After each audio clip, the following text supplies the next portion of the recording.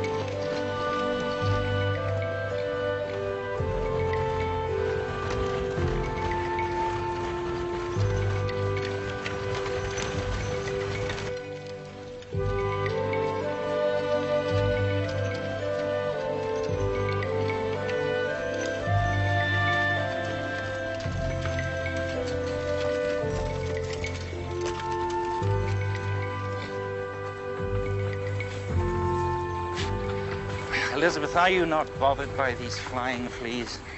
Well, yes. But they are the least of what bothers me. We haven't seen a human being or a sign of civilization for days. Elizabeth, I begged you to be sure of your commitment to this journey before we started.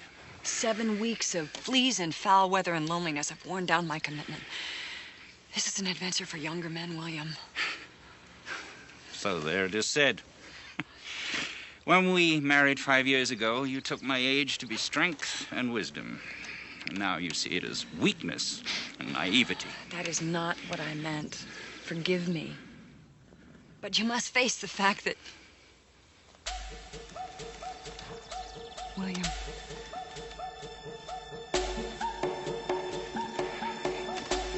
They may be friendless, Elizabeth. Do not panic.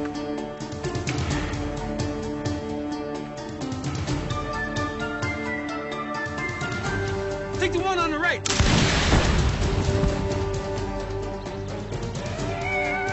Shoot, white men, now!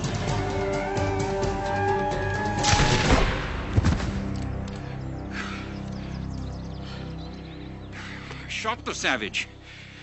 Did you see, Elizabeth? I saw. You missed. He didn't. No, I beg to differ. But I'm sure it was my shot. I made the shot. Morning. My name's Natty Bumppo. People around here call me Hawkeye. Where you headed? We traveled to Fort Bennington. I am William Shields, and this is my wife, Elizabeth. William, I think that we owe this man and the Indian a debt of gratitude. Oh, to the savage, indeed, I am indebted. But, sir, could you kindly explain and set the record straight that it was I who made the shot? Please tell them the truth of this matter. Well, sir, the truth of the matter, if it's important to you, is whatever way you saw it. Oh, yeah. Thank you. Well, if you would care to accompany us to Fort Bennington, you're welcome of my protection. Much obliged. But the savage and I have business elsewhere.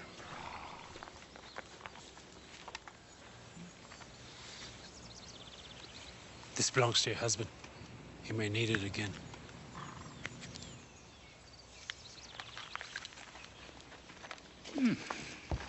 Well, you would have thought they could have at least said thank you.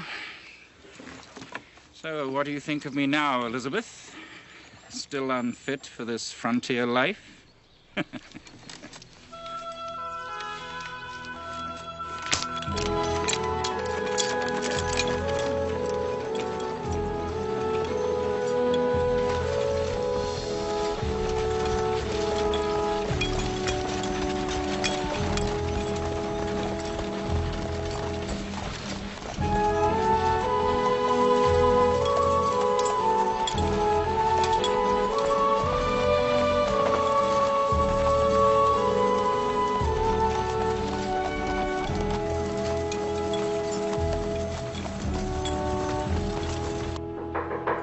Enter. Speak quickly. By your leave, Captain Shields. You requested that you be notified of your brother's approach. They are here. Safe? Yes, sir. Excellent. What serendipity to finally have educated, genteel beings amidst this chaotic, uncouth wilderness, eh, Holland? Sir? Exactly. Bring brandy. Yes, sir. William. Oh, brother. Elizabeth. Taylor. By God's grace, you've finally arrived. Cleanse the wilderness from your throats. Oh, no. Drink to the new life. The frontier life seems to suit you, Taylor. Does it not, Elizabeth? Well, indeed it does. How are you? With your arrival at last, excellent. Tell me of yourself, Elizabeth. Oh, she will tell you that it was I who made our journey safe, even though we were attacked by hostile Indians. You were attacked by Hurons? Yes, 2 of them. I dispatched one of them. And what of the other? A woodsman by the name of Hawkeye and his Indian friend assisted us. Hawkeye and Chingachgook came to your rescue, but you killed the Indians. I don't want to boast, Taylor, but it was more like we came to their rescue. What do you think of your gout-ridden brother now, By God, these woods make me feel young. Is the trading post in ready for our merchandise? Yes, I believe so. I'll see to the horses. You see to our new business, Elizabeth. He shot an Indian. Yes. And here's the ball that did it. A moment, Taylor.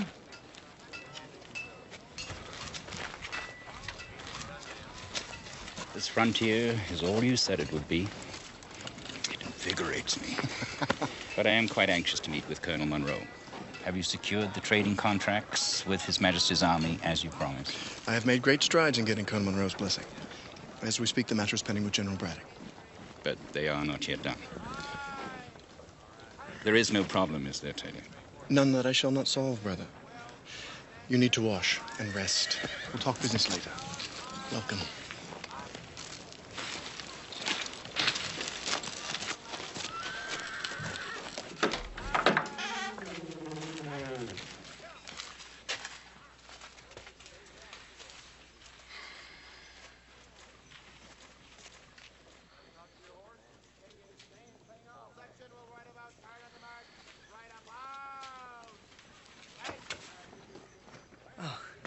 Howdy, ma'am.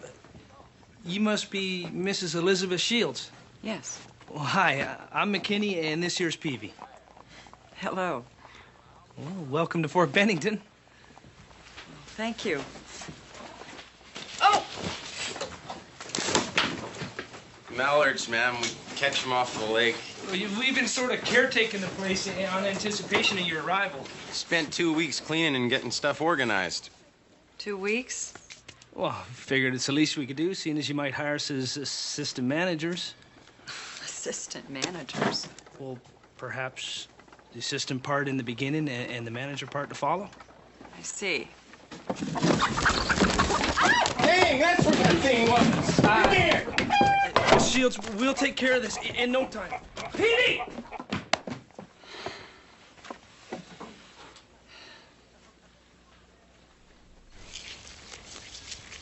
How long have you lived with the Delaware? Almost 20 years. Then why do you still behave like a foolish white man? You mean touch the clouds? Yes. You should have killed him.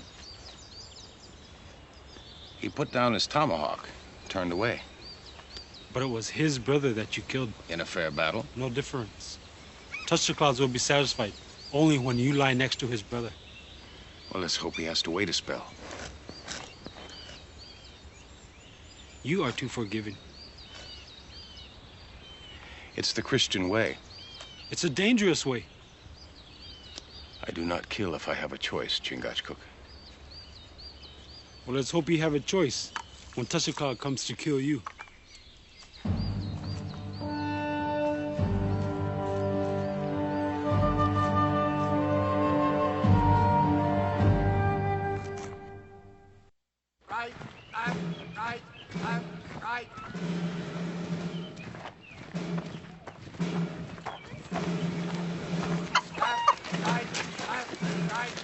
Think Miss Shields took a liking to us?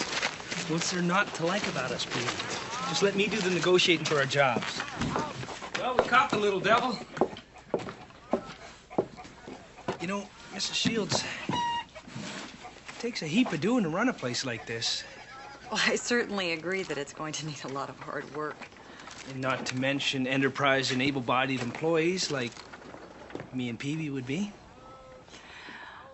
All right. I propose full-time hours, meaning dawn to dusk, 6 days a week with Sundays free.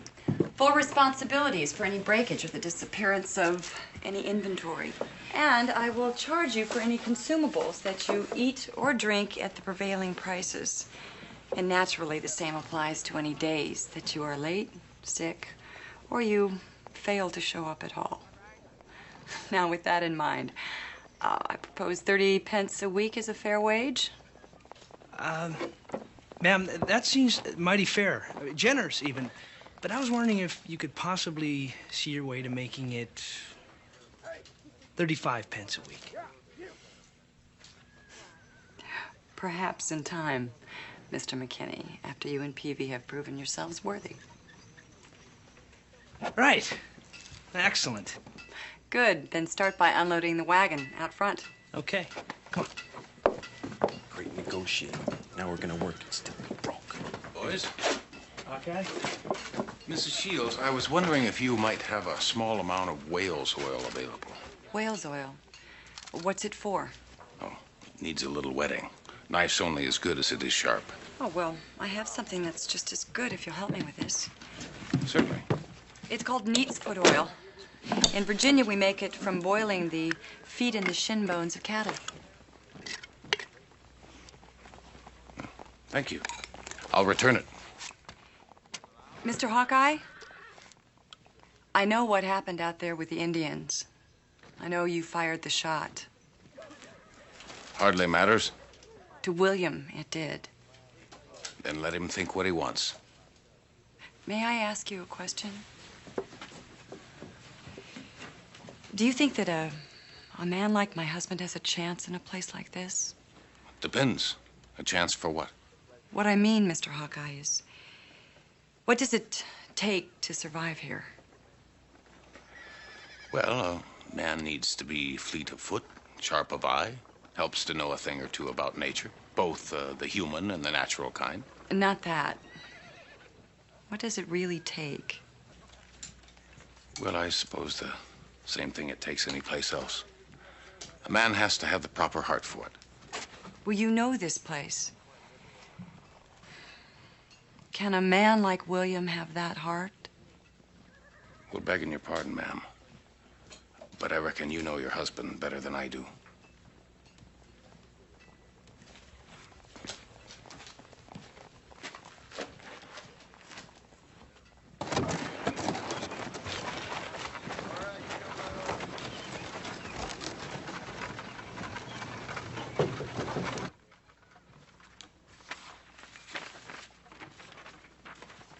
Enter.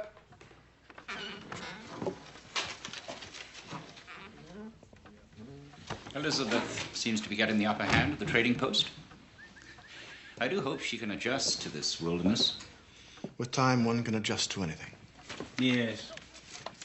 Well, dear brother, I'm putting up a large sum of money for this enterprise, and I'm risking whatever is left of my marriage because of it.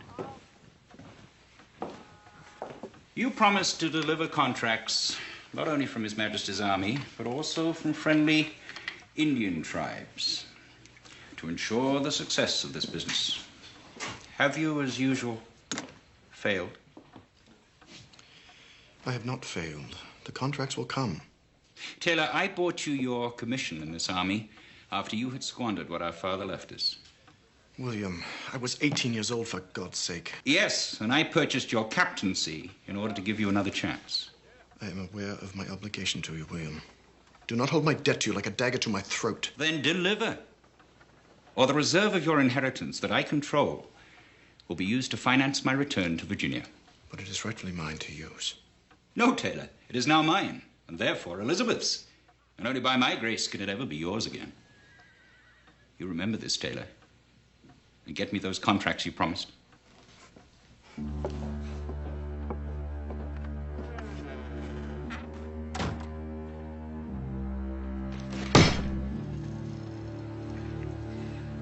And what can happen to you?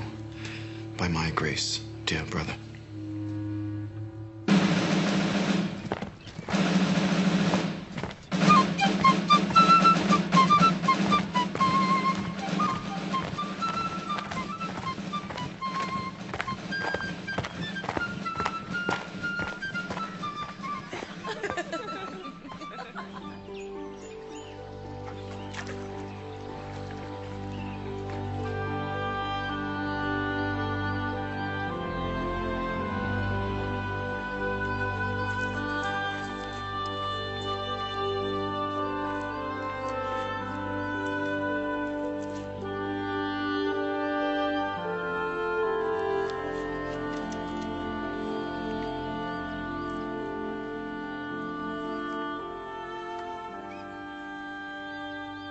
nonsense. This is all nonsense. There are enough ways for a man to die out here without creating others. I'll not spend the rest of my days walking forward and backward at the same time. I'll not sleep with one eye open. And I will not go out hunting and become the hunted.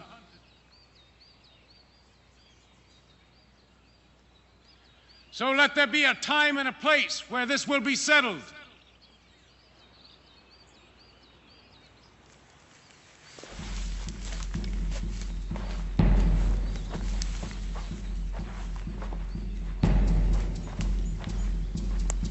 Now is the time, Hawkeye. In the camp of my father.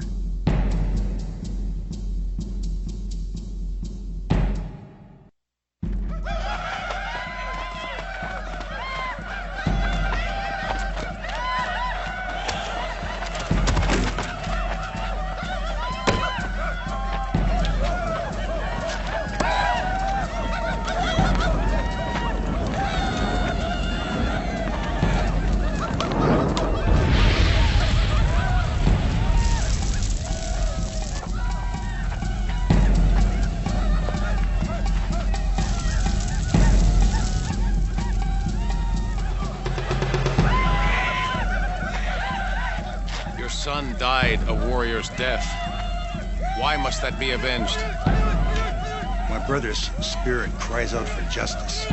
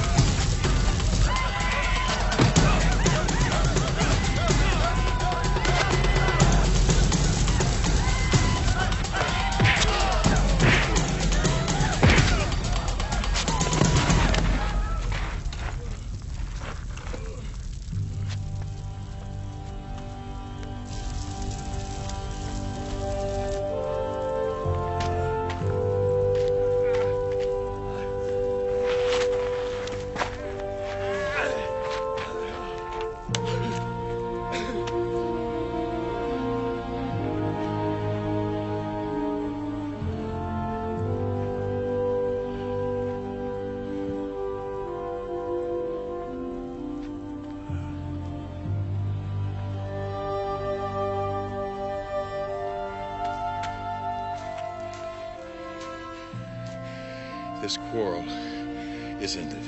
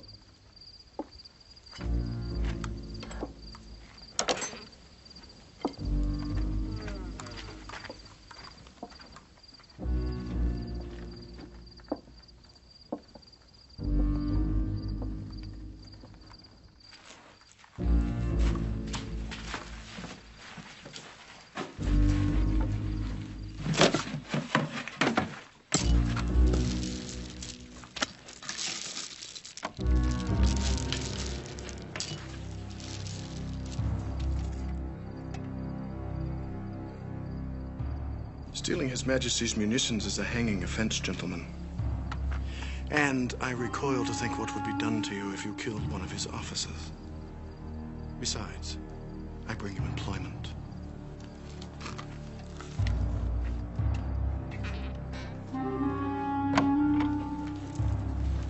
Now, Mr. Doyle and Mr. Coughlin, shall we chat?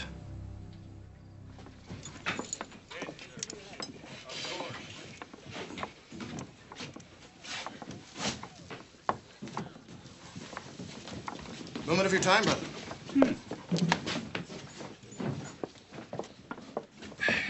What is it, Taylor? As I assured you, I have secured a trading pact with you and the Senecas. Wondrous. Who are they, and where do they live? They are a member of what is called the Iroquois Nation. They are Indians. Are you mad? I'm to trade with the hostiles? Hear me out. The Senecas are a large tribe. If you succeed in garnering their trade, you could have access to the entire Iroquois nation of 6 tribes. The man who controls the Indians controls all of the trade in this land. Now, 'tis risky, but the rewards, they far outweigh the jeopardy. You wanted riches, I am handing them to you. I think you are handing him his death. William is right. This is madness, Taylor. Far from it, Elizabeth. This is opportunity. If William does not seize this, then others will. And the Senecas are dissatisfied with the French goods. William, please do not listen to him. This is a venture for men with no obligations, no family. Do I have a family, Elizabeth? Are you telling me long-awaited news? No, I'm not. Then leave this affair to me.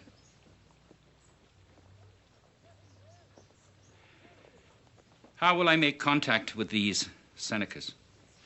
I have hired 2 very reliable and seasoned trappers to guide you to the Senecas' village. It will be a quick trek, and they are well liked by the Senecas. Then I will leave immediately. Make the necessary arrangements, Taylor. Brother. Elizabeth? Say nothing. It is done.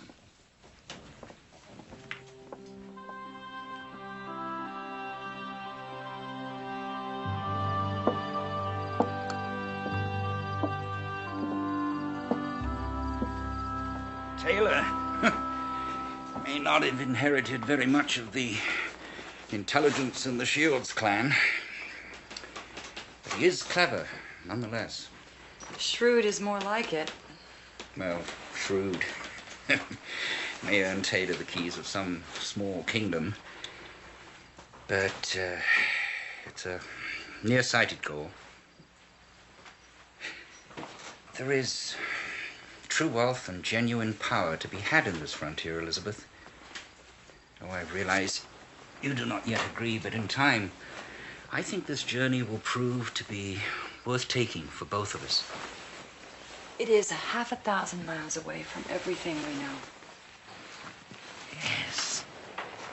And that's the adventure. I said something earlier that was not polite, nor intended.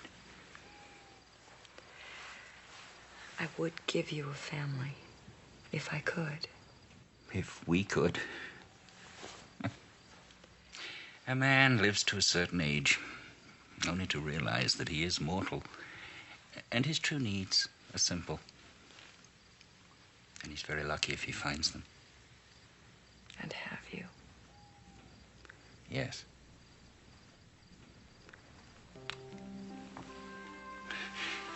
The happiest hours of a sufficiently happy life I have spent with you. Should anything ever happen to me, promise you will remember that. Promise. Yes.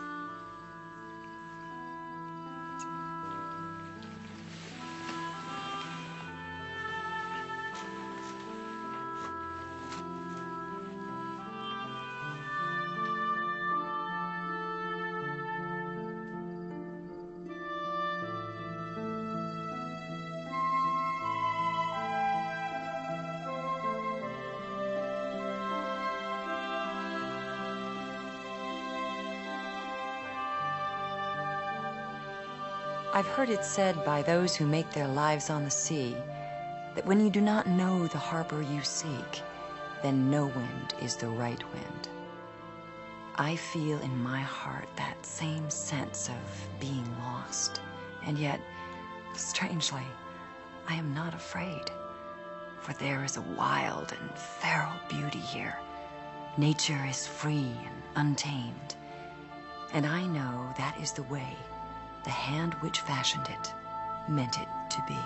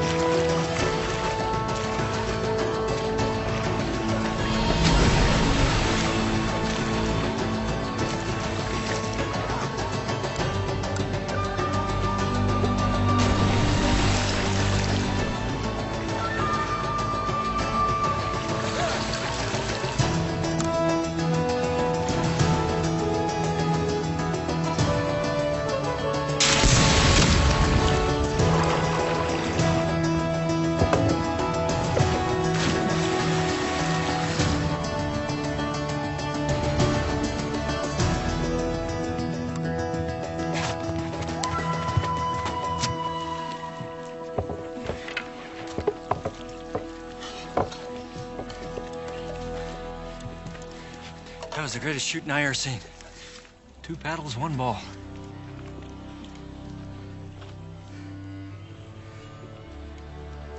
Maybe I shot the wrong boat.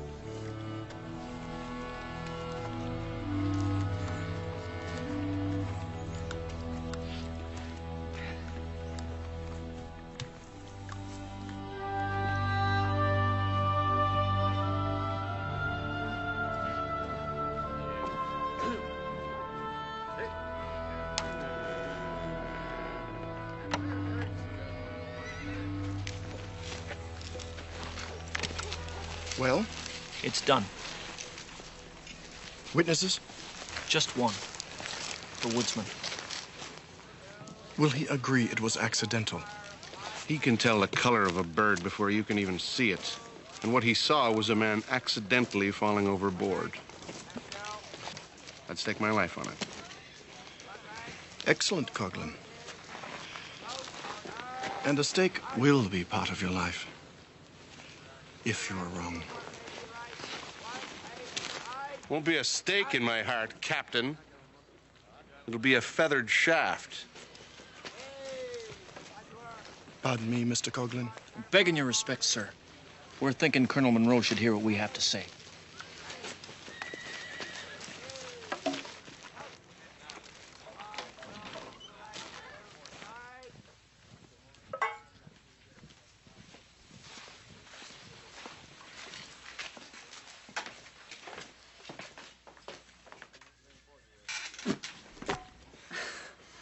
That was pretty close, Mr. Gunderson.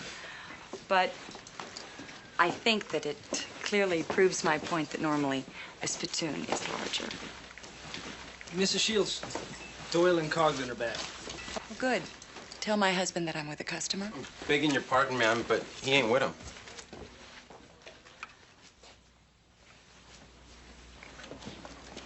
With them, Peavy, not with him. Please attend to Mr. Gunderson. Yes, ma'am. Am I to understand, Captain Shields, that the French have been near completion of a fort a mere 50 miles north of here, and we are now just learning of it? Sir, I believe it is a wiser path to travel when one has fact, not fiction. I had heard from our natives that a French fort was under construction, but given that they are so faithfully inaccurate, I dispatched these gentlemen, along with my own brother, to confirm it. I was under the impression that your brother had been sent north to negotiate a trading pact with the Seneca. What is urgent now, sir, is that the French are about to have a strategic post with which they can attack. Come. Forgive the interruption, Colonel Monroe, but I was anxious to see William.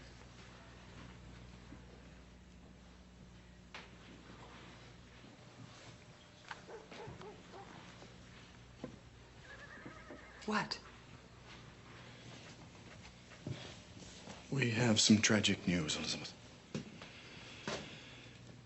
William has been captured by the Huron.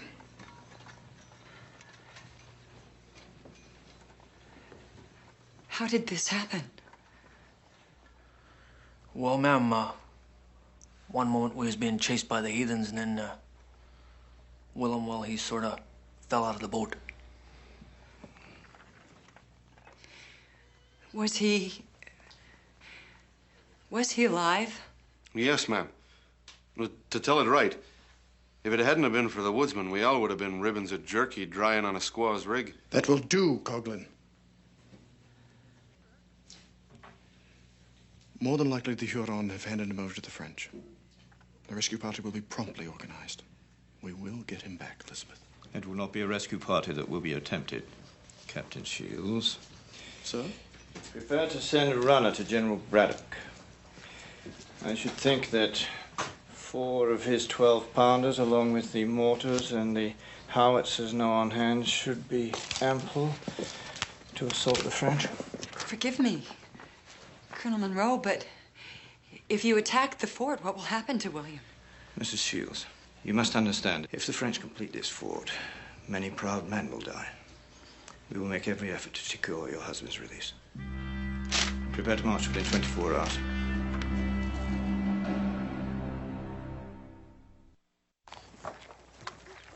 The French have been known to treat their captives civilly, and we will ask for the immediate release of all hostages prior to the assault. Taylor, if you care for your brother, you must send someone at once to speak to the French. It is William's only hope. Do not speak to me of caring for my brother. I brought him to this wilderness to free him from a life of gout and boredom. I put the fire back in his belly, me.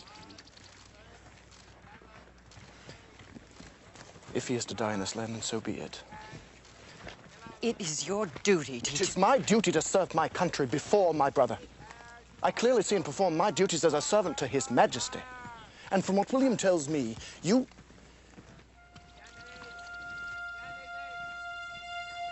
Wait here and pray. Pray for his safe return.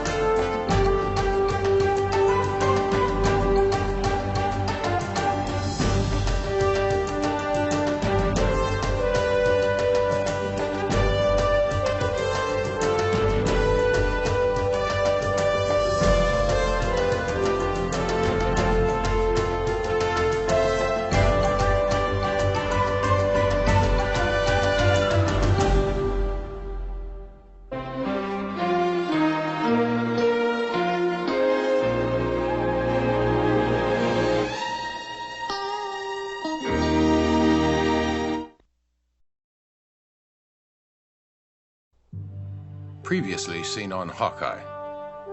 By 1755, the French and the British had conquered and colonized most of the world. Even with their vast empires, they each coveted what the other possessed. The crown jewel both claimed as their own was the Americas. In the midst of this conflict, Elizabeth Shields and her husband William completed a long and arduous journey from Virginia to the Hudson River Valley. 7 weeks of fleas and foul weather and loneliness have worn down my commitment. This is an adventure for younger men, William. So there it is said. When we married 5 years ago, you took my age to be strength and wisdom. Now you see it as weakness and naivety. That is not what I meant. Forgive me. But you must face the fact that... William. Take the one on the right! Shoot, white men! Now!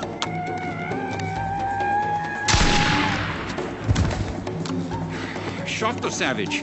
You missed. He didn't.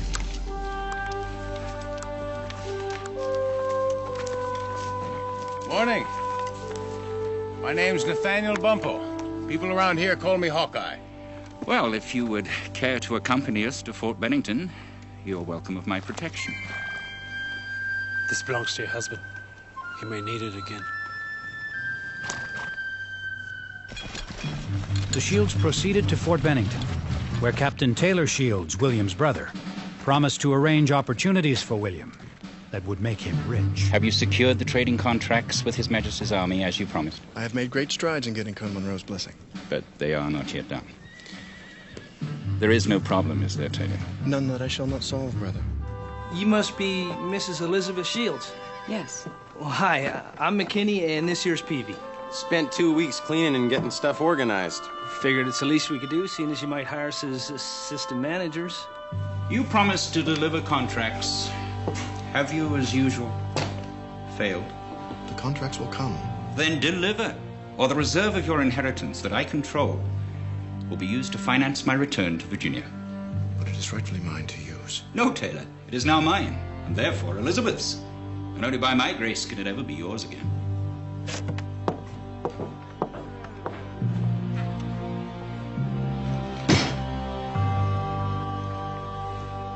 And what can happen to you by my grace, dear brother?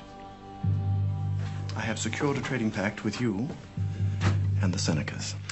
I have hired 2 very reliable and seasoned trappers to guide you to the Senecas' village. You wanted riches. I am handing them to you. This is madness, Taylor. I think you are handing him his death.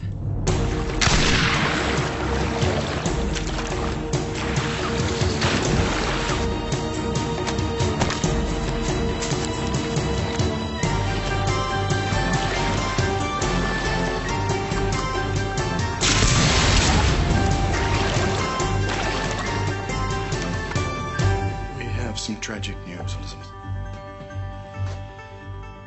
William has been captured by the Huron.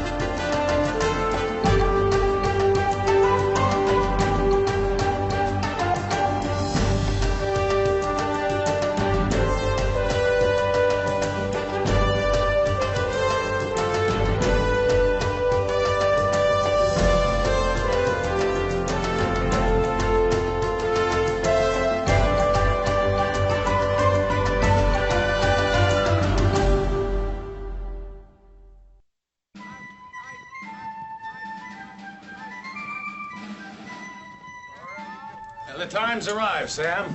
I'm in need of your forge. You're finally gonna cut that thing out. You sure? It's crossed the line of being ignored. It's time. Who's gonna do it? Me. Now, you say you've done this before, right, Chingachgook? Yes, yes. Once. But I cut something that made the blood flow like water on a spring day. The man did not live. You're a great comfort, my friend. Get on with it.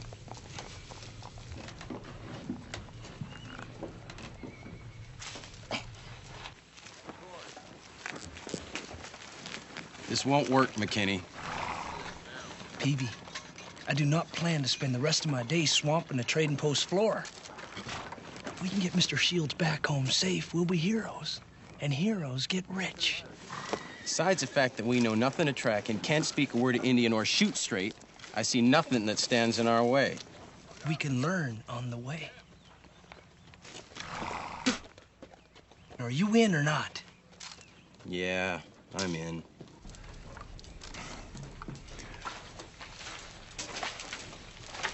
We just come by to thank you proper for saving our top notches. What happened in the canoe? Nothing. What's the savage doing to your leg? Well, I caught a Huron. Onondaga. A Huron arrow last summer. Damn thing broke off and left the head inside. Must be near the bone, because it keeps hitching up my leg when I run. Now, what happened in the boat, fellas? Like we said, Willem lost his balance and fell overboard. Hell, you saw, didn't you? Well, to tell the scriptured truth, I find it a bit hard to fall overboard from the center of a canoe. Well, Shields was trying to reload the musket, and he dropped the musket ball. Tried to catch it and pitched himself over the side. I see. It can happen. Didn't I run into you 2 cold winters ago, hunting on the Monongahela? I doubt it. I stuck to the south. Well, the fella I remember was a pretty good shot. Carried a fine Shortland flintlock. Had gold inlay on the strike plate. Just like the one I saw in your canoe. Just like the one you're holding now. Ow! That would be my bone, Chingachgook. Come to think of it, I did do a little hunting on the Monongahela. It strikes me as kind of funny that the best man with a musket would leave the reloading to a lily-white-handed tradesman. Exactly, what are you saying, Hawkeye? Well, I'm saying that next to me, the man with the best set of eyes is Chingachgook here. And he says he saw William being helped overboard. Now, what were you doing in the French territory? I don't take to being called a liar. Put the gun down, Doyle. Or before the flint strikes spark, I'll shove it. We was paid to take Shields north, and we was chased by heathens. If you don't believe us, you can ask them. Maybe Chingachgook was mistaken. After all, the only one who can say for sure is Shields. By now, he's probably resting in the belly of an Indian dog. You be on your way. Pray that you told me the truth. I don't take the killing of men lightly.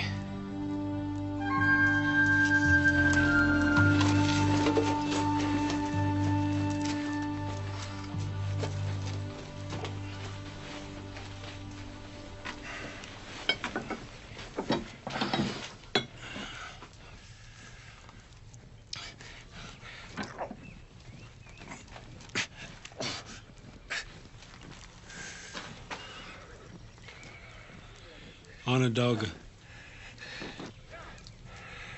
But I still think it was a Huron. Of course. All white men know more about arrowheads than red men.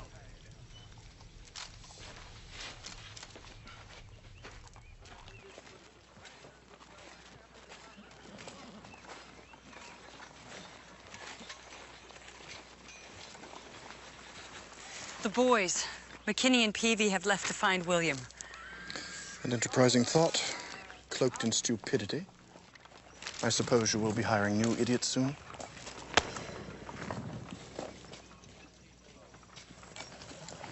What a vivid memory of our days of courting. That was a long time ago. Yes, and before you met my dear brother. What do you want of me, Elizabeth? Send men to find the boys. Send men to find William. That is what I want. It is simply impossible. If you want to find them, why don't you ask Hawkeye? He's of no use to me. It's difficult to talk to Hawkeye. He seems more at ease with the natives than he does with us. Indeed he is. Why don't you offer him some rum and a shiny new pot for his services? After all, it works with the savages. Perhaps I will speak to him. Excellent. Elizabeth, you are merely a merchant's wife, and I am an officer in His Majesty's army. I insist on respect from all. Am I clear? Always.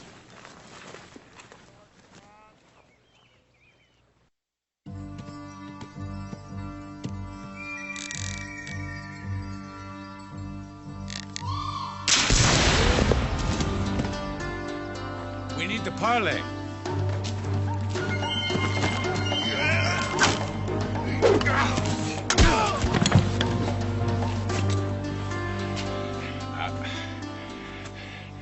You pick a short talk or a short life.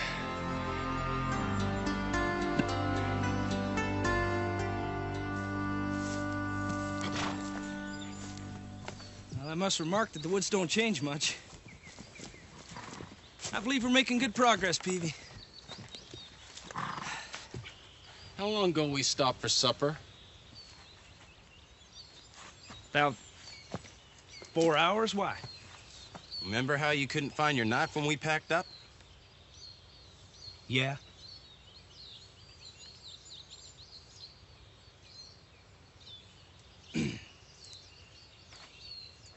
Help me on top old lightning here. Perhaps from a higher vantage point, of course, we'll be clear. Come on.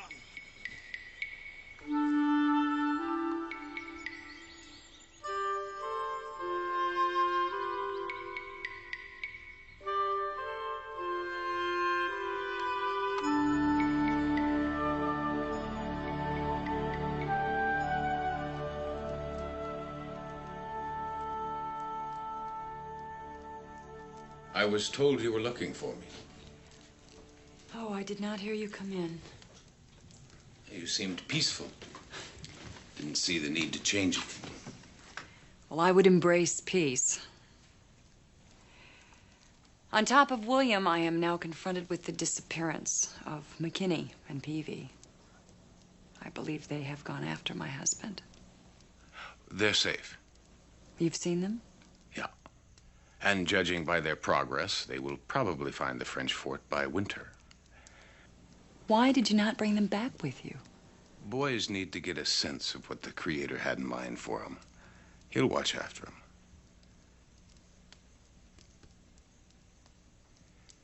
Your husband is with the French. How do you know? I had a short parley with the Huron. Well, I must tell Colonel Monroe. He can send a messenger to the French explaining that William is not a spy or a soldier and must be It's released not possible, immediately. Mrs. Shields. Well, what do you mean?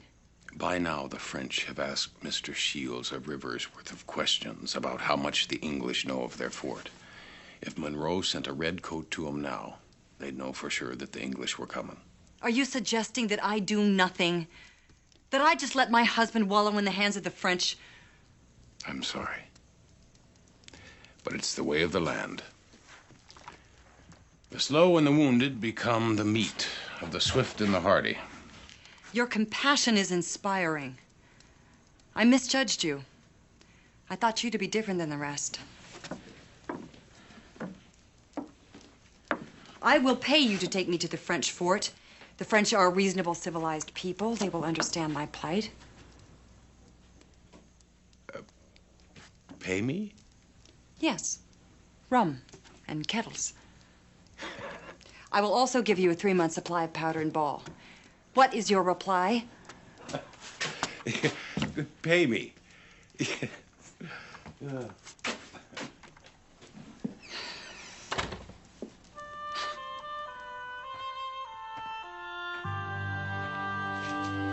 One question, Captain. What's your brother e'er done to you to make you wish a Huron fate on him? He kept all the money, Mr. Coughlin. And I want mine back. Joyfully, his death will balance the ledger. What about his wife, Mrs. Shields? Ah, yes. Dear, vibrant, headstrong Elizabeth. I was hoping to relight the flame that once roared between us. Unfortunately, we seem to have gotten off on the wrong foot over William's current predicament. Do you think she's foolhardy enough to try and find William on her own? I never heard anybody call her stupid. Nor have I. So, it might be helpful to suggest to her that the French fort lie along the Mohawk Trail. Even a schoolboy could find it. Begging your pardon, sir, but it's near 50-odd miles of game trails. Infested with savages, swift rivers. Hell, even me and Doyle wouldn't do it again. Really? You make it sound like someone could die out there.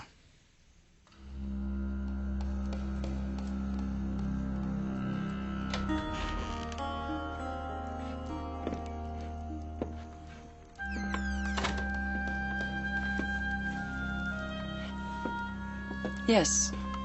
How may I help you? Oh, we be needing some supplies, ma'am.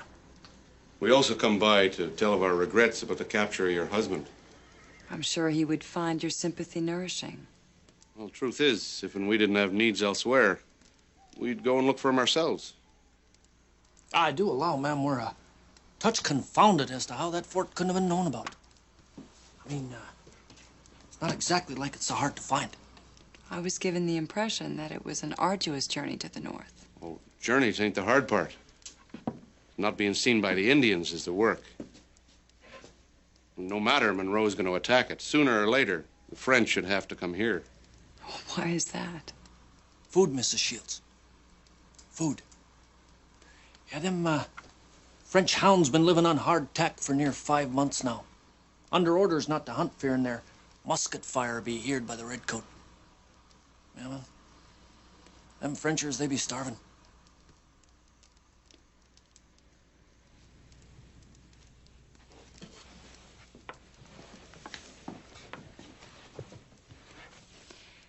Tell me more about this trek to the French.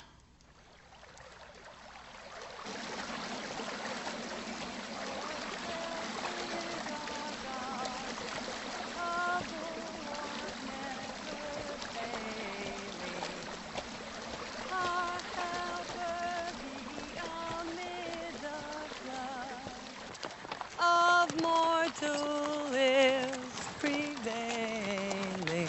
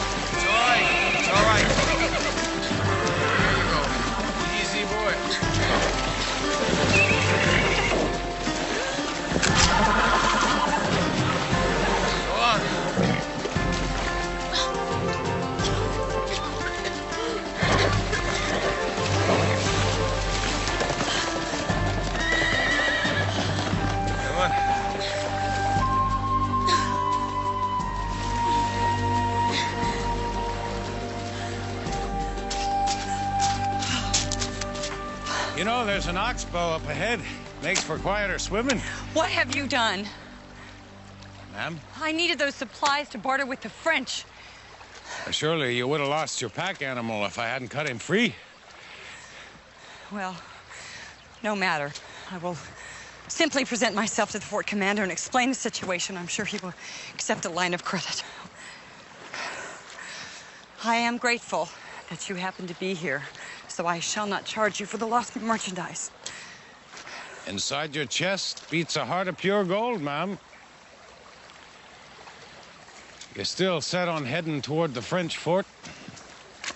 Yes. Why? Because unless they've moved it, it's to the north, and you were headed south. Well, that's impossible. I asked your French Ingachcook if it is true that moss grows on the north side of the trees, and he said yes. Well, that's the trouble with Mohicans. You have to ask them the whole question. You see, moss will grow anywhere on this beautiful earth, providing it stays out of the direct sun. South's as good as east. I can't really ever recall seeing it on the west, but there was... Do you think this is funny? Do you think that losing a loved one is fodder for laughter? Of course you do. It's just bang, another dead body, all in a day's work out here on the frontier. I do not think losing a loved one is funny. It's just that I reason this to be a fool's journey. If you still want to go to the fort, I'll guide you. I will not be obliged to you, sir. Will you accept my original offer? It's a fair one. Then all I ask is to be taken to the perimeter of the French fort. From there, I will extract the release of William. North? North, ma'am.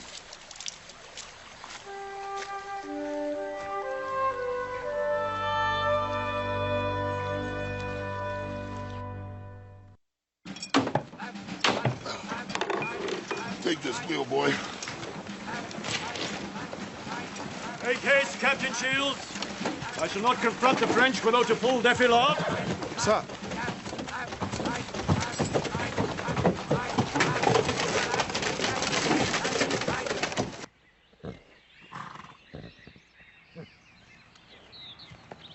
Fetlock's bruised. Needs to be wound. How did it happen that you were by the river when I fell in, Mr. Hawkeye? Well, I was checking my traps when I heard the sound of church floating in the air. Didn't figure the Indians had come around to the ways of the white man that much. You've been to church? I was partially reared by missionaries. Scots they was. Left when I was 13. Can't say as I've heard the hymns sung since then. And what terrible trouble did you get into that made them ask you to leave at such a young age? They was killed by Indians.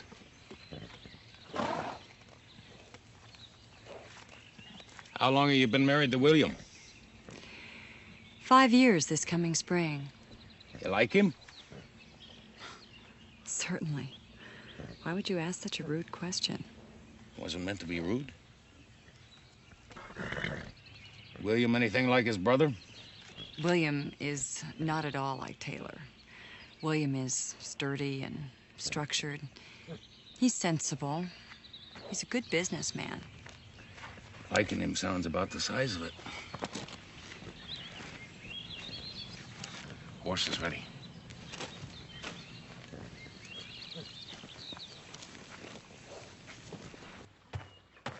Company! Press shoulder your firelocks. Shoulder your fire. Lock.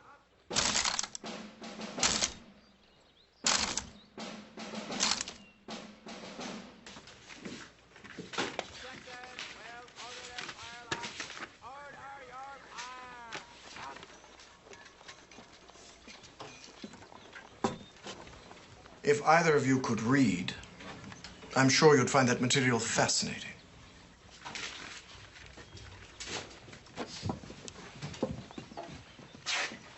I understand that you are a bit overextended in your business adventures.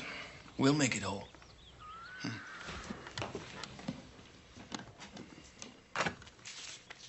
This is my grant deed from the Oneidas. It is for 700 acres east of the Hudson. It is your freedom from debt. I was told British officers couldn't hold Indian land. They cannot. So what do you want? I want to snip the frayed ends that dangle with William's disappearance. Straighten out the lines of inheritance, so to speak. Sir?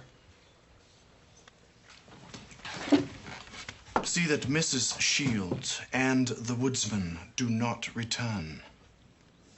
That's it? Yes. And make it appear that either the French or the savages have done it.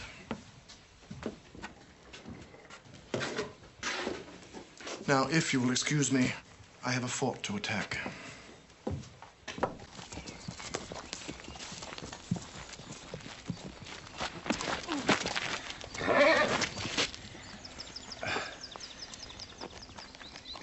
Could we not stop for a few hours? Well, ma'am, we have to get to the fort before Monroe's column catches up and the shooting starts. We'll stop in a little bit. I have to get a canoe.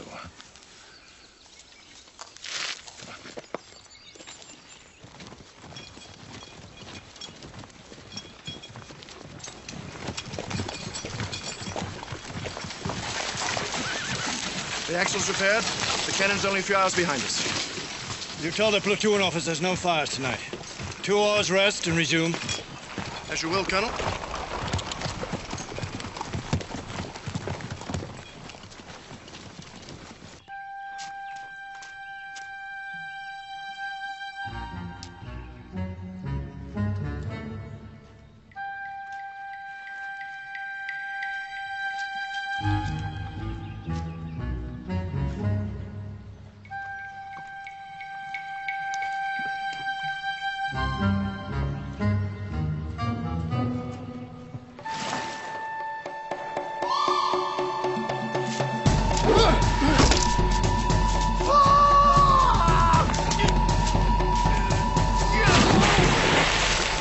Going to return it.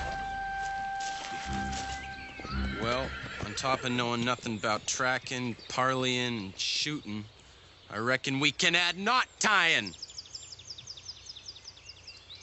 You got a coin on you? One. Why? I want to figure out which way north is again.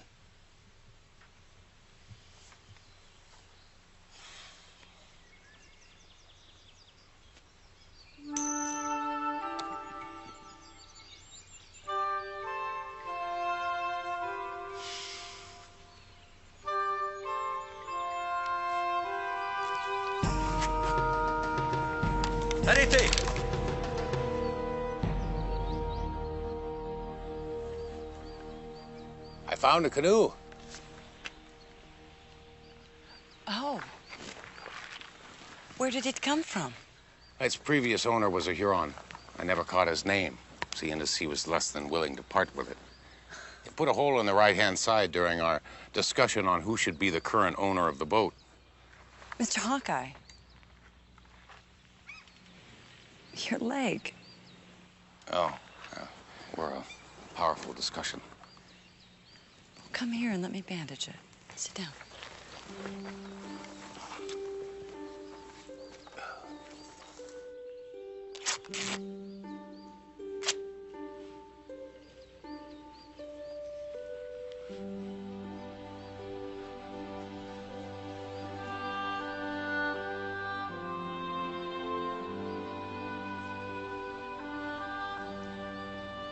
That feels good.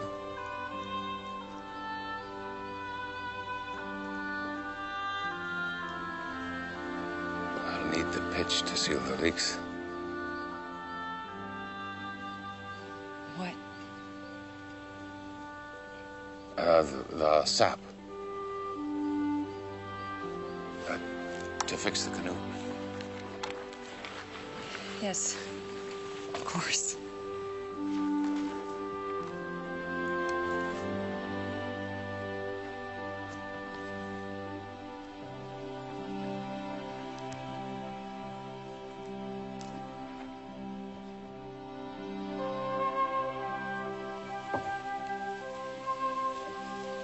Mr. Hawkeye, have you ever been married?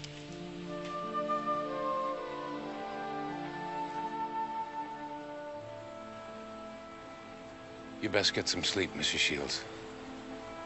I saw the fort. We'll go tonight.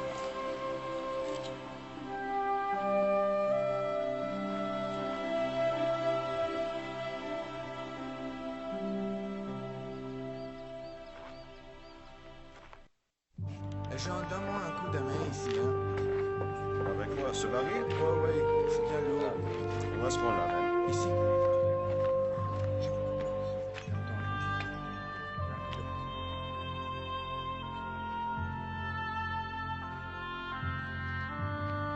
So, there it is. Yeah. I wish to thank you, Mr. Hawkeye, for guiding me to the fort. I'd be obliged if you stopped calling me Mr. Mrs. Shields. Elizabeth. Elizabeth. So what do you plan on telling the French? I will be truthful. I will tell them that they are mistaken in believing that William is of any value to them. I will trade food supplies for his freedom. As I recollect, your supplies are lying at the bottom of the river. But that probably won't be a problem. What are you saying, Hawkeye? I'm saying that you're a woman, and that soldiers are not rumored to be gentle lovers. If you're saying that I will be raped in exchange for William's freedom, then so be it. And if I were you, I'd be more worried about what the Indians will do after the French have had their way. If you're trying to scare me... The Indians don't care about the white man's soul, Elizabeth. We've taken his land. We don't respect it. We cut down his trees. We dam up his rivers. We kill his animals just for their skins. To them, we are walking, dancing devils. And the better way that they can figure out how to break us, the better chance they'll have of getting rid of us. Yes, I'm trying to scare you.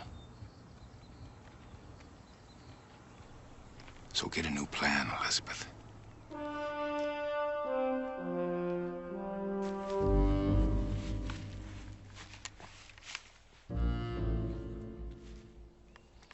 A woodsman. He's like a deer.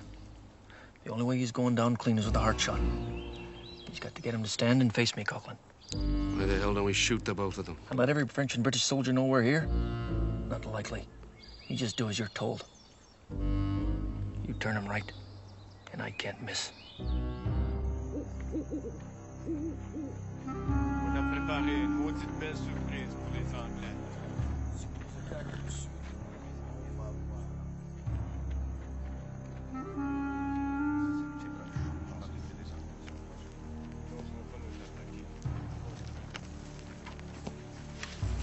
Elizabeth, the canoe's ready. We ought to go before the British get here. Did you know the French design of this fort is flawed? Well, I reckon we can discuss the shortcomings of fort building while we're in the boat. Come on. The flaw is that they've built their armory too close to the forward wall. We'll tell Monroe about it later. Right now, I think we ought to go.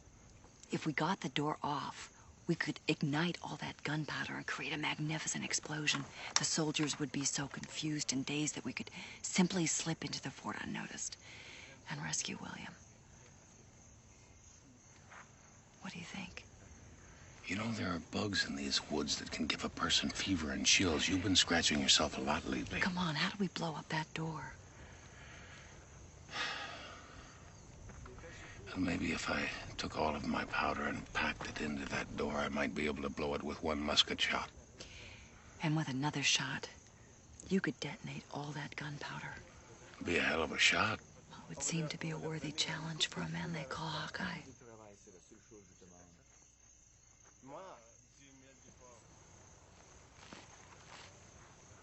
I'll need a candle.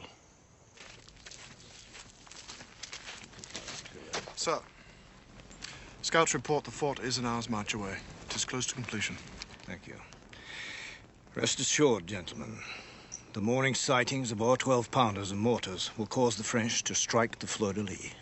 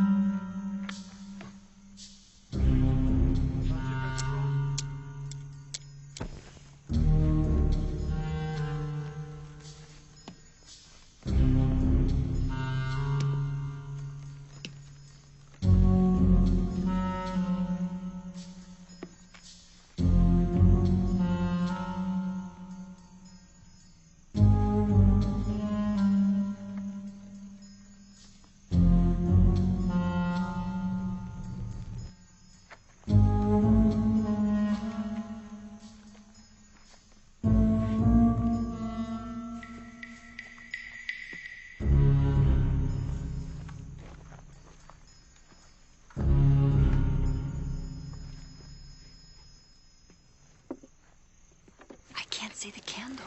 I can. Right.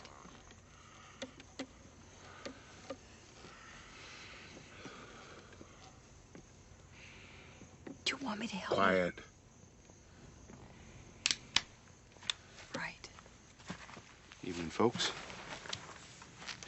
I've got no quarrel with you, Hawkeye. And what is it you want?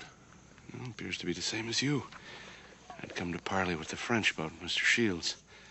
Being as how Doyle and me is partly to blame. And where is Mr. Doyle? Gone our separate ways.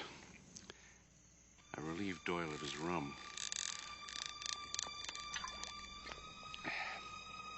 Doyle and liquor didn't mix too good. Made him crazy, like the Indians.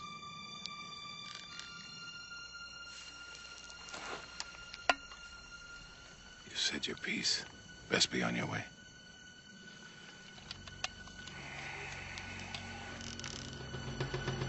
Hawkeye!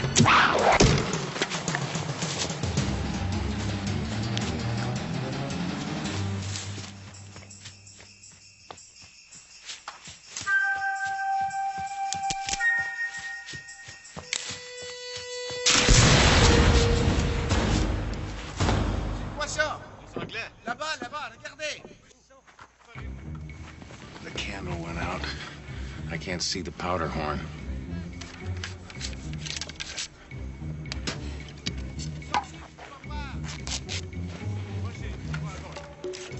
What are you doing? I'm making a torch. I'm gonna relight the candle. I'll do it. Then we'll make the shot.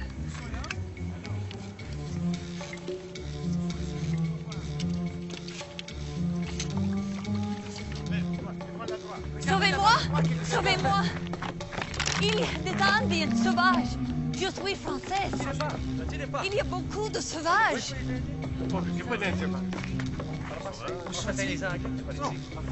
Vous voyez des sauvages? Come on, Elizabeth, hurry up.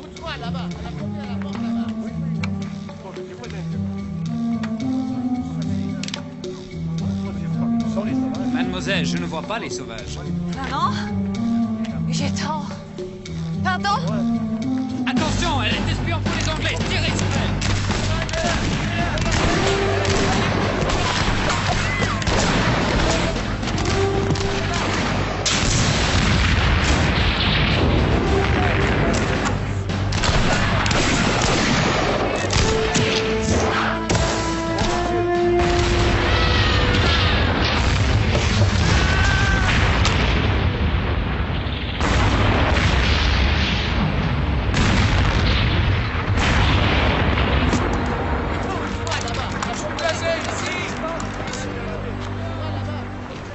Get to the canoe. I'll find William.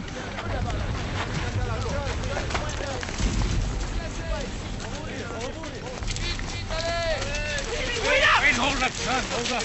You boys all right? Yes, sir. Wait, have you seen William? Yes, sir. It was the Indians, sir. They done it to him. They cut his scalp. And they cut his... It's all right, boy, I've seen it. Have him wrap me tight, I've seen it. Now, where is he now? The police were just taking him out when we come in. Let's go. Boys, get the canoe to the river. Where's William? He's not at the fort. The French have taken him someplace else. You must send someone to find out where he is. There is no time, Elizabeth. We have to get downstream. I will not be told what to do anymore. Look, this is not a poetry reading. This is reality. This is truth. The truth? Everything I hear turns out to be a lie. And I will listen no longer. Then listen only to this, Elizabeth. Your husband has been tortured by the Iroquois. He's lived through pain that no man should endure. Now, whatever is left of his body, whatever's left of his soul, needs caring for. Do you hear me? Why must this be so hard? What has William ever done to deserve this? Nothing. The same as you, your husband still lives.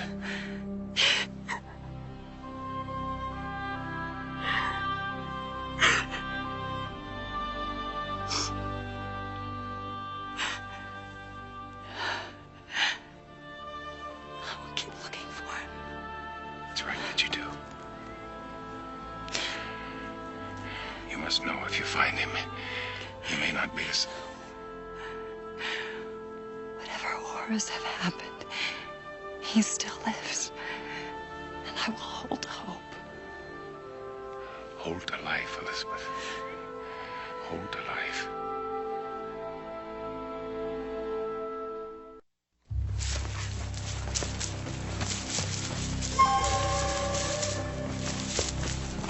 Shields!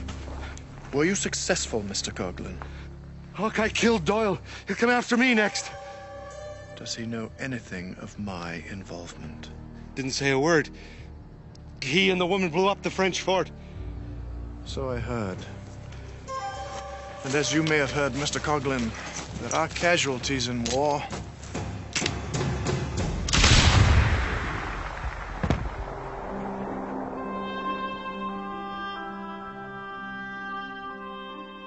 With all that has occurred and my mind aching with what has happened to William, I am startled at another feeling. There is a beating in my heart, faint and gentle, yet still I can tell it is strong. It is the beat of discovery within one's soul. It is the beat of what can never be.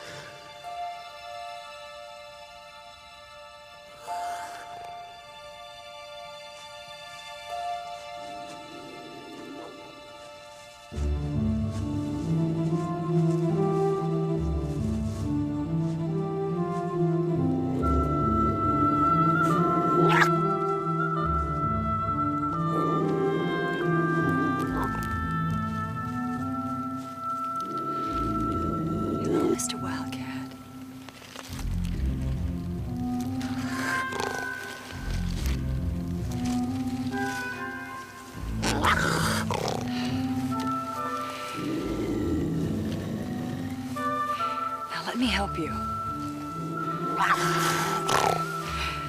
Mind you,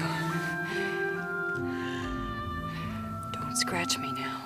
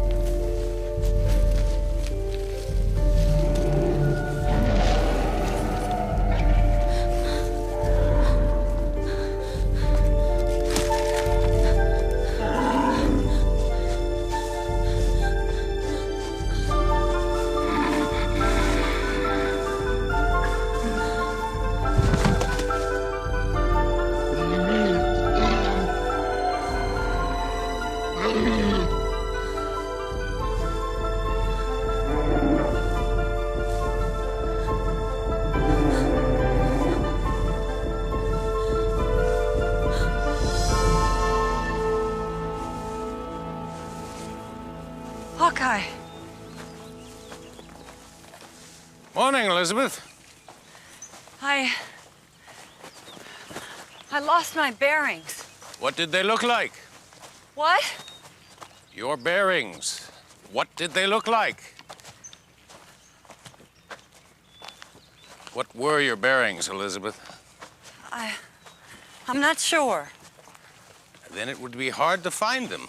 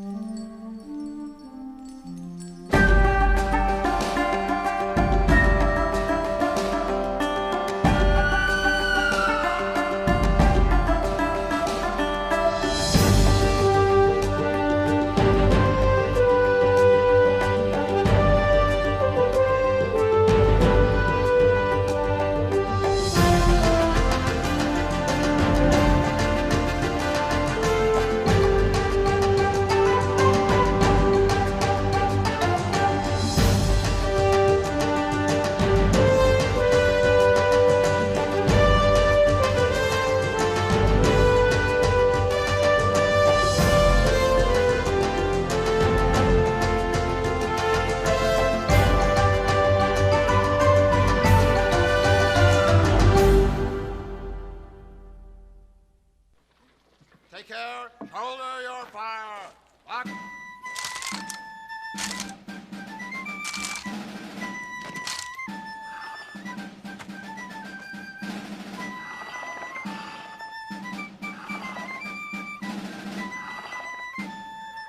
Shoulder your fire.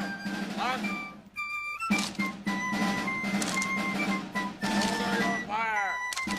Lock.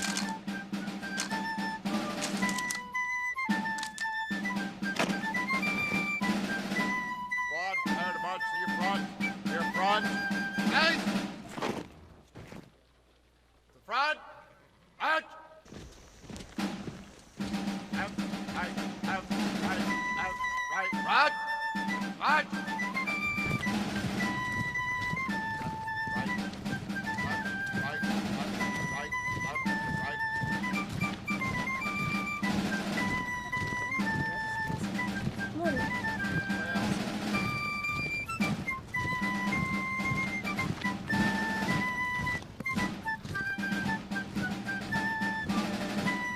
Well.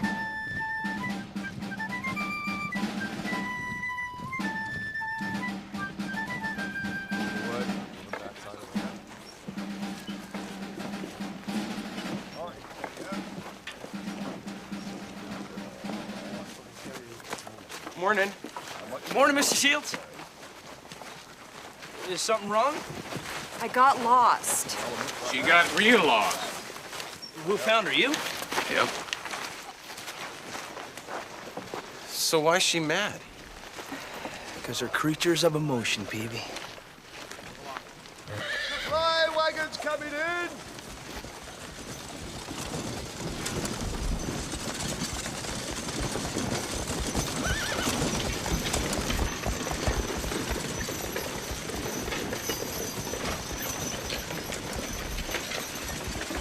Whoa!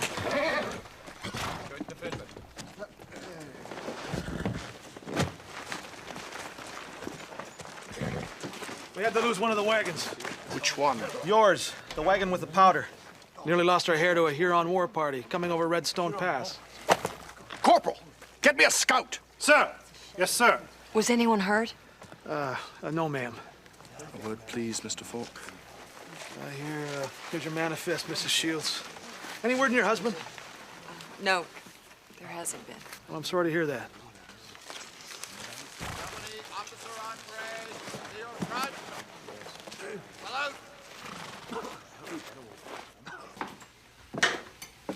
How could you hand the enemy 20 kegs of British gunpowder? To save my scalp, Captain, I'll do a lot of things. Sometimes in my line of work, I'm called upon to make a hasty decision. So, this morning, you decided to abandon the gunpowder, but bring in trading post supplies. I saw it as bringing in the faster wagon, Captain. When the British hired you, they hired a coward. Do you think you could show me precisely where you surrendered my munitions, Mr. Falk?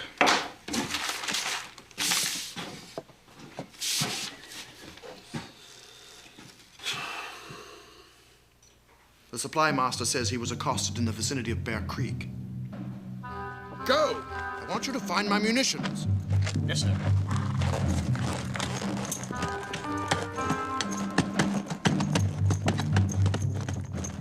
Gummit to Joseph, where is it? There's another one here. Trade for black powder. So here it I'll is. be right with you. Mrs. Shields, the Army of Great Britain is hereby confiscating your munitions supply. Why? Because our shipment did not arrive. Now the missing shipment is yours. I have deployed a scout to help you find it. Taylor. Taylor, my customers need ammunition. I sent a scout, Elizabeth. I was not required to do that. I apologize.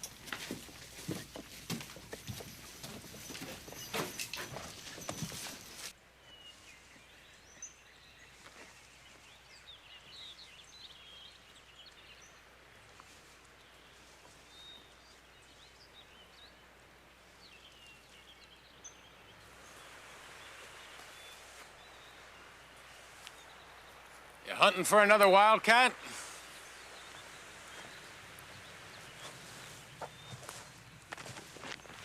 Actually, I was looking for you. I owe you an apology, Hawkeye, for this morning. You're forgiven. This came for you. Thank you. Aren't you going to read it? No, Why not? because I'm doing something else. Oh. When I get a letter, it doesn't matter what I'm doing. I have to stop and read it. Find out if everyone's all right. Anyone's had a baby or gotten married. No one would blame you, Elizabeth, if you went home. Does your family know your husband's missing? They should have received the letter by now. But my place is here, near my husband. Your husband would want you to be safe. William might tell me to go, but in his heart, he'd want me to stay. I mean, that's what I would want. A man who would do whatever it takes to see that I'm rescued. A man who would never give up. I'm just doing what I would want done for me.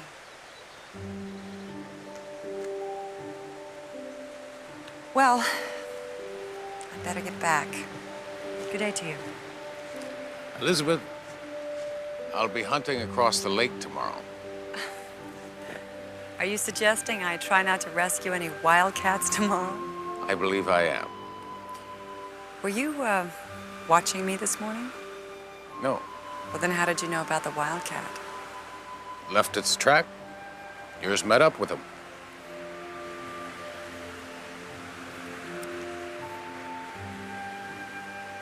Good day.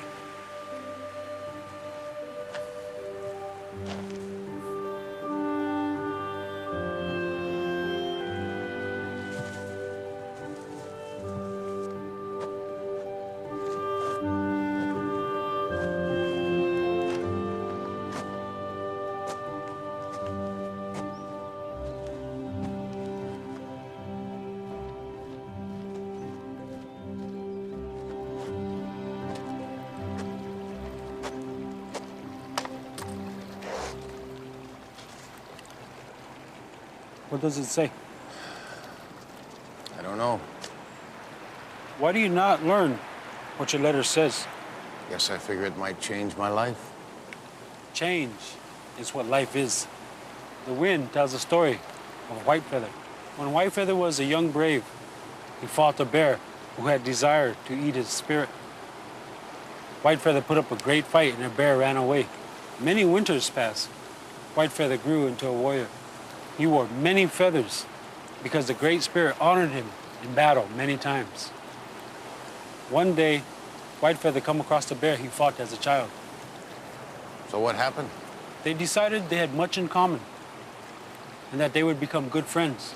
So for many moons, they came into each other's life share the same campfire, and listen to each other's stories. So, what does it say?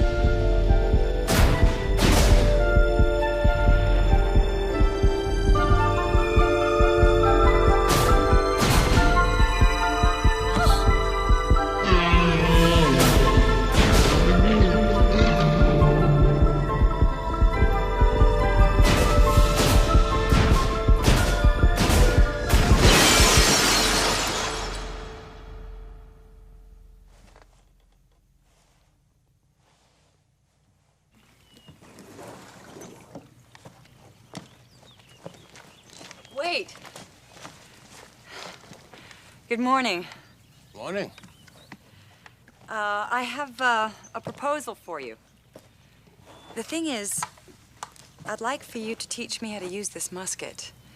I brought powder and I brought food. I was thinking that maybe you could take me with you today. For pay. Of course, I would insist on paying. Well, what do you say? I mean to stay here until my husband is found. And if I'm going to survive, I'd best start learning a few things. All right. Oh, good. By the way, what will you charge? Depends on how much trouble you are. Well, if I'm just moderate trouble, how much will you charge? Just a general idea so that neither of us is taken advantage of. Sit. No, the other way, so you can paddle. Oh, excellent. I tell you what. I'll teach you forest craft and how to shoot your musket. If you teach me how to read the letter I got. Deal? Deal.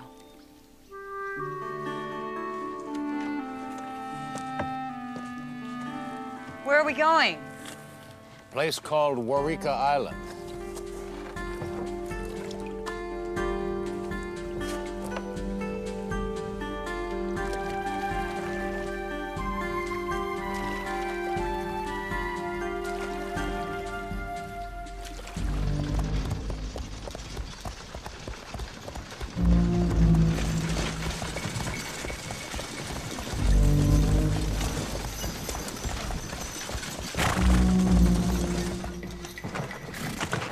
Buy the war party story? You don't see us hanging from no rope, do you? What about the French? They want it all. Every keg we got. Where'd you set up the meeting? Waurika Island.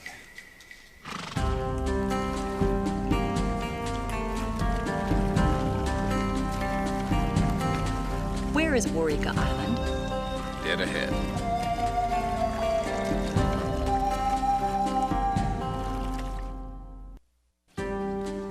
Left side, left side.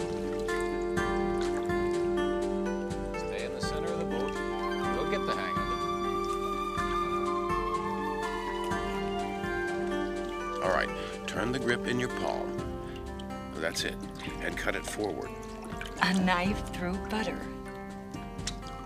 Now you want to make as little noise as possible, not just here in the water, in the forest too, everywhere. Lets you be in control. Let you sneak up on something. Like what? Like a deer or a moose. Maybe into an enemy camp.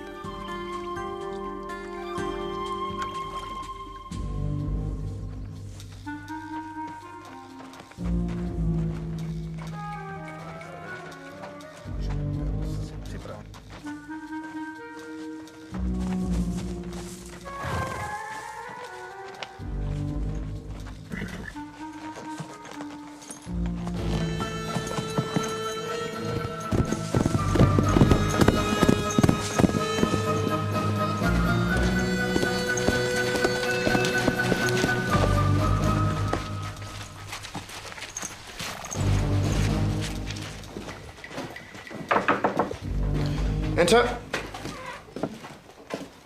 You found it? No, sir. Leastways was not the gunpowder. But I did find something. What? A French company. Where? Bear Creek. They're camped right now, but they appear ready to march.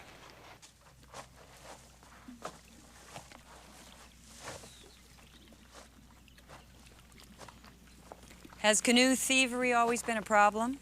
Only since humans showed up. Well, it's just as you said. From the lake, you wouldn't be able to see that it's there. See the track? No. See how the dirt's flatter here, with a twig pressed into it? Oh, yes. It tells you that something has put its weight here, but it wasn't something with a paw. Because a paw's got too much give in it. It won't press things into the dirt like this. There's only two things that can do that. A man or a hooved animal. Like a deer or a moose. It's a deer. It's too small for a moose or a man.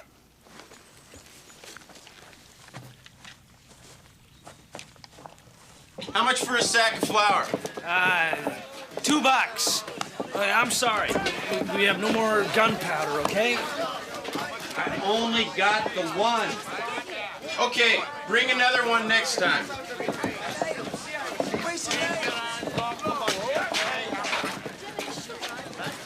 Has anyone seen Hawkeye? No, sir. Mr. McKinney, what is this? We heard about the French. What about the French? What about the French? They're fixing to attack. Don't be ridiculous. You're not fixing them to attack. I don't know where you heard that, but I can assure you there are no French marching this way. Where'd you hear it?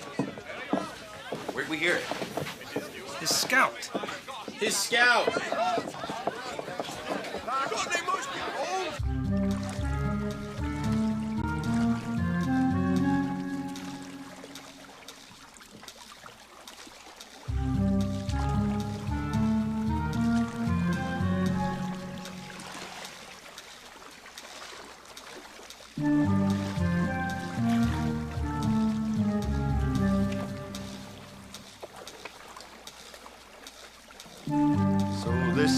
Eureka Island. Just aim at the tree. That's right. What if there's a bird in it? Birds don't favor that kind of tree. Well, is it going to knock me off my feet? More than likely. And the lag time is... Elizabeth.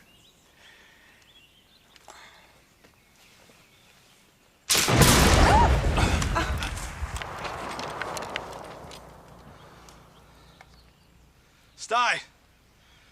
Whoever it is, get rid of them. Ow. Ow, thank you. Did I come close?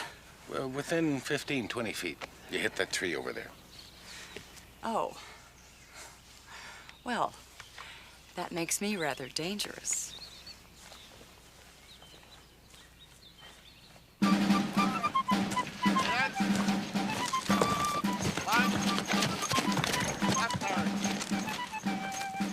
The man in the red shirt.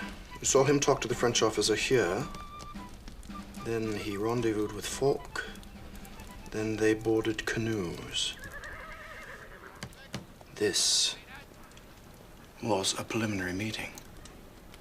The sale is going to take place somewhere else. The French will only send a few men from Bear Creek. Follow them.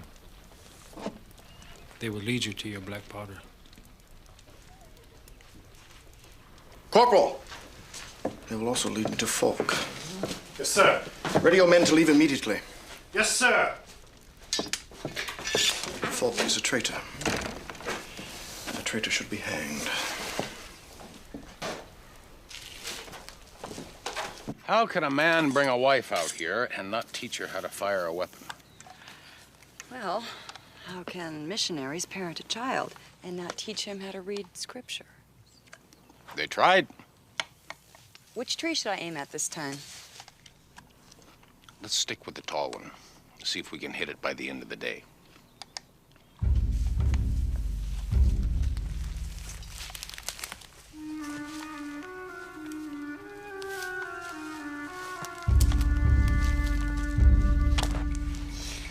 William never did try to educate me on survival skills, nor did my family. One just assumes a woman's husband will protect her.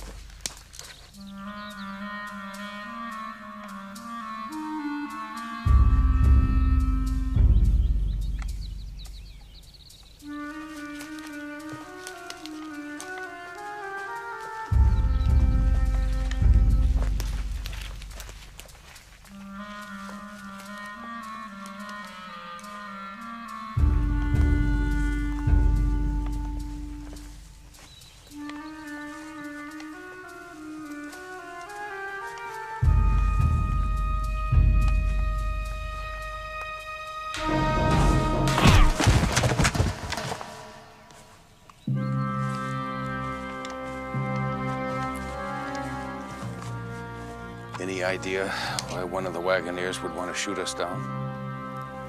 No. Get his feet.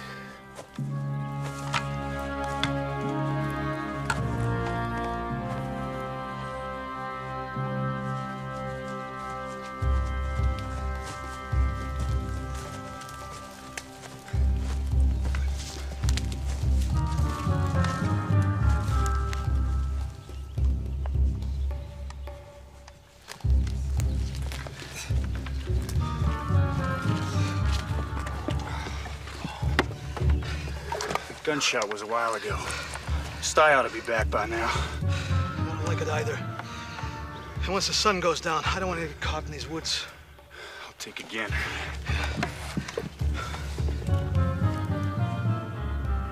There's not much daylight left.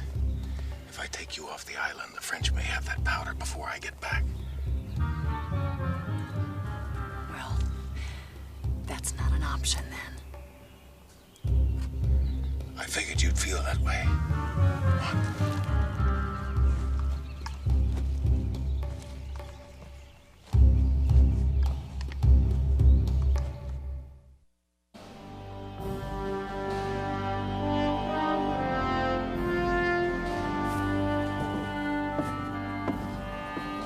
We'll require an all-night march if we're to reach the French by daybreak. Sir, the men are ready, sir. Have them form up, Corporal.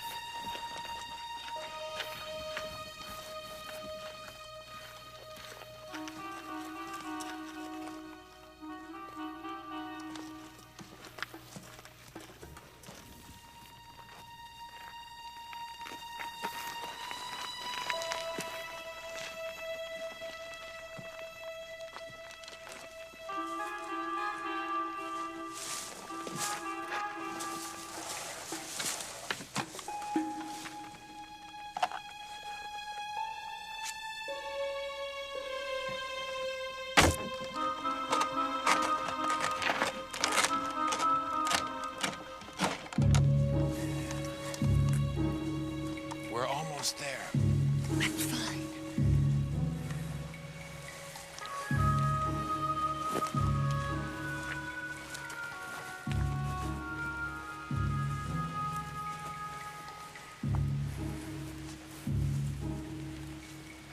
How do you know about this cave? When I come here to hunt, this is where I sleep. Wait.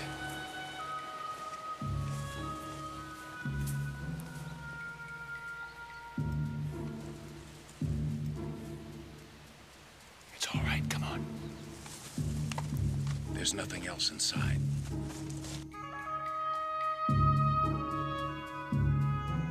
I appreciate what you're doing, Hawkeye. And what am I doing? You're trying to make me less anxious. Here's a new letter. S.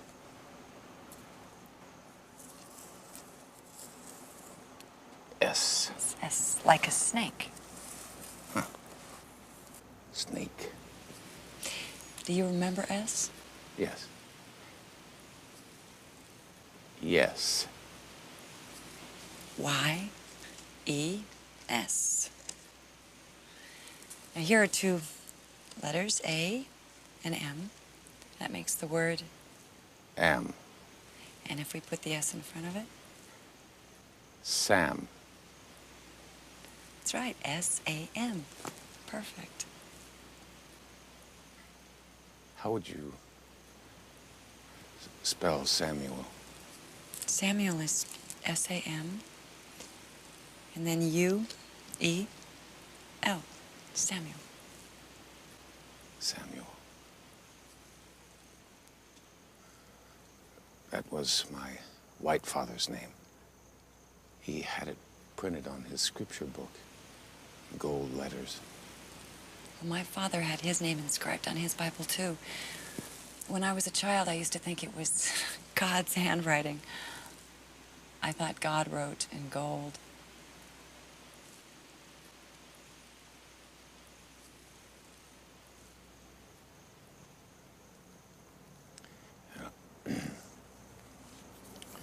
You, think you can sleep?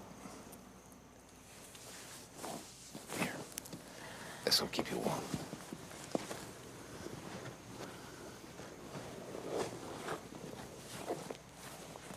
There we go.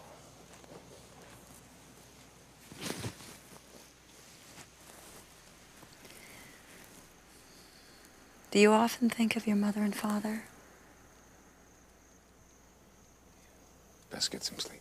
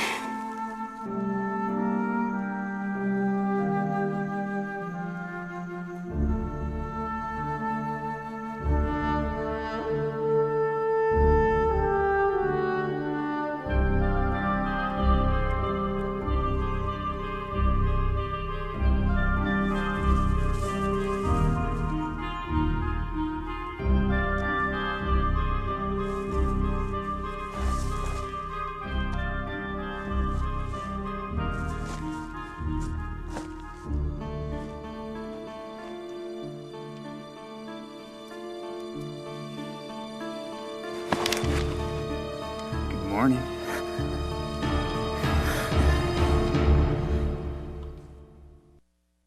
Go of me! Just move!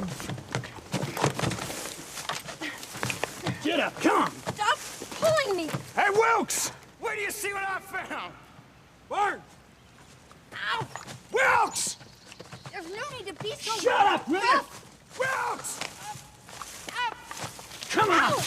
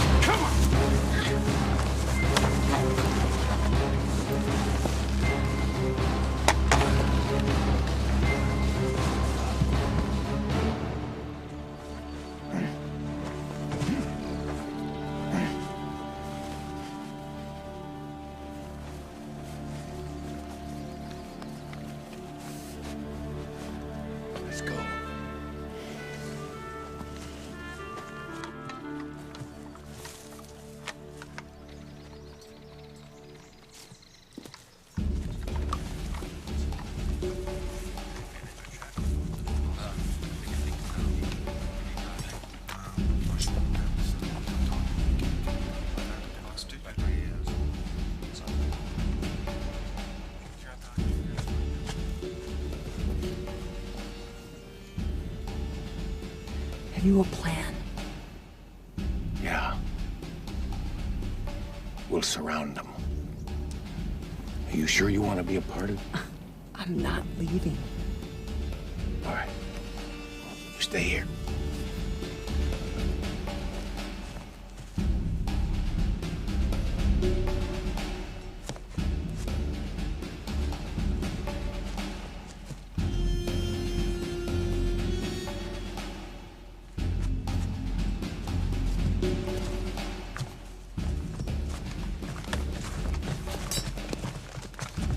Captain. Thank you, Mr. Falk. Captain, you and your men are surrounded. Put your arms down, now. You have betrayed us. No, I swear.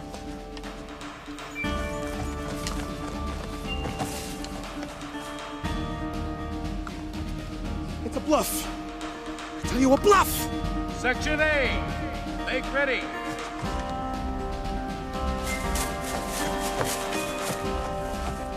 Section B, cover the flank.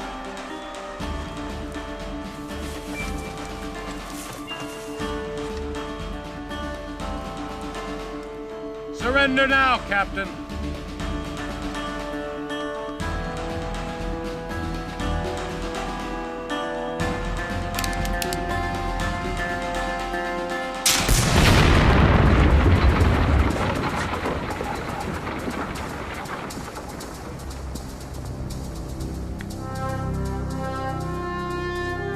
Anytime one of your men moves, it'll be you we're shooting at.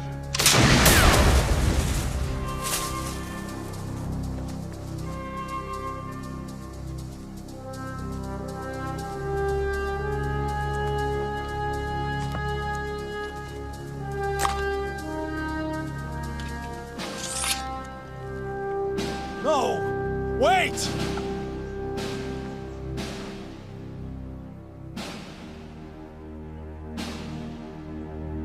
There's no army out there! It's a bluff! Full rank, halt! Rear rank, close up! Make ready! Present!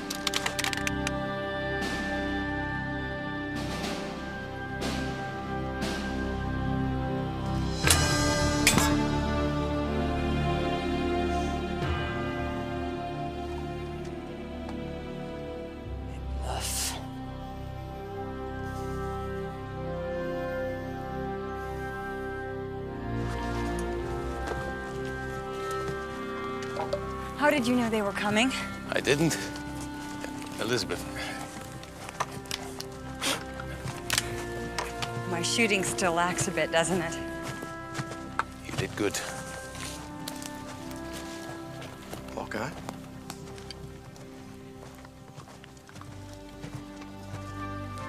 Elizabeth, what are you doing here? I found my missing gunpowder.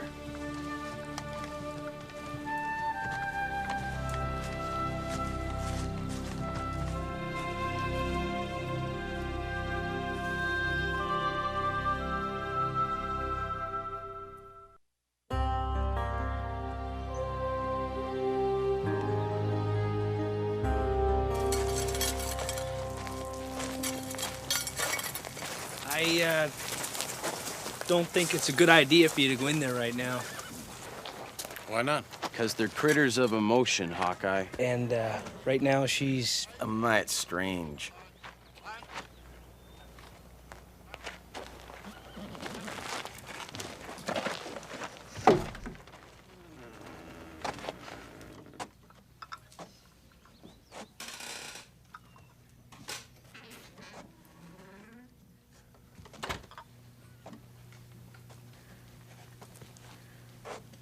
What happened in here? I'm not sure. Apparently there was a panic and a run on supplies.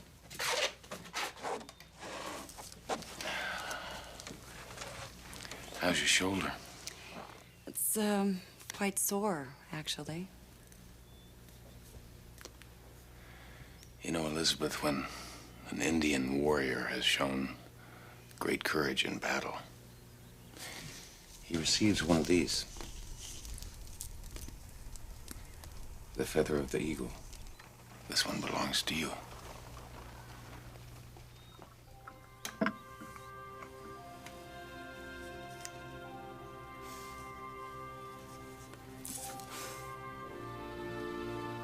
Thank you. I also have something for you.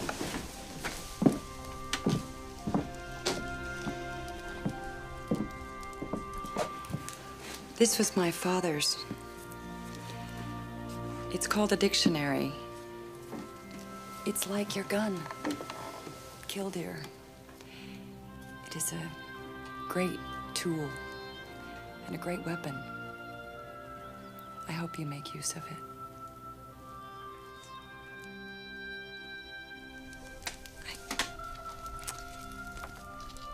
I wrote your name in it.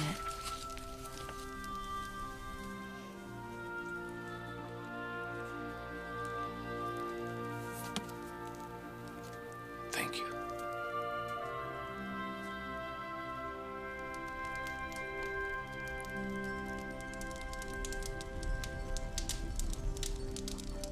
Since William's capture, I've wondered how I will survive until he's freed.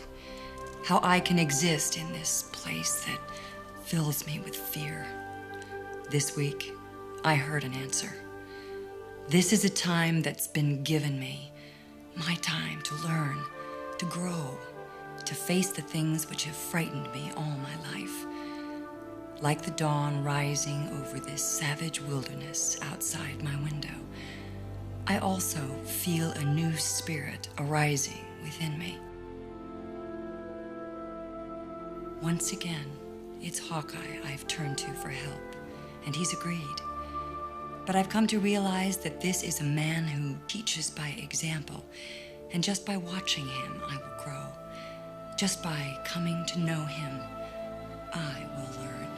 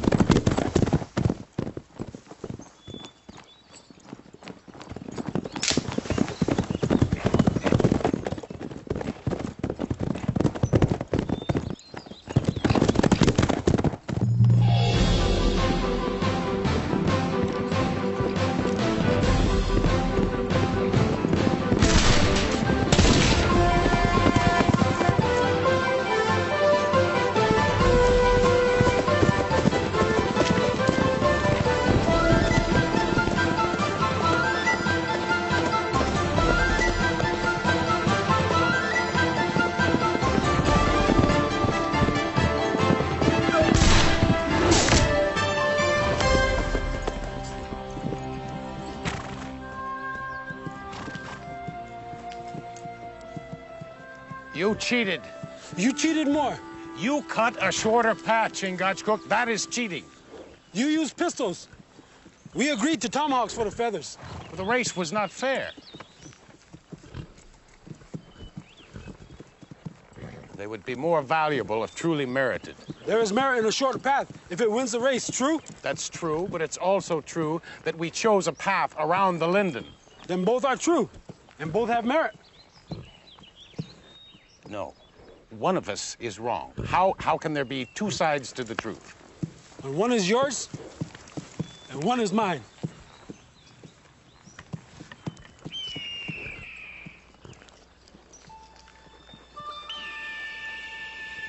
Near the river.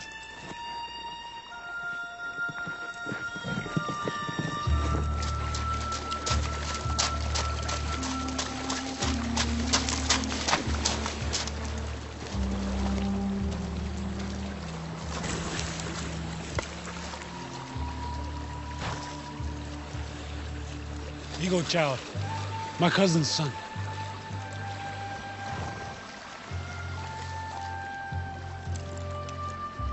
It's Fox. No Huron shot him. Maybe French. Look. He's taller than me. No. He left by the water, which leaves no trail.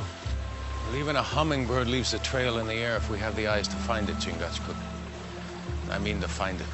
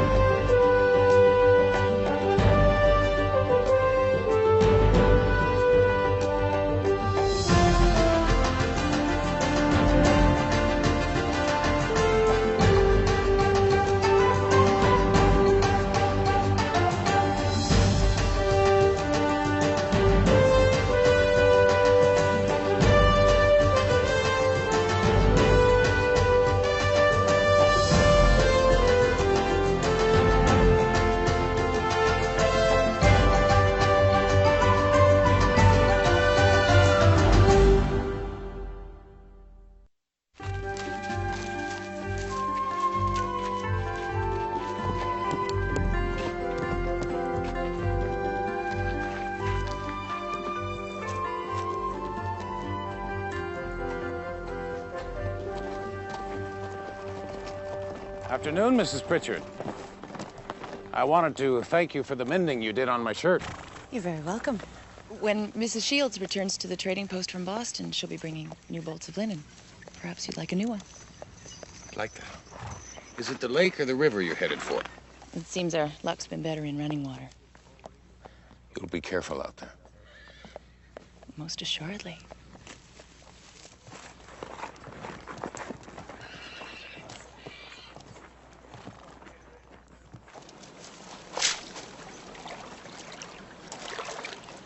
No man has the right to violate a woman, Katie. Soldier or not, you should report him. A lot of good that will do. What did you say to him? That a pint of ale was all he'd bought, and all he would get. He took you outside? Into the trees. Threw me on the ground. Tore open his uniform. And told me that if I screamed, it would be my last. No one stood in your defense? It's a man's world, Sarah. Whoever said the hand that rocks the cradle rules the world? Lived in a place I've never seen. Think they're all terrible? I think it's not them that suffer. They wear it like a badge or a feather. Not the shame it is.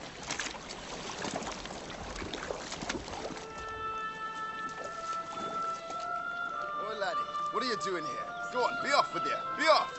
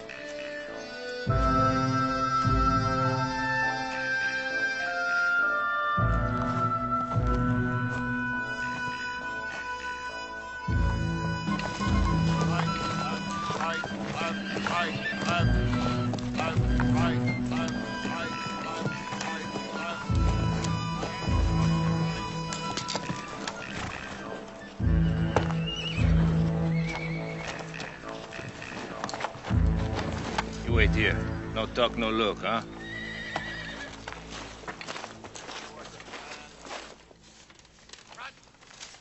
Dismissed. Captain Shields. Captain, the French trapper is here.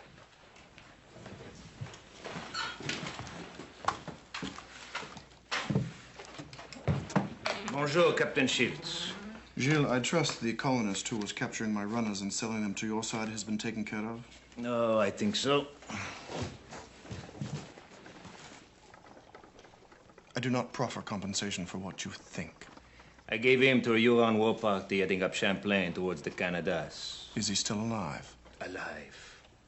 Have you ever seen what butchery them savages can suffer on a body? I have seen the results. Dead is usually the results.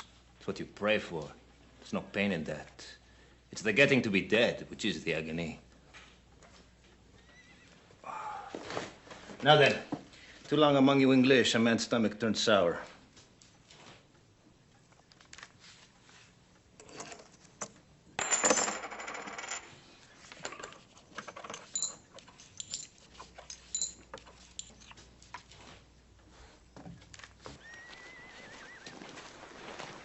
Hello. It's a beautiful fox. Where did you get it?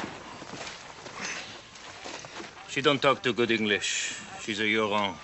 Talks that if you know some.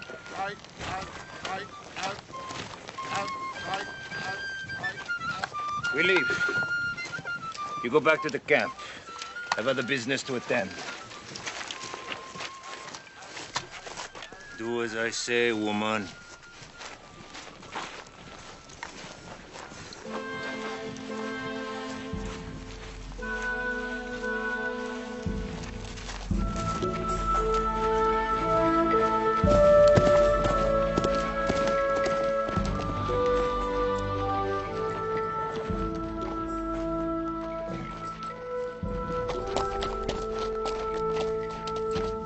Tell me about this woman.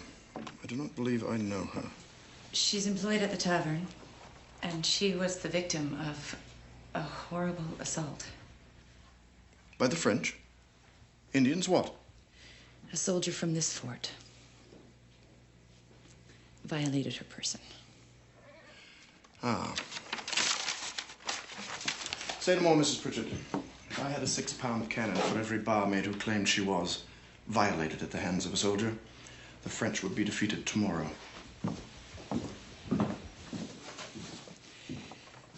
But this kind of behavior. The behavior of soldiers and these necessary women who work in taverns is the behavior of war. She is not a necessary woman. Camp followers, harlots, they are women and they are necessary.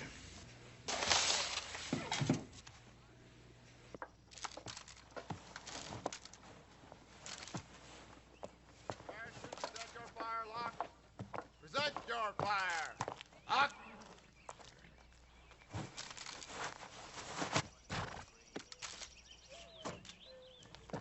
Turn to the right in 3.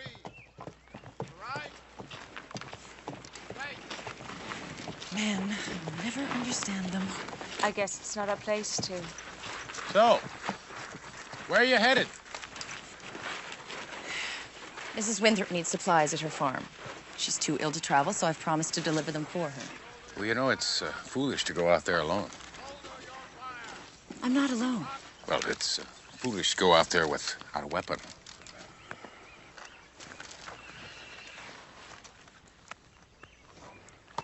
You?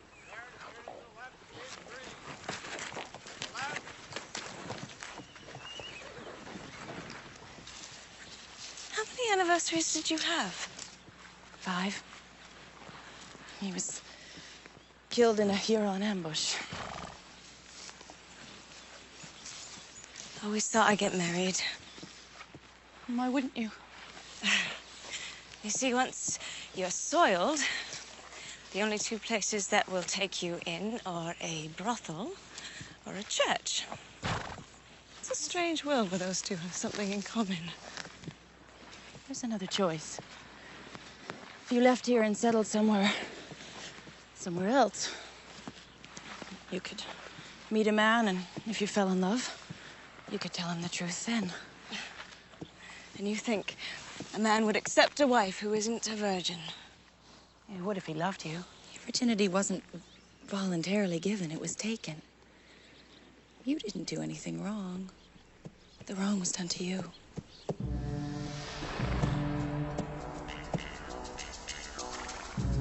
Well, now, what have we here?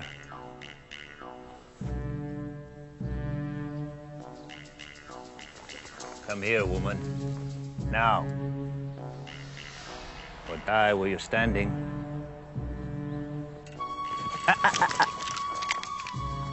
Don't prove yourself a fool. Now get up on here. Quick. Sarah, no! Go back to the fort. Please.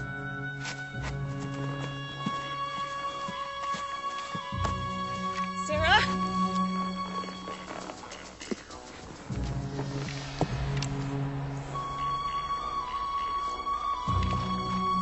Sarah?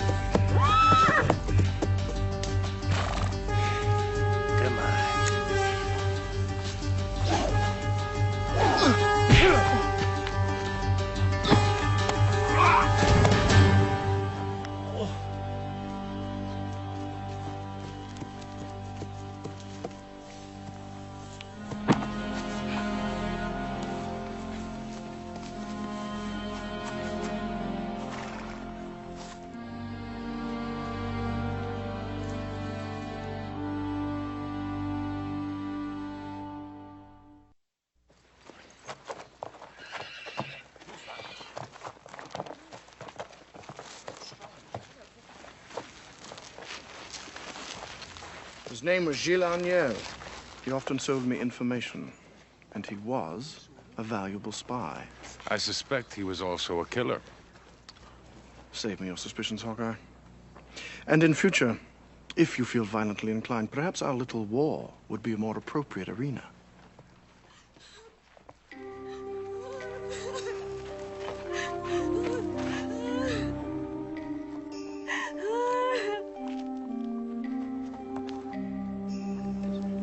I'm sorry.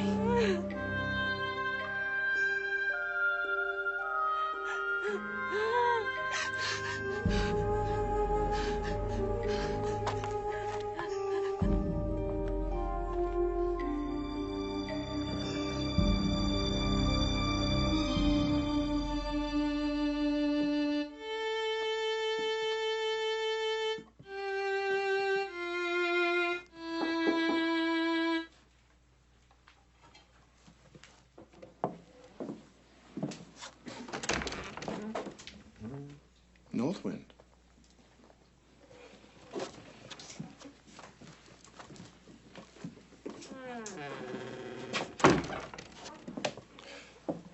Do you play?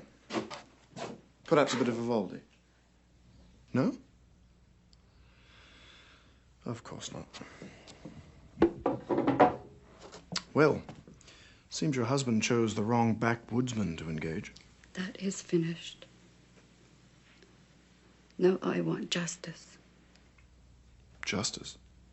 Well, I suggest if it is justice you pursue, then seek it from Hawkeye. You provided for my husband. You should provide for me and my children. Your husband provided a service. What can you provide me that is worthy of my assistance? Information? The whereabouts of the French?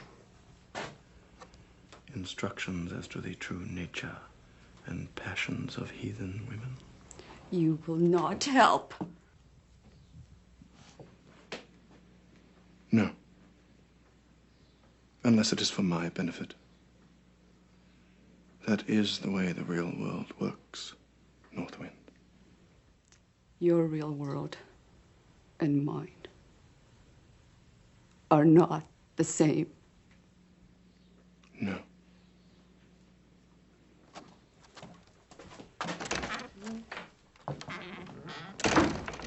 Thank God.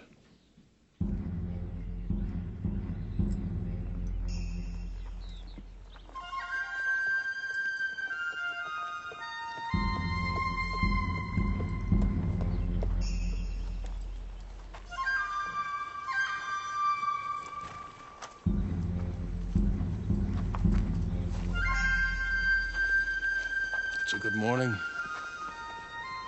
And a fine day. Eagle Child will travel well to the Manitou. He would chase spirit deer on the plains, where there are no thorns, or brambles, or marshes. No hardships to overcome. But that is not your belief, is it? Chingachgook, I believe that my heaven and your spirit world are neighbors, with no fences in between. And that there are many paths that lead to each. Eagle Child will travel a good path. Yes.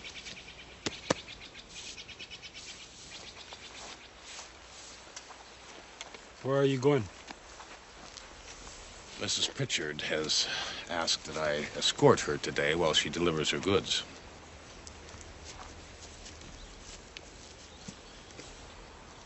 Wet wood, gray smoke. Now, who would be that stupid? White men? They come to the forest. They learn nothing. They die. I best be a good Samaritan and warn them. Samaritan? What tribe is that? A good tribe. You'd like them, Chingachgook. Hawkeye. A sign that is so obvious is one of peace. Or is it a trick?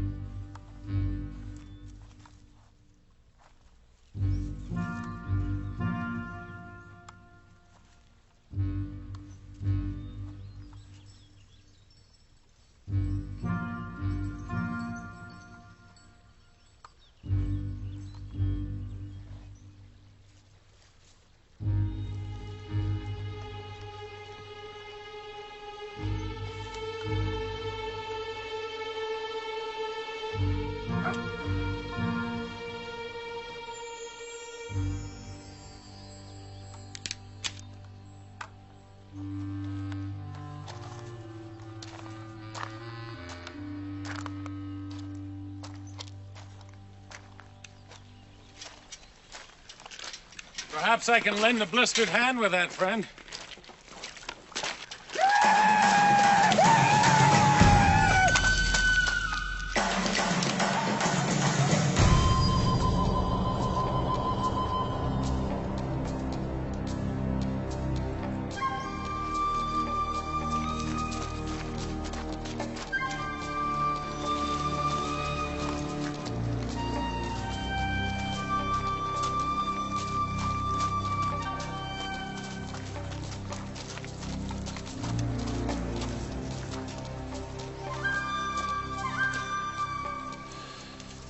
Hawkeye. A good and well-known name.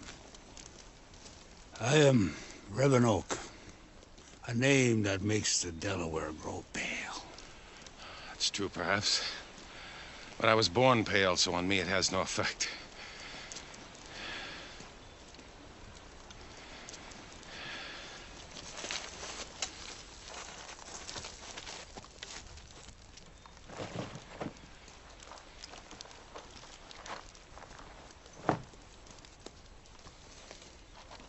By your hand, you killed the husband of North Wind. It was a fair fight. He was breaking the law. What law? Northwind's children cry for venison to eat, skins to clothe them, and protection. What law provides for that? Well, surely you protect your own. Even the family of a traitor and a coward. Disgrace my sister in front of her family? I will give you a law. Scalp for scalp, life for life, and blood for blood.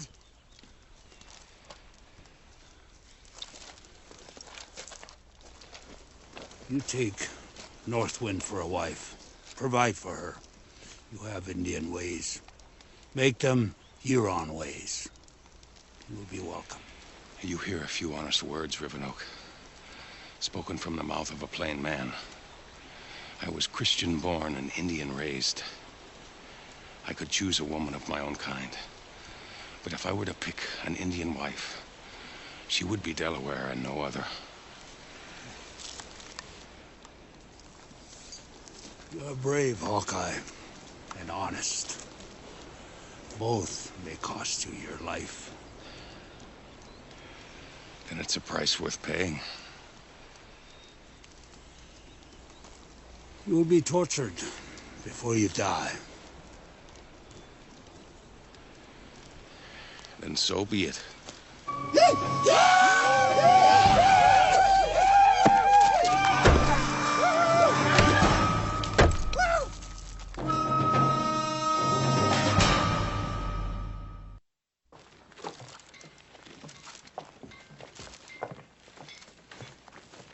Excuse me, Captain Shields.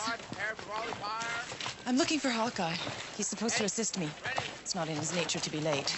And what is in the nature of these dishonorable colonists? I do not find Hawkeye dishonorable. Perhaps because you don't truly know him. Or do you? I know his reputation. It is highly regarded. By others of his tribe. These Americans, as they call themselves, who wish the freedoms and protection of His Majesty's crown without the attendant responsibilities.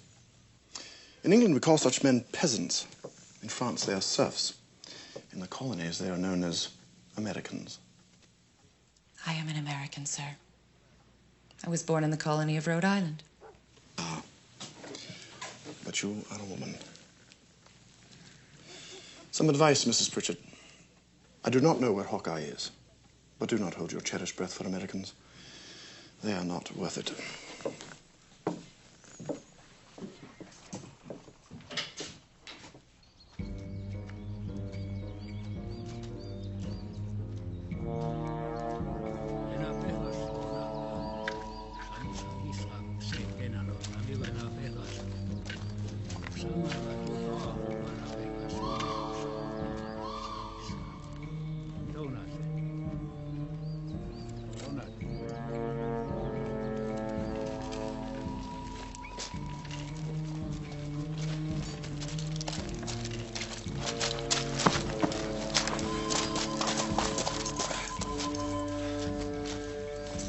You're a great warrior, Hawkeye.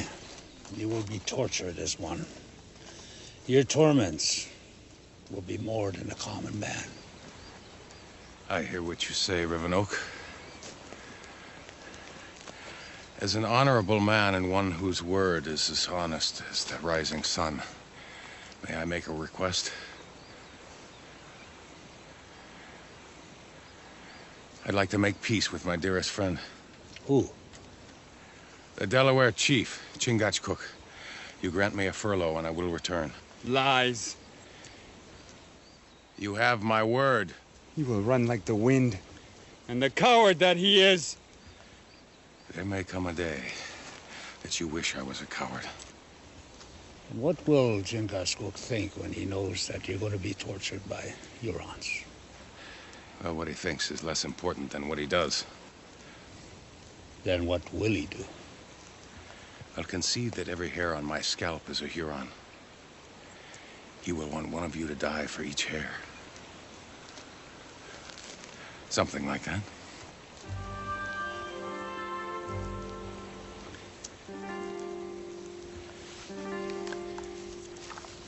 Tomorrow. The sun sits on a mountain.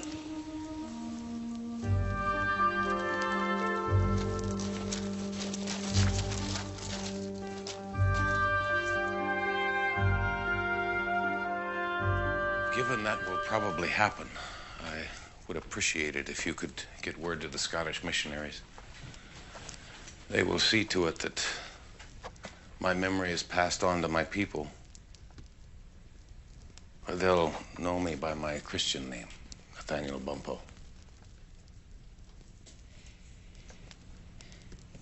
I urge you, with the warmest tones I am able to speak, please do not do this. I have no choice.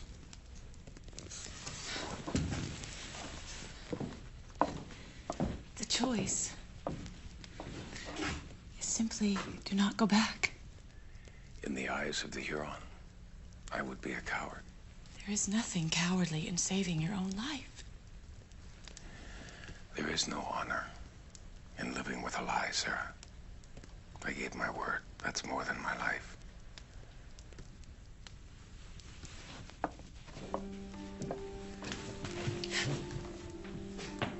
No honor. This is barbaric, Hawkeye. I'm sorry you don't understand.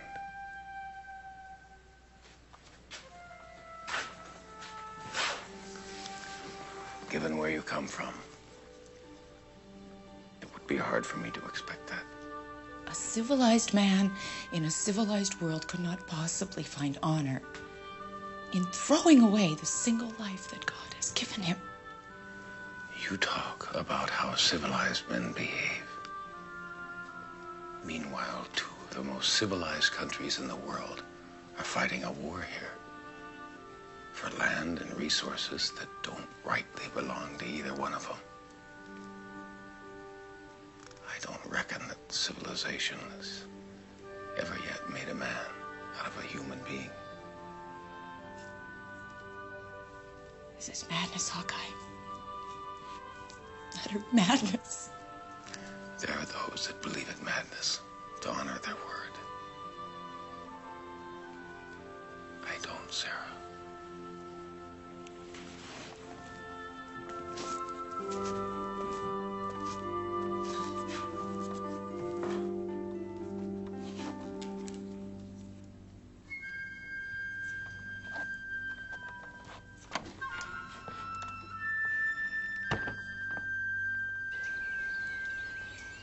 I gave my word, Chingachgook. You did not dishonor the Mingos. You did not take their land, their gift from God.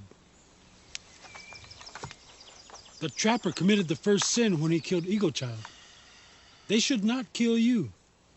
I asked for the furlough for two reasons. So that we could make a plan. That's one. And so that if they do kill me, you won't take revenge.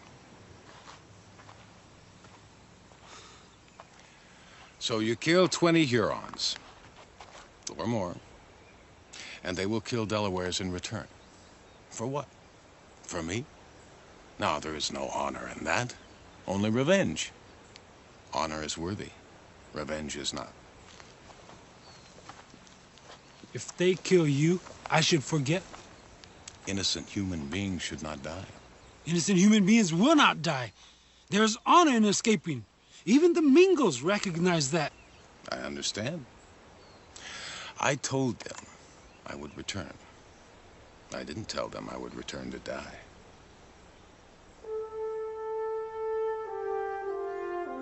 Prepare to shoulder your fire, lock. Shoulder your fire, lock.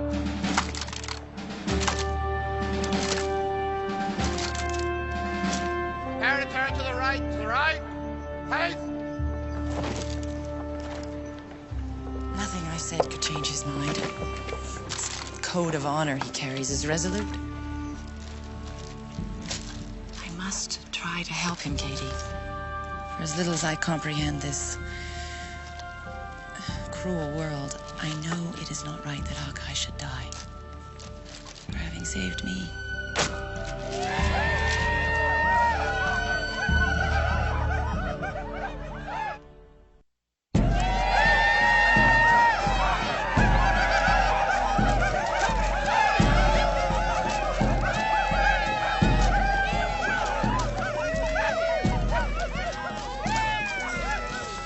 could have become a Huron. But you are nothing but a sheep of the Delaware. Lower than a woman.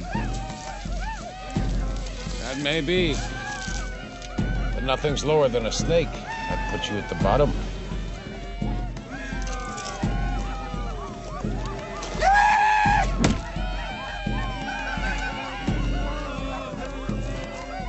Show me how a white man trembles, Hawkeye.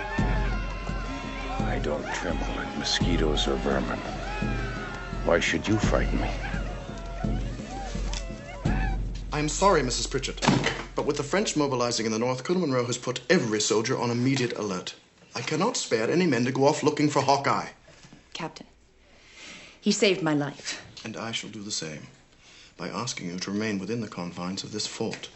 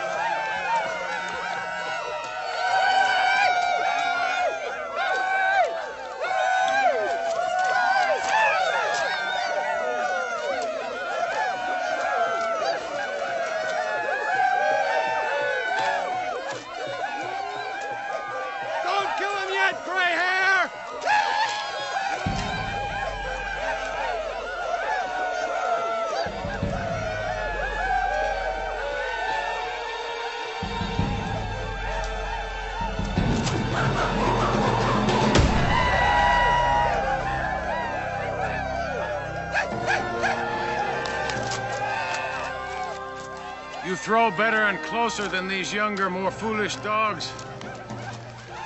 You have my respect, gray hair.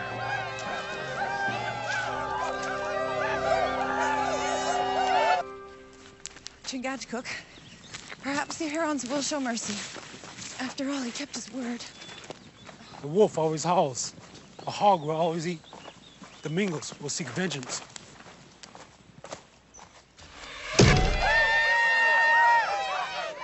You Mingos send arrows that hit nothing. The Delaware would never be so blind. The daughter of the Delaware stands firm. Watch the coward tremble when free. Let us watch his blood cover the ground. Stop!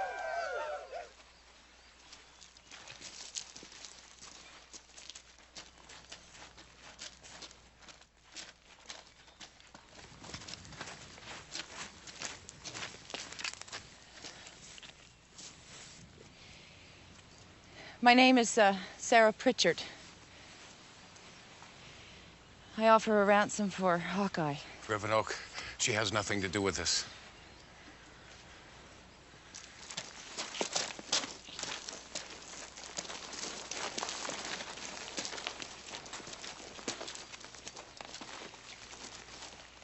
The Frenchman who lived with your people attacked me with no cause and no provocation.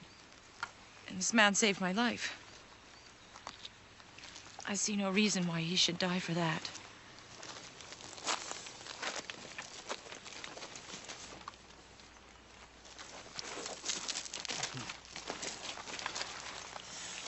My sister, North Wind.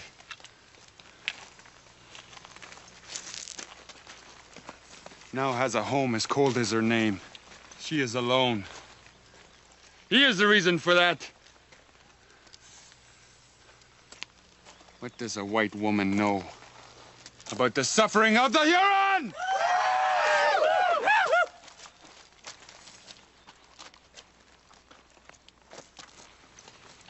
In all wars,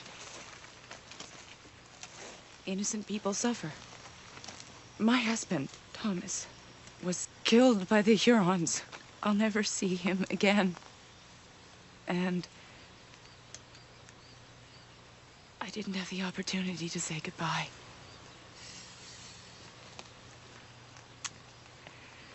I know the loneliness I feel. And in that, North Wind and I share the same suffering. It is reasonable to understand feelings for your husband. But why would you come here with the same feelings for Hawkeye? Because he is a good and honorable man.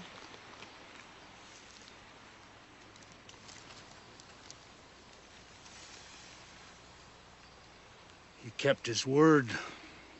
I agree with this woman. I think Hawkeye should live. No! He is a coward! Let him die like one!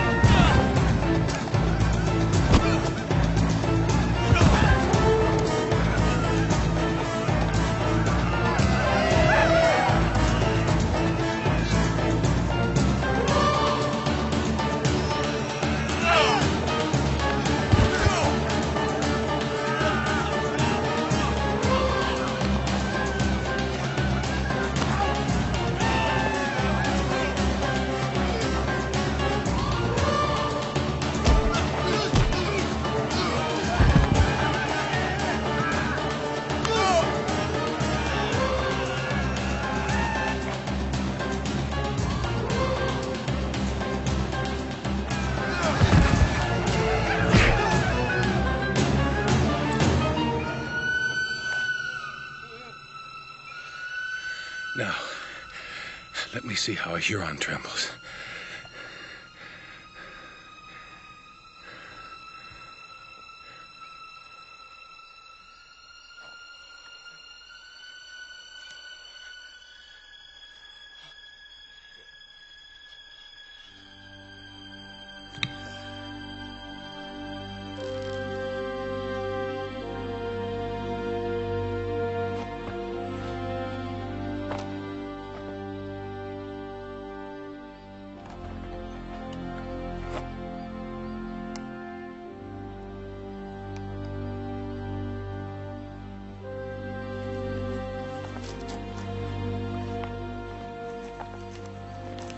Wait.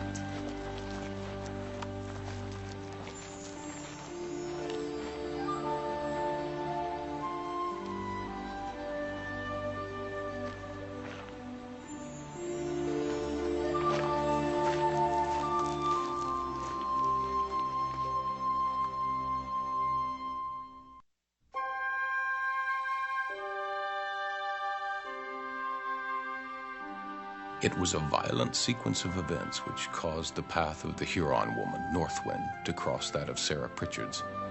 They were as different as eagles and doves, yet both were touched by the same war in a similar fashion. Sarah left the Hudson Valley along with Katie Travis. They went in search of a new life. I hope they find it. They learned a few things from the experience. And to tell the scripture truth, I learned something as well.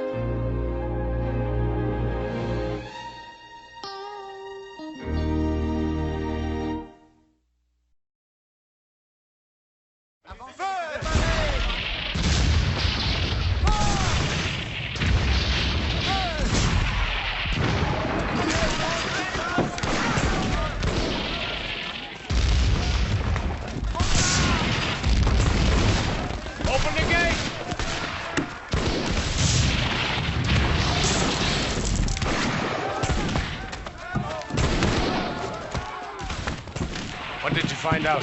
The attack will not last long. Good. Why? They have a big cannon. When it gets here, the French will blow this fort apart. But how big a cannon?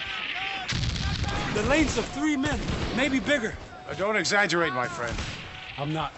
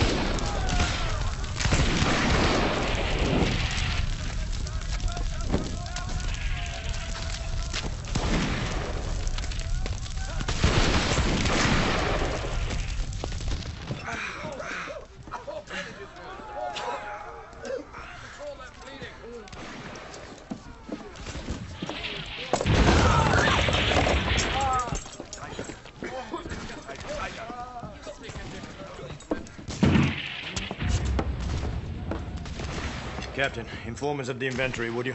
18 4-pounders, another dozen 6-pounders, 3 kegs of black powder, and 60 rounds for each man. At this rate, we're going to run out of munitions by tomorrow sunset. Our runner should have reached Fort William Henry last evening. If the troops part at first light, they should reach us just after nightfall tomorrow.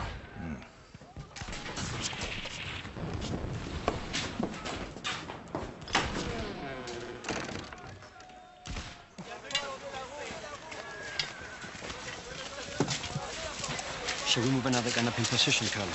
It will serve no purpose. The damn English must have the devil himself fighting for them. With respect, sir, how long do you think they will be fooled by this madness? We cannot hit them. They cannot reach us. Have the Huron move inside the perimeter. Fire torches over the wall. Perhaps we will be fortunate enough to hit a dry powder supply. Yes, sir. Captain, do you really believe the devil is on their side? Perhaps. After all, we know with certainty that God is on ours.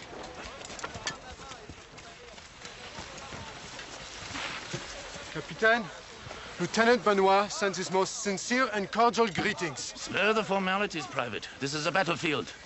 I had feared your lieutenant hopelessly lost. What progress does he make? He says the gun will be here early tomorrow afternoon. He is certain? Absolutely. We found a dry river bed and are making excellent headway. Well, I believe that changes things. Devil or no?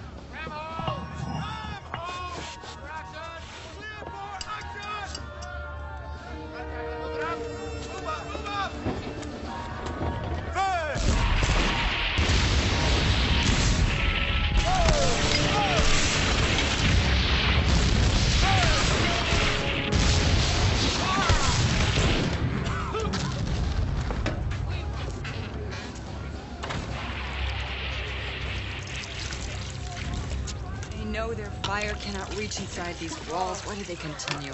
They know if they can make the ground tremble, sooner or later, we will tremble as well.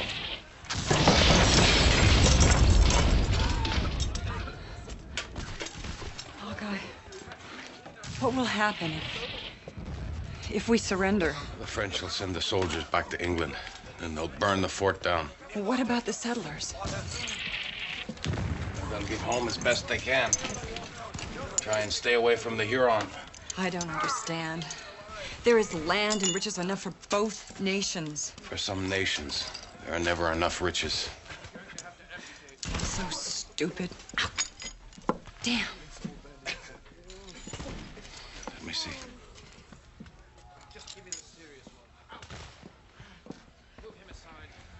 You'll be fine. Will I? You will have safe passage. What about the Hurons? You will have safe passage, Elizabeth.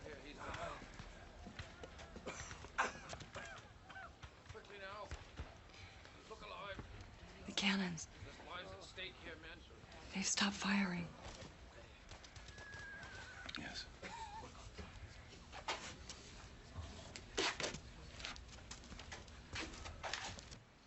Hold your fire, sergeants! 35th, hold your fire!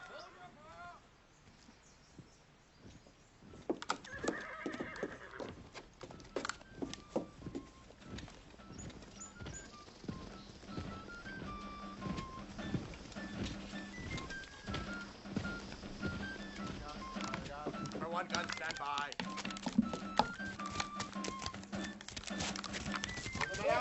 Four men on the parapet. Colonel, the French approach under a flag of truce.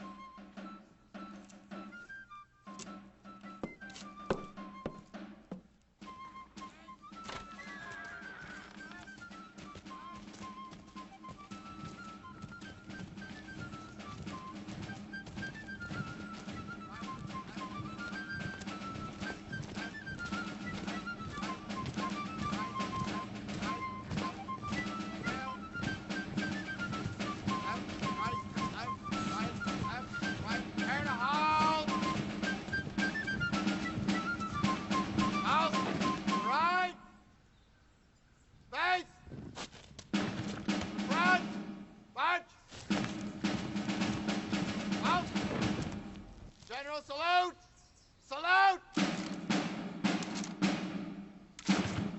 Présentez vos armes!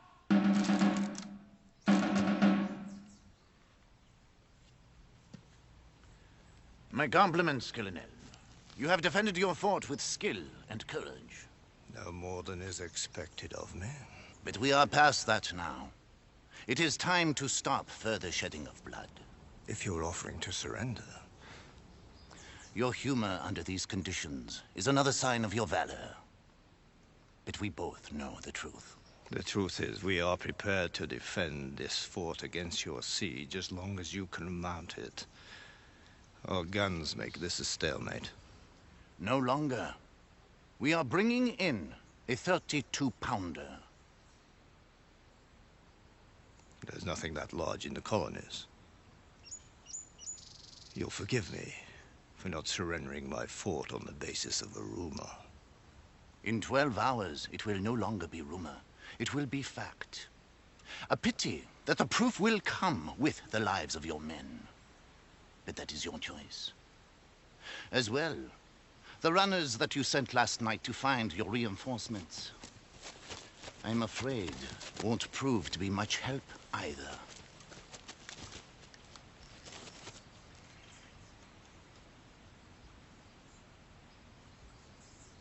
In 12 hours, then.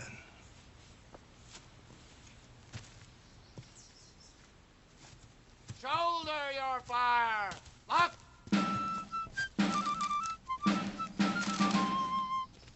To the right! Face! To the front! Back!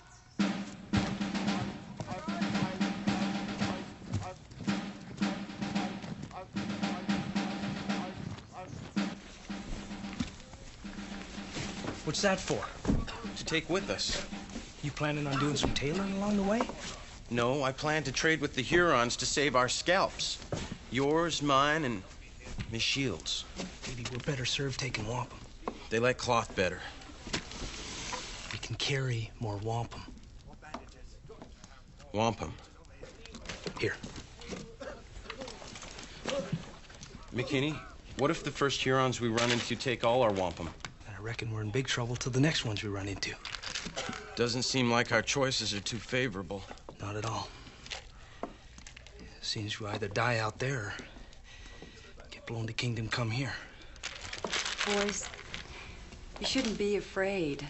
The English are fine and brave soldiers. We know that, Miss Shields, but... It's that cannon the French are bringing up here. It's supposed to be as big as Massachusetts. Well, I seriously doubt that such a weapon exists, and we can't allow ourselves to fear what isn't real. I sure hope you're right, ma'am. I certainly do.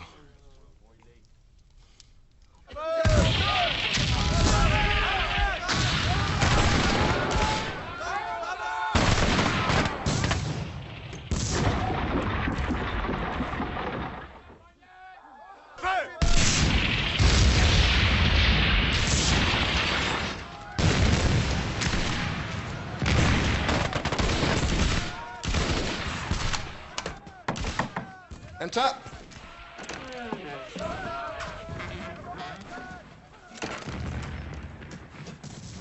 Well? The Colonel is mulling it over. If the Frenchman is telling the truth, your colonel has no options. Ah, but that doesn't stop the man from mulling things over. He loves to mull things over.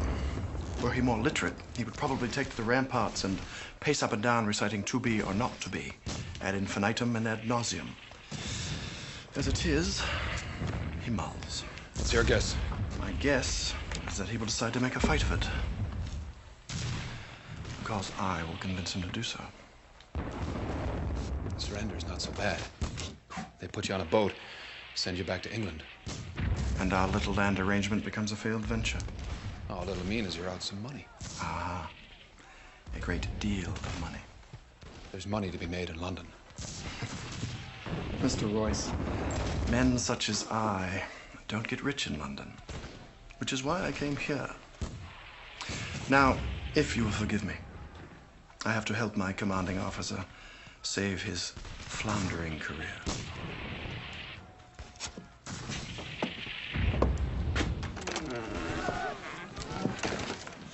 How in God's name can they be bringing in a 32-pounder? The woods are as thick as wool. It must weigh 5,500 weight. Perhaps a platoon could be sent out to search for it. We hadn't been able to get one runner through their lines, much less a platoon. Perhaps the wisest course for us to follow is to surrender the fort. May I respectfully remind you that as of this moment, we don't know for a fact the cannon even exists. Moreover, such a decision will most likely place an indelible stain upon your exemplary record. Are you suggesting I put my career above the lives of these many innocents who have placed themselves in our protection? I am suggesting, as we are in the service of the Crown, that they have given us the honor to fight this war. Sir. I will give your remarks all due consideration, Captain. Dismissed.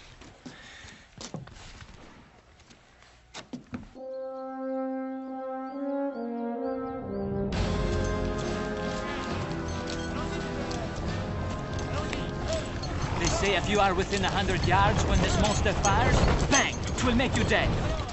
Does that mean nubbies are well sing? It could get me sent home. No, my friend, deaf soldiers can still march. They would simply write out the commands and hold them in front of our eyes.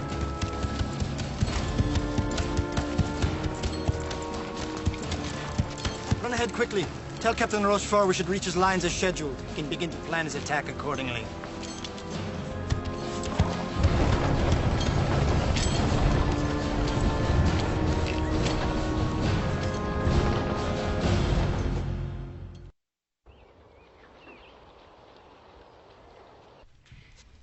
I envy you one discipline, Hawkeye. What's that? You don't have a lot of possessions. Men don't need much. Women are different.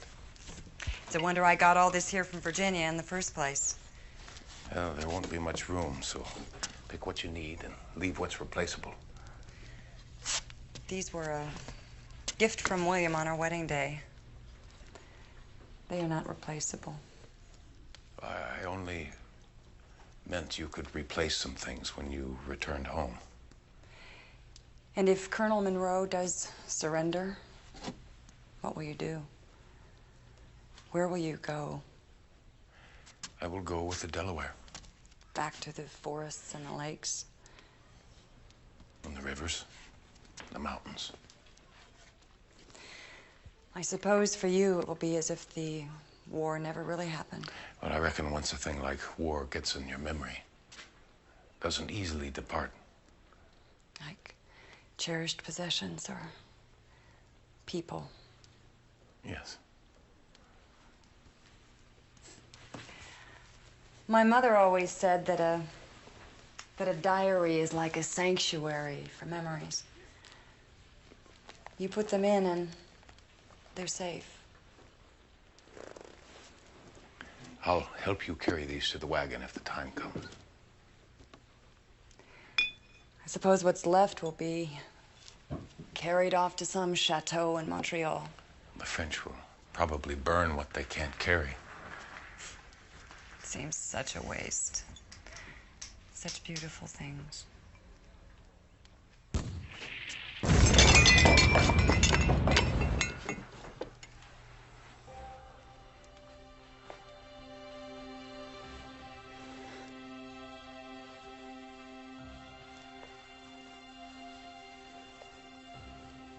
Trembling. I should go.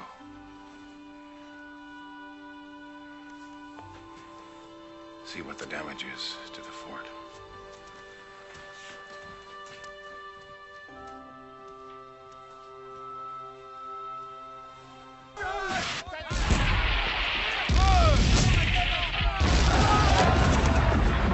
Take care, men! The French will land and stand carry on the wall! Go right under that ferrage! Watch sharply!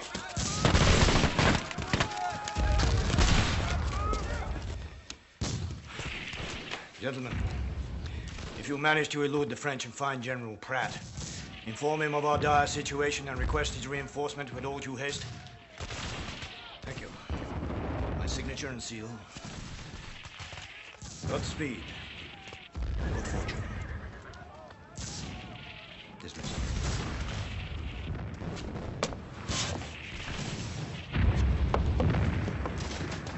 My glass.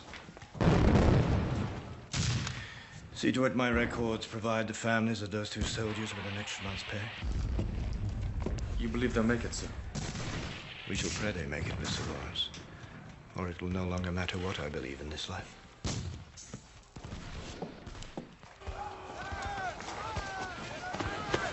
Good luck out there.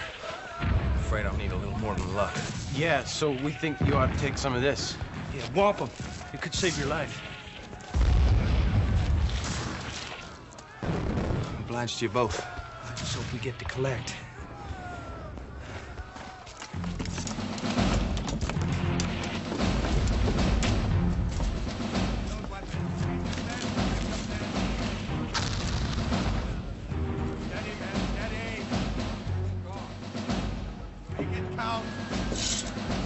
Prepare to fire!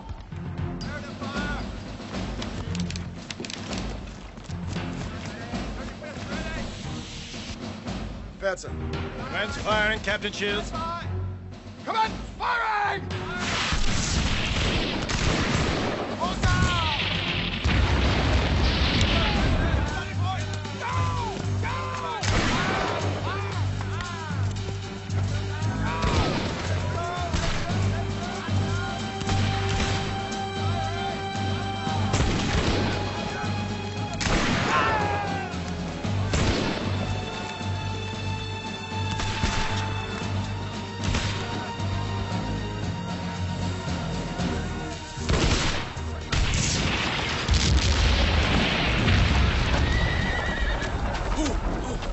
Easy. Hawkeye, even smart warriors know when it's not time to fight. You want to leave, my friend? Better to make the choice than to have it decided for us. Well, I can't. You owe nothing to the British. No. Then why stay? The Shields woman? When the French bring their gun, we will be caught like fish in a net. But first they have to get it here.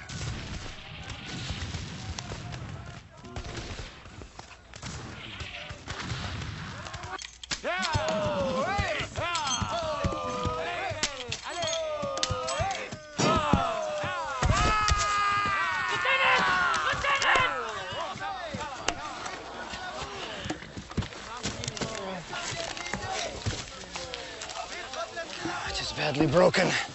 But we are less than 8 hours from Rochefort, just over the next mountain. You two, stay with him.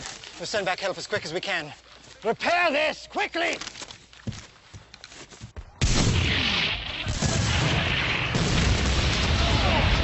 I assure you, Colonel, the Crown has our undivided loyalty due to the fact you've promised to protect our families and our land.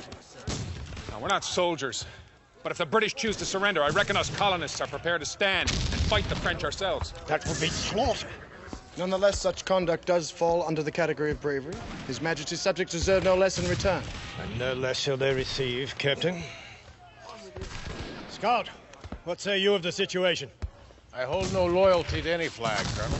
Neutrality is a losing position if this fort is surrendered. And why surrender? This cannon the French claim to have leaves us little choice. I have a thought or two about it, but I'll need a little help. Me and Peavy will help you, Hawkeye.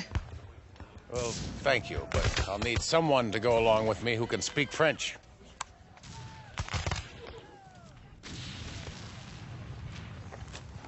It's almost certain death or capture to venture out there. Almost doesn't make it certain, Colonel.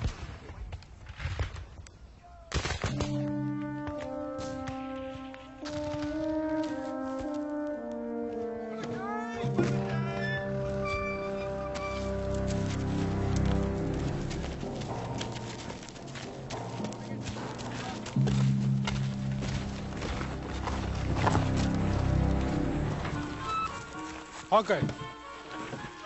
What? I do not like to dress to look like a Huron dog. Stick to the plan, Chingachgook.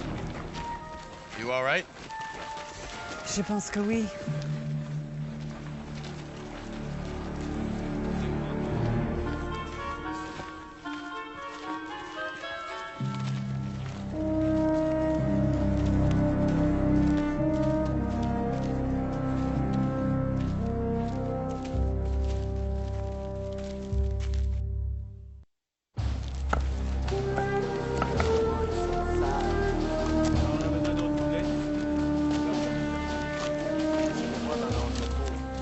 Halte. Bonjour, madame. Bonjour. Qu'est-ce que vous nous apportez là? Un guerrier Huron qui était prisonnier et un de vos compatriotes. Il est blessé. Ah bon. Bon retour à la civilisation, toi. Si on peut dire ça. Et toi, Huron, d'où viens-tu? S'il vous plaît.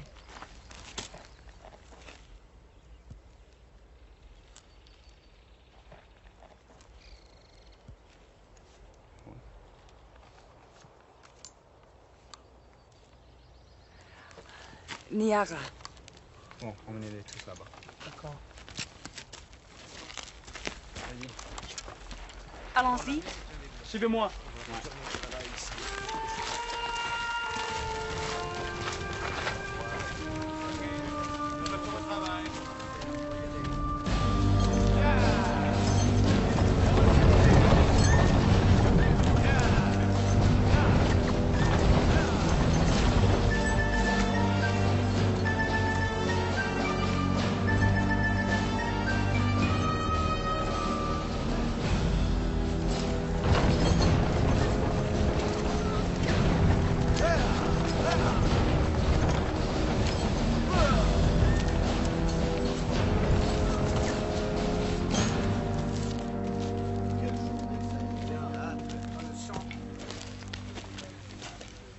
Merci.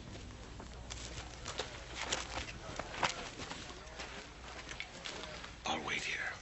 If the sentry or anyone else comes in and tries to talk with you, just pretend you're sleeping. Good idea.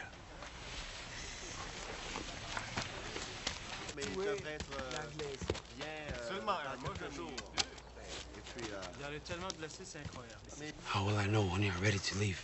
Oh, with any luck, you won't.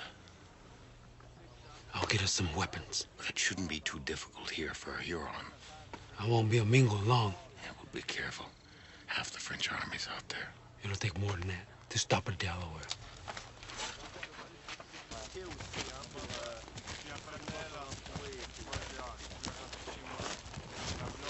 Pardon, madame. Vous voulez manger? Oui. C'est par là. Merci.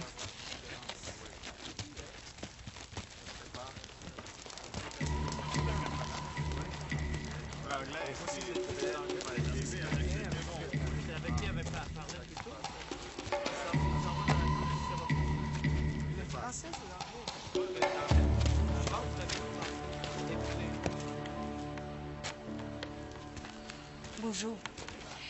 Je désire un peu de potage et de pain pour l'infirmerie, s'il vous plaît.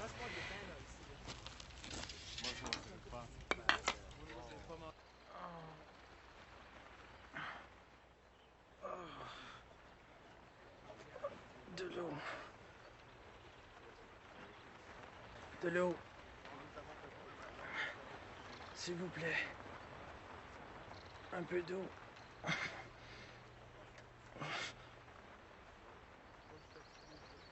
S'il vous plaît. S'il vous plaît, aidez-moi.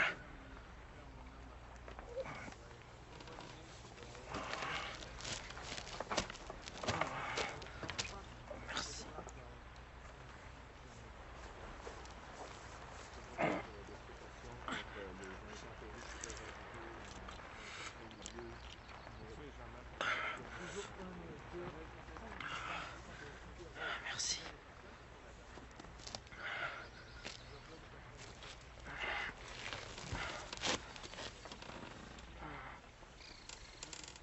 Merci. Merci. Mademoiselle, a moment of time, perhaps, to allow me to practice your language. You speak it very well. I am learning. You are, bon dear friend. A nurse. Nurse, yes. From the fort? Yes, I brought one of your wounded countrymen back to your side. Colonel Monroe saw no reason for him to suffer the current circumstances. Your colonel is a very merciful man. If he is also a wise man, he will surrender. Because of the weapon they say is soon to arrive? Yes.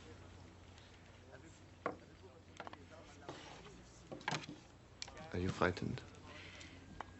Yes. It's hard not to be frightened in war. Have you seen this cannon? Why do you ask? Well, many in the fort doubt its existence. I assure you it is very real. I was there when it arrived at Fort Quillian. I see. Well, I should get back to my patient and then back to the fort. Or remain here. You would be safe. Perhaps. But if what you say is true, then I will be more needed there. Au revoir. Au revoir.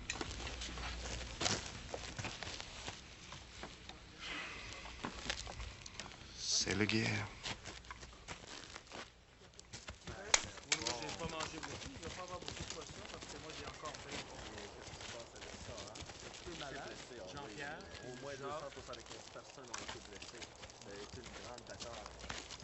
Nous avons perdu des canons et nous avons perdu des gens.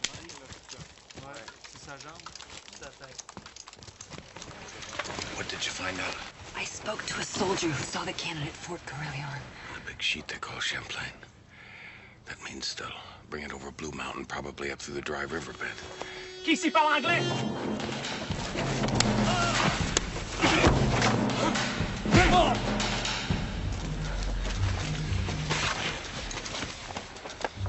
He heard.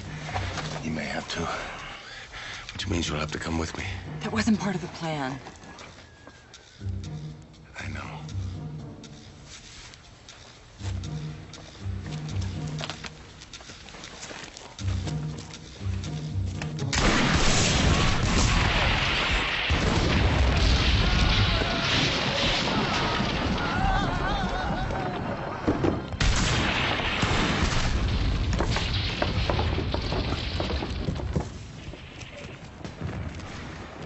Never thought it would end like this. So?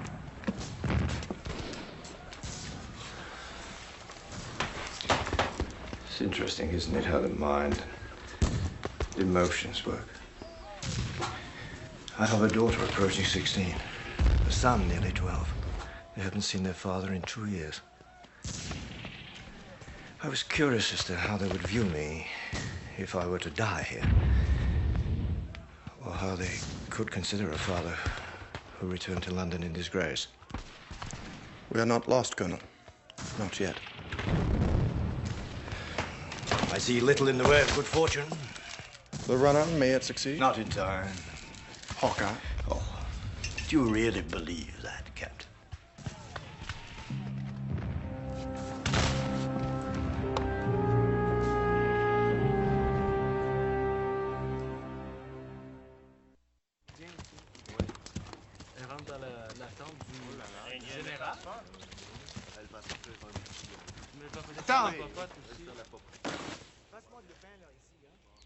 Ils sont anglais! Ils sont partis! Ils étaient probablement des espions anglais! Sonnez l'alarme! Sonnez l'alarme! Ils sont échappés. Vous deux! À la côté gauche! Aux armes! Entourez le campement! Il faut les trouver! Allez! Can you slow down a little bit? No. Well, then can we stop for a short rest, please? No.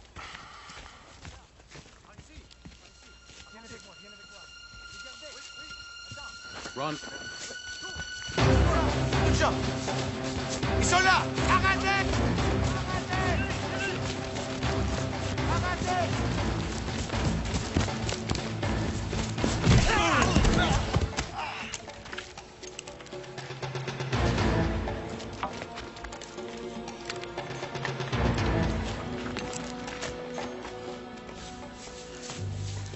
Wait a minute. And where in the Creator's name have you been? Thank you for saving our lives, Chingachgook. Thank you for saving our lives, Chingachgook. My pleasure, Mrs. Shields. Are you quite sure that this man was a scout for the British? No doubt about it, sir. Me and him came up from Rona together. And he maintains that the column is still a day's march away? Yes, sir. He says General Pratt's given it all he's worth, but he can't get here no sooner. Sir, we have enough munitions to hold out to then. But the cannon will be here by then. I have no choice but to prepare the articles of surrender.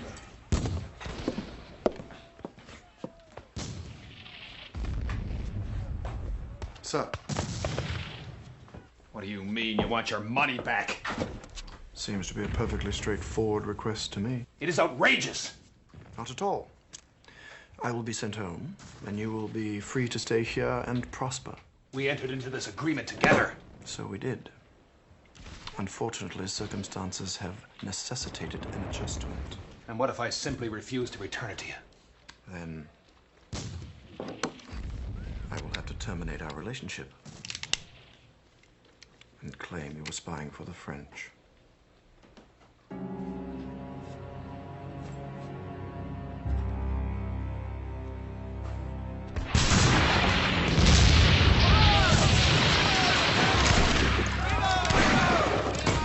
Lord, you made it!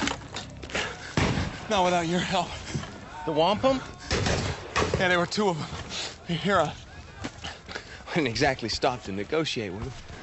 I just tossed that sack. They started picking it up and arguing over it. I got away. You saved my scalp, friends.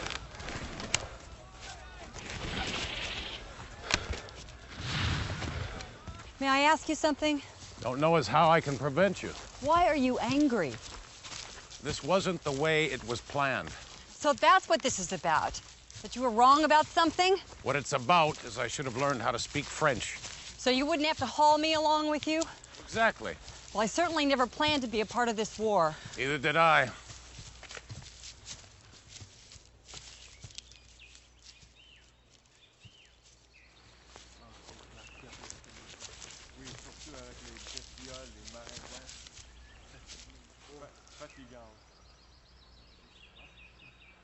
Too many of them for us to charge. Maybe not. What you need is something to distract them. I'm afraid I don't have anything that'll do that. I do.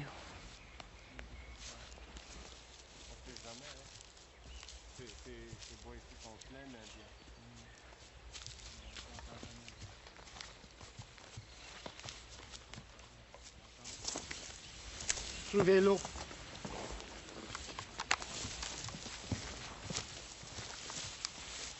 Attendez là.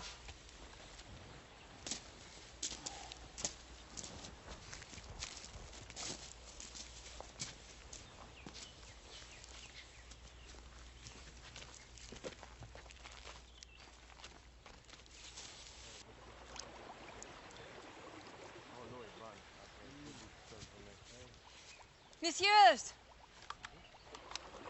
ne buvez pas l'eau, elle n'est pas bonne. Il y a 4 soldats morts plus haut. L'eau est mauvaise. Oh, qu'est-ce qu'elle dit? Oh, faut juste se débarrasser de ça. Qu'est-ce qu'elle dit?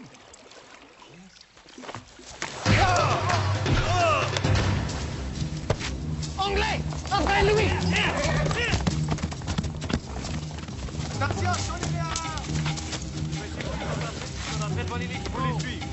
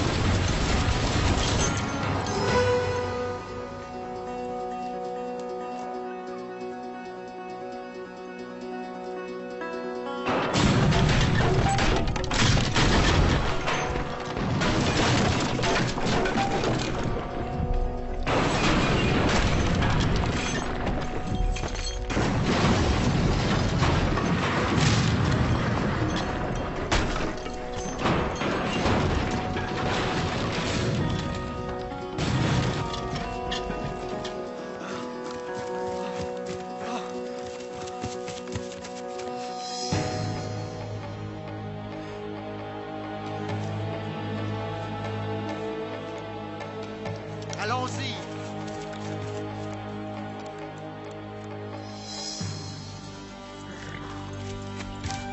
Where's the cannon? It's at the bottom of a cliff. Let's get back to the fort.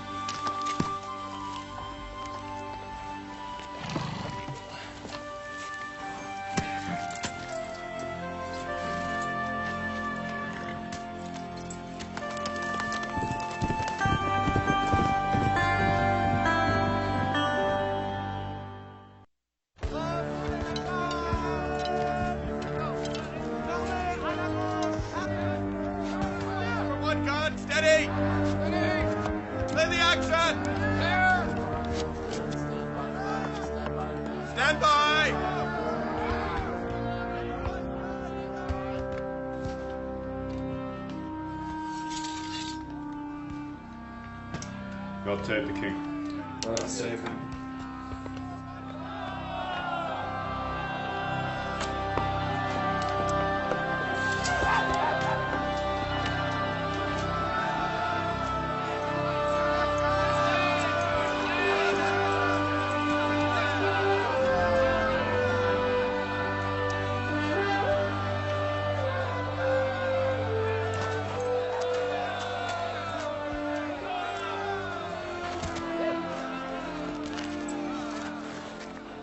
French cannon's gone.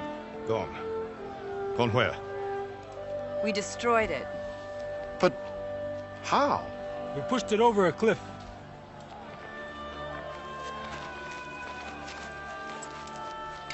Prepare the cannons for firing!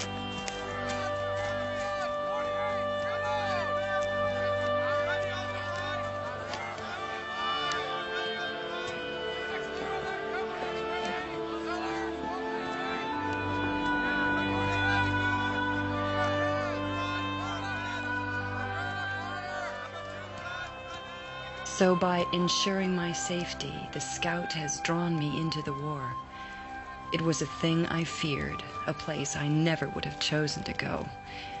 And yet, somehow, it was less fearful than I imagined. Perhaps because I was there with him.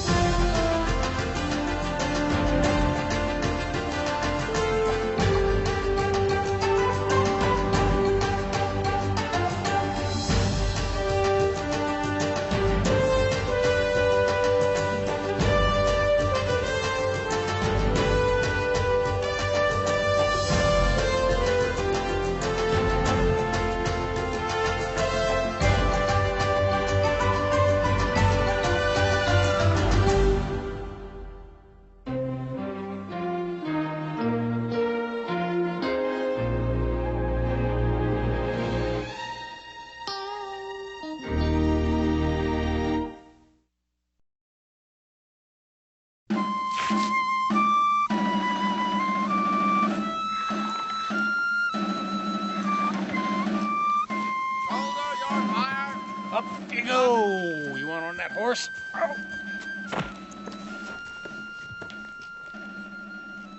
From the north!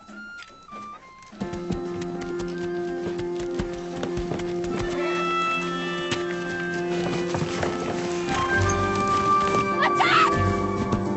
Help us! Somebody please help us!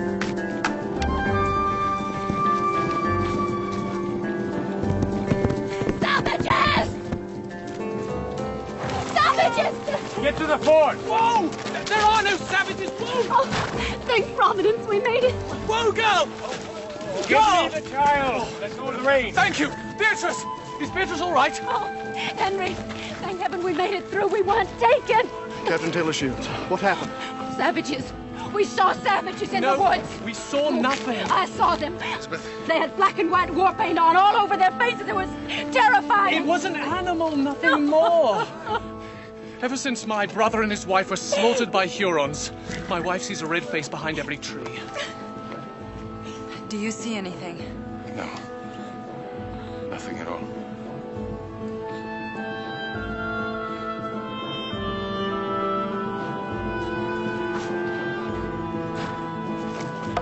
Let's go them.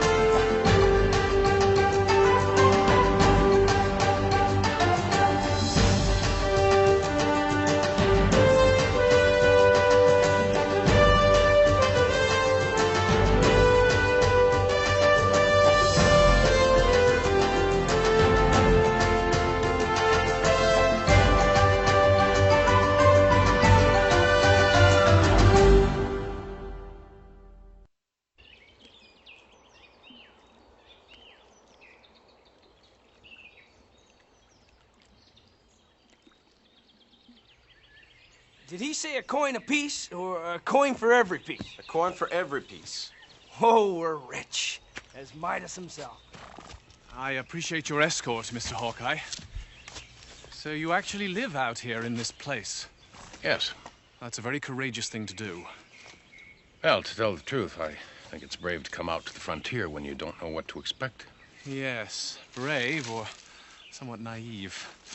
We came up from Virginia to visit my brother. After these hostilities, I look forward to our return. I must say, when I contracted to marry Beatrice, the enormity of her wardrobe was never mentioned. Well, are you sure you want him to pick all this up? Yes. Friend, that is a smashing idea. Change of plan.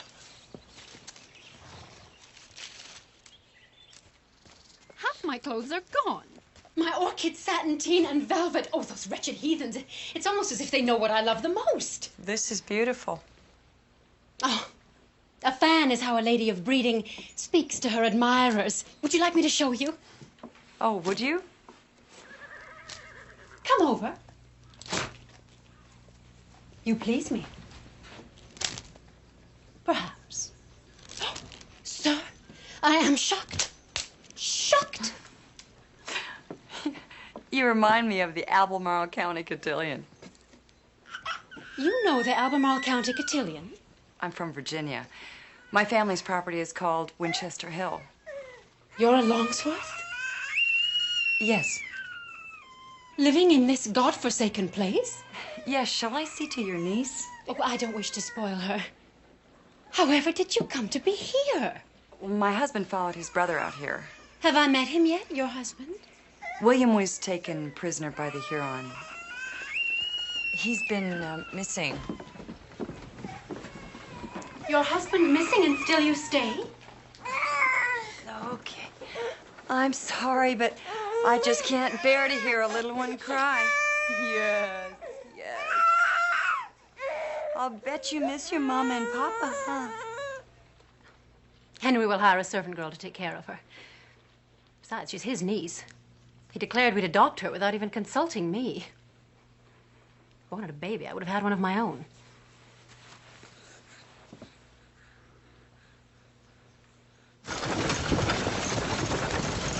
What is this? Oh, that there's a sun hat, Peavy. It keeps the sun off a lady's face. See? It's a bustle.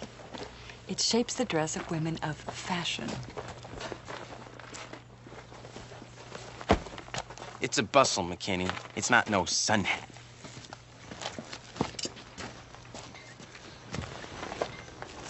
What's a bustle? Hawkeye, where can I find a licorice bush? And what crisis would require a licorice bush? The Richards baby is cutting a tooth, and licorice root is the best thing for it to suck on. That would be Wolf Creek. Thank you. Tell me, Elizabeth, did you happen to collect stray dogs as a child? Of course I did. Hawkeye, can you explain something to me? Beatrice has been given this beautiful baby to cherish, and yet she doesn't seem to want her. Some women are not meant to be mothers. Well, I suppose so, but then some dearly wish to be mothers and cannot. You speak as if you are one of those. William and I prayed for a child. None came. How can God bestow such a precious gift on someone who does not value it? The scriptures promise he has a plan.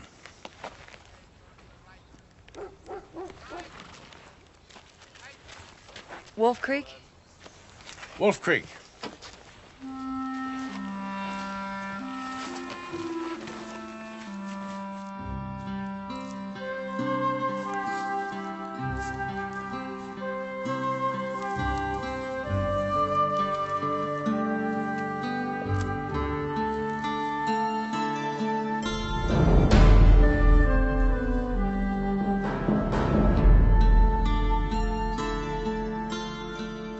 Beatrice gave it to me as a souvenir of civilization. Yes. No offense, but it reminds me of the mating dance of a turkey bird. It is like a mating dance, for men and women of quality. But if a woman wishes the attentions of a man, she should say so. Just plain and simple. Is such directness the way of the wilderness, Mr. Hawkeye? Circumstances don't leave much time for niceties, Mrs. Richards. Well, you seem no worse the wear for it. He hides his blemishes well. Beatrice mentioned that you play the piano. Not well, I'm afraid. Well enough, I'm sure, to accompany Beatrice. My wife has a lovely voice. Oh. Would you be so kind, Mrs. Richards? Oh, it would be my pleasure. Yes, well, if you'll excuse me. You're not leaving? Yes, I am. But why? What could possibly call you away at this hour? Sleep, Mrs. Richards. And the knowledge that I've a full, wonderful day that begins at dawn. Thank you again.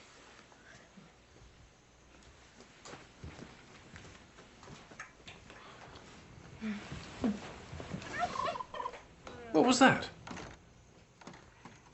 That was a turkey bird.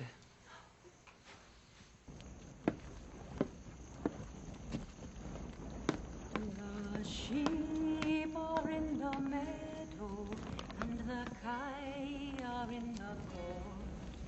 Those are long in thy bed, bonny at morn. The sheep are in the meadow, and the kye are in the corn. Those are long in thy bed, bonny at morn. We're all laid idle with the keeping of the babe. The lad when I work, and the lass when they lay. We're all laid idle with the keeping of the babe. The lad will now work, and the lass when I lay. Bonny at eve, bonny at morn. Thou's overlong in thy bed, bonny at morn. Canny at e'en, bonny at morn. Those overlong in thy bed, bonny at morn.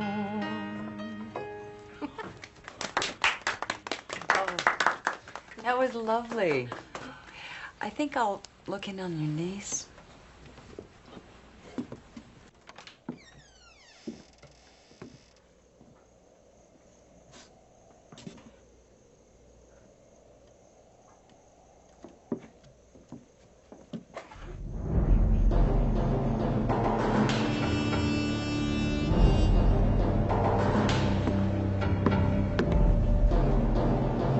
Nothing's happened to the baby!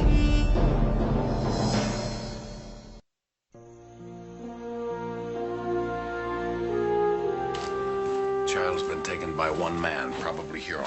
I'll get my musket and we'll find him. Not in the dead of night. It is too dangerous. And I can't possibly spare any men. We're talking about an innocent child. I say we go after them. Do you agree? It's a full moon. Brass buttons make fine targets in moonlight. But my niece. Your niece will be safe until she reaches the Huron camp. Are you honestly saying there's nothing that can be done? That you can't even try and find her? I can try. Thank God. And I'll go with you. Be best if I went by myself. I'm not afraid of these woods, nor the people in them. It's not a question of bravery, Mr. Richards. It's just that I can move quicker and more quietly by myself.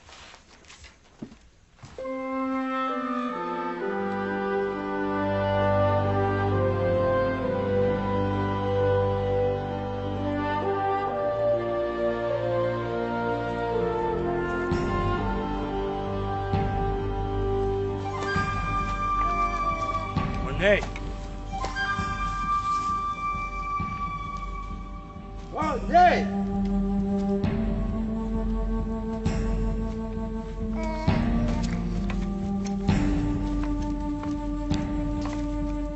One day.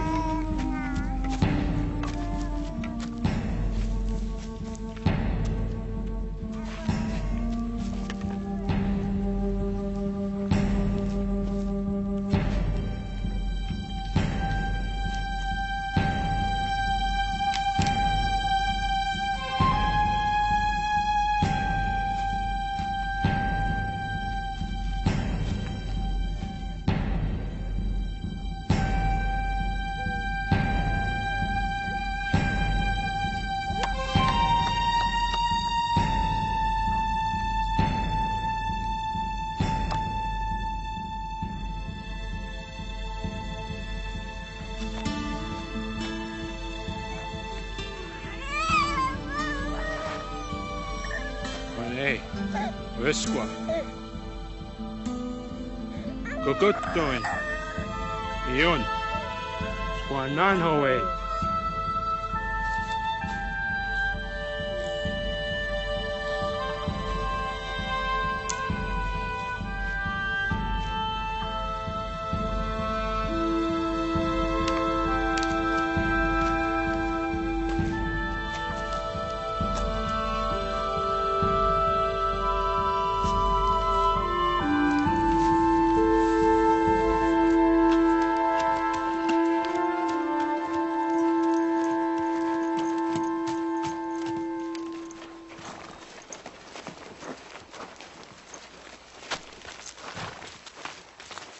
You couldn't find her?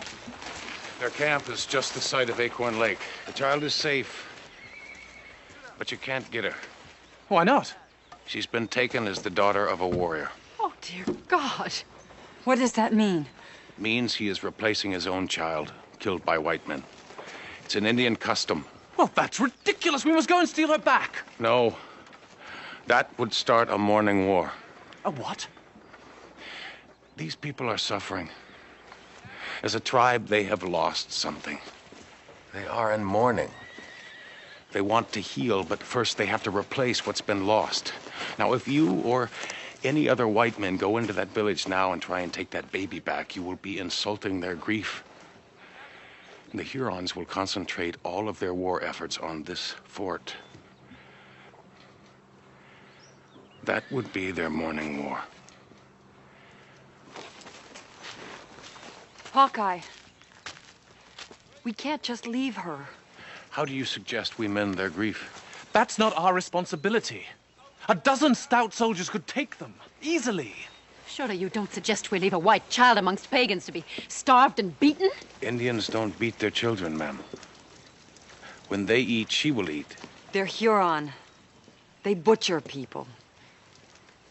Well, if you won't do what must be done, I will. I demand you lead me to this Huron camp. Henry, no. Let her go, my friend. I will not give an innocent child the sentence of death. Please don't do this.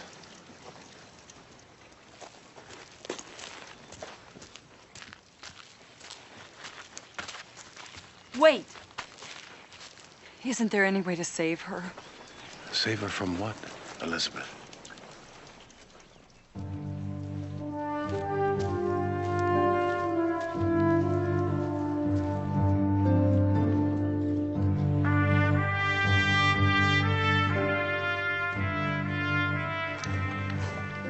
Pray for me. Henry, this is madness. I cannot abandon my brother's child. But you're abandoning me.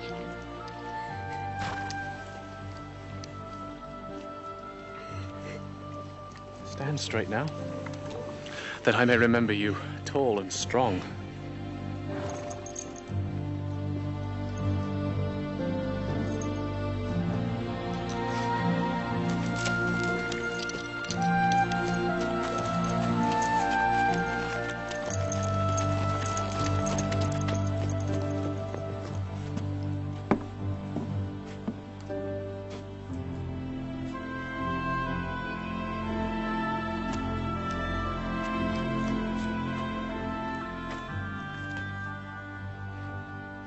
He doesn't belong here. And for that he has to die? I don't understand this place. Elizabeth, he's a man. He's making a choice. It's his to make. It's not yours, not mine. It's his. He is doing the only thing he sees to do. How can that be a choice?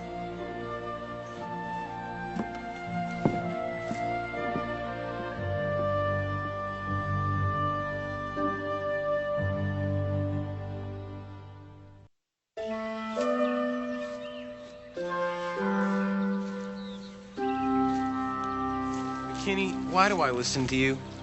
Because you don't want to see me get rich without you. You stole those from the Richards woman. Borrowed, Peavy. Borrowed. It's not like we're going to keep them. Here. Put this off that way. What are we doing with them? They're fixing to be found. By who? By us. Then we turn them in so we can get some more reward. We hiked all the way out here so we could take these out of the sack and put them on the ground, then pick them up and put them back in the sack and walk back to the fort? Why didn't we just stay in the dadgum fort? Because then we'd be lying and borrowing.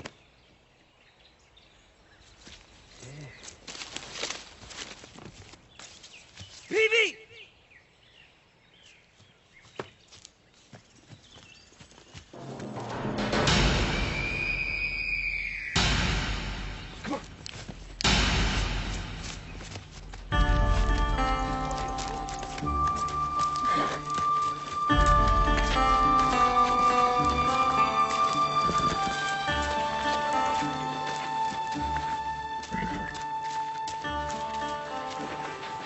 He was left for us to find. For what purpose?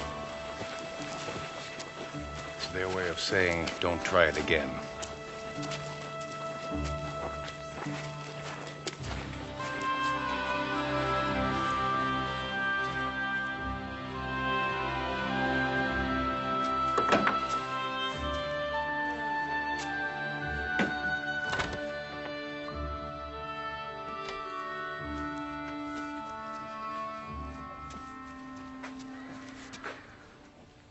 I feel like there's something I should say. But I don't know what that'd be. I don't know if you're thinking about Richards or the child or your husband. All three. This place isn't kind to people who don't belong. How do you stop caring? You pick who you do care for, very carefully. I don't know how not to care about a child, Hawkeye. Would you want this little girl? I would. But it would be wrong of me to make that decision without William. And also, a child deserves to feel safe. I don't feel safe. She will be all right, Elizabeth. Would Henry Richards agree with that? Or William? Is it just her misfortune that nobody's known her long enough to care?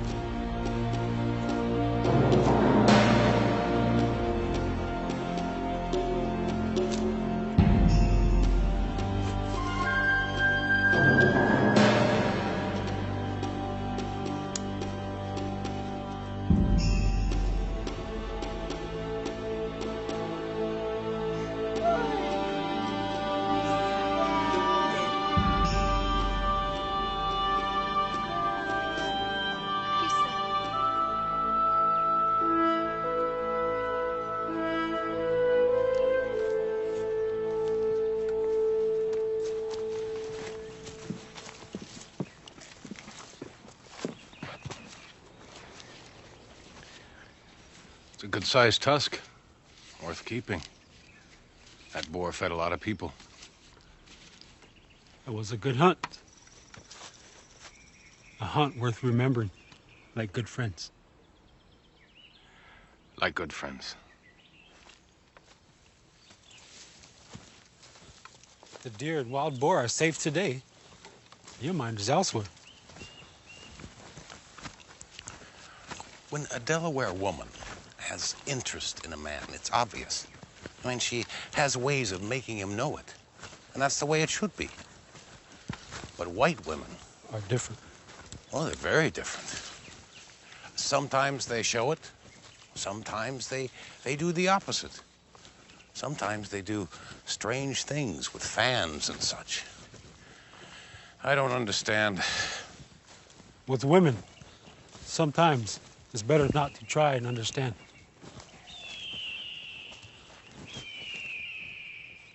Goshawks.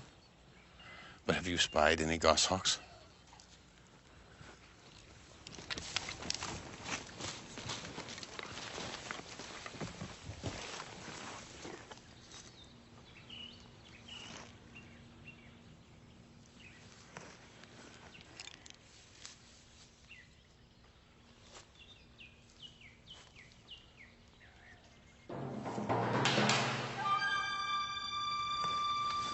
Five to two.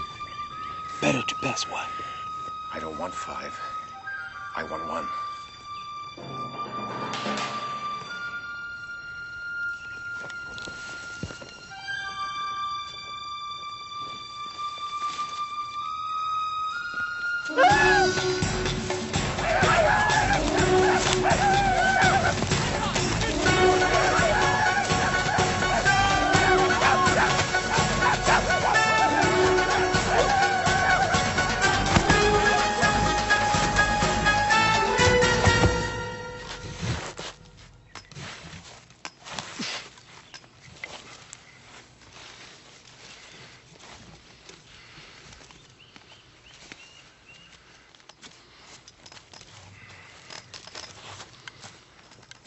I expected it would take you longer. There were only 4 of them. Give me your scalping knife. Now, where did you get this? I'm a dead white woman.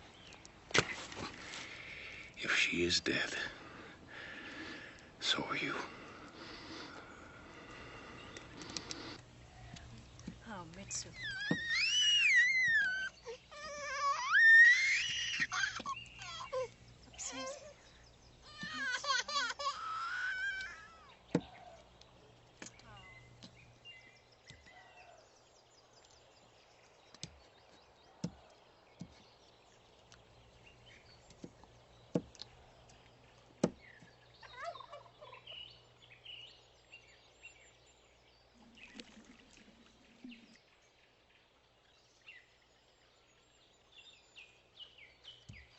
Turtle eggs! We found turtle eggs! What in the Miska, man?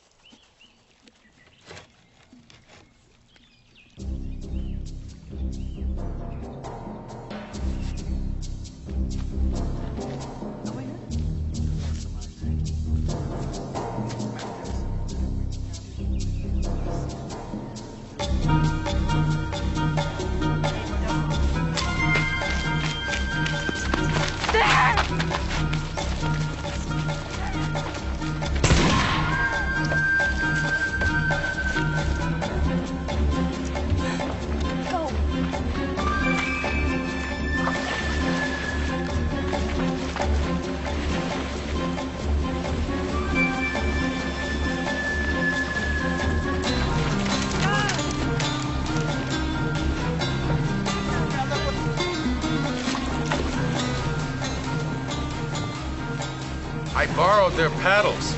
You mind using one?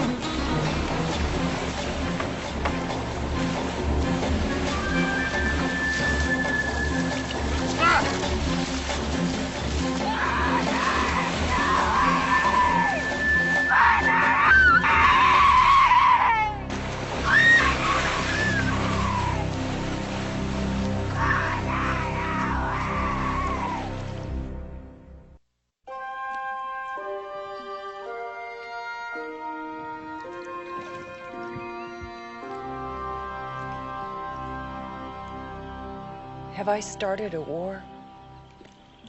Probably. You hurt? No. The warriors?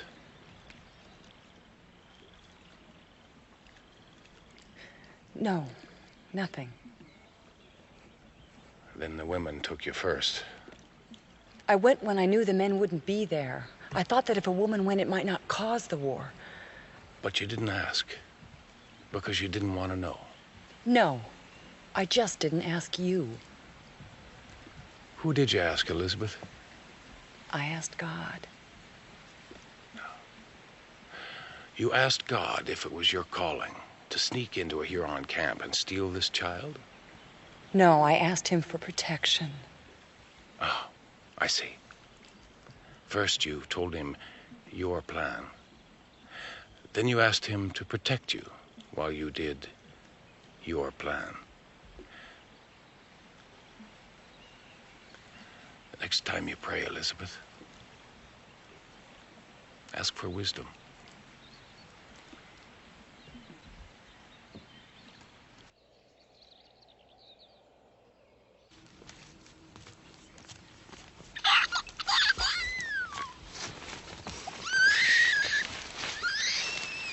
Do you have something for her to eat?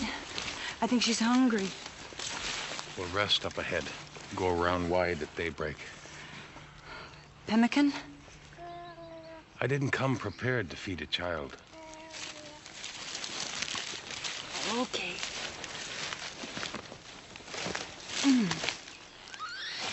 Just a minute, sweetie. I'm doing the best I can. Here we go. Come on. Yeah. That's it. That's it. That's it.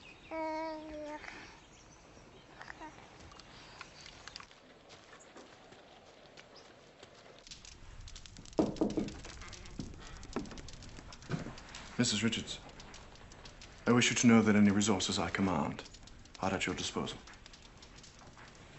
Thank you, Captain. It's kind of you to make the effort to be thoughtful at a time like this. My pleasure.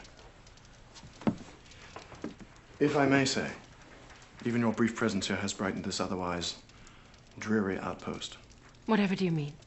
Only that women of taste and refinement are rare here. Oh, you flatter me. But for the moment, I should like to be alone, with thoughts of my husband.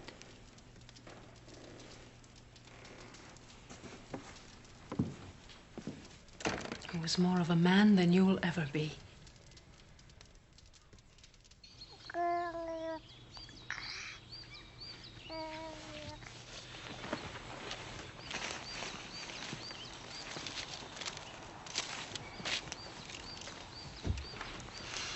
It's cold. Well, we can't build a fire. I know. When do you think they'll come? First, they'll gather many men. Then they'll come. I couldn't leave her. Will you be her mother? No. Beatrice will learn. That turkey bird. She'd rather have a new dress than a child to care for. Maybe someone else in her family will want her. Someone does want her, Elizabeth. The same someone that taught you how to chew her food. She's not a Huron. A Christian-born child should grow up learning Christian ways. Well, I reckon that's the difference between us. Because I figure a child should grow up loved and wanted. She should be raised to know the Word of God, so that when she dies, she'll go to heaven. your God must be smaller than mine. Because my God could find a child in a Huron village.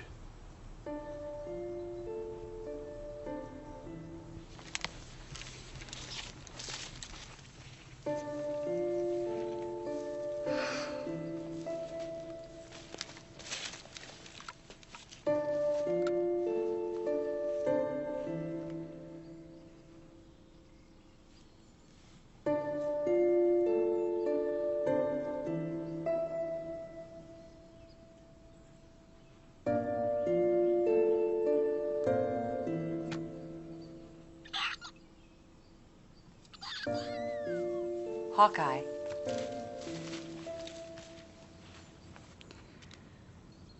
How is it that you don't read?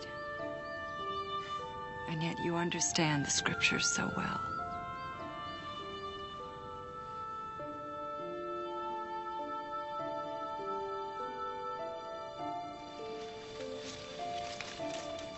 Where are you going?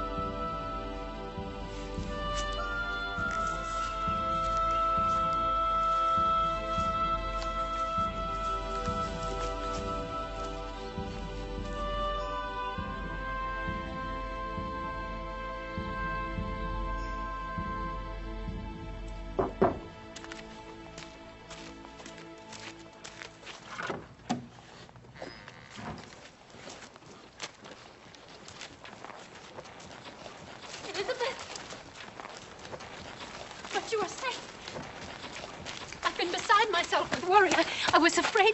I went for the baby. Did you find her? Yes, I did. What happened?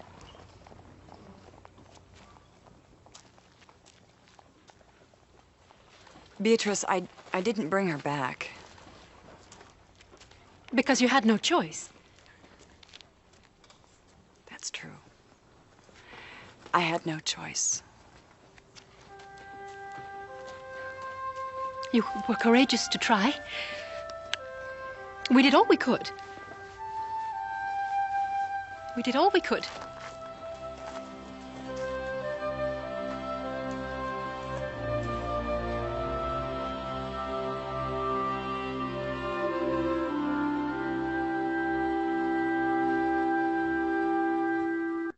Left, right, left, right, left, right, left. Will you see that this gets to Winchester Hill? Of course. Oh, how glad I am to be rid of this most awful place. Travel well, Beatrice.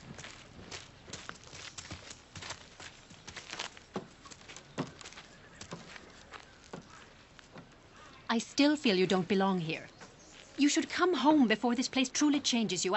I fear it will influence you beyond redemption. Not until I find my husband. Leave it to Captain Shields to find him. As his brother, he is surely as determined as you are. Well, I prefer to stay. All right. I shall give your love to your family. Lieutenant, farewell, Elizabeth. Safe journey, Beatrice.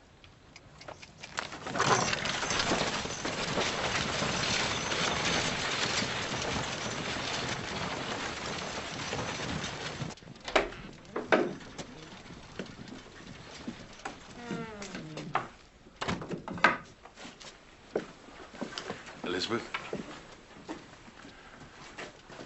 I believe I have something that belongs to you. Thank you.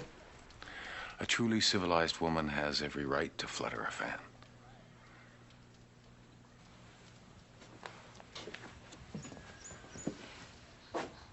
What does the name Squananhawe mean? Beloved. Beloved. That's nice.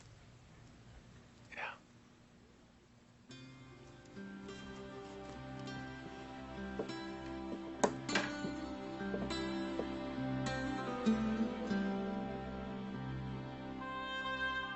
I told Hawkeye that I had no use for the fan, that something so delicate belongs at an afternoon tea, not out here. Of course, Beatrice said the same of me. And yet more and more I feel as if my being here does have some purpose. That, as Hawkeye said, there is some greater plan.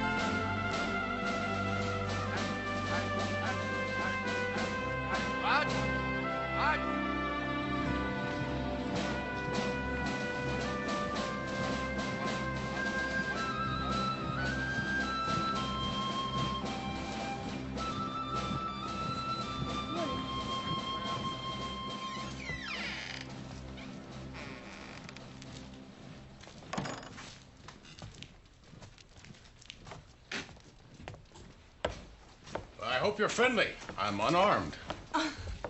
I just made a trade. A bushel of dried apples and 5 pounds of coffee. It's a good trade. Help you roll it up? Yes.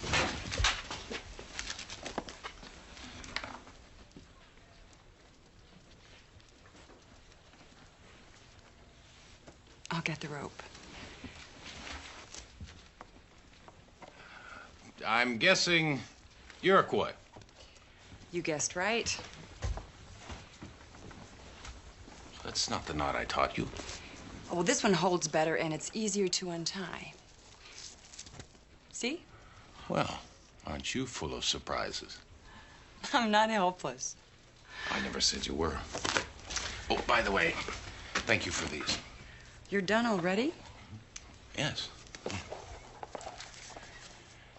The evil that men do lives after them. The good is oft interred with their bones. Well done. I have a good teacher. I will pay for this with the fish I catch. Fair enough.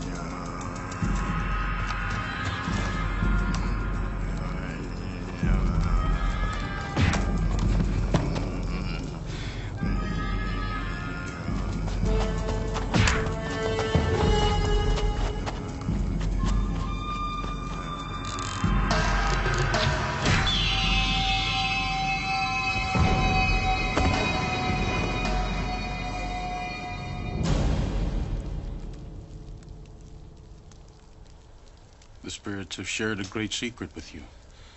What I saw makes no sense. Do not look with your eyes. Look through their eyes.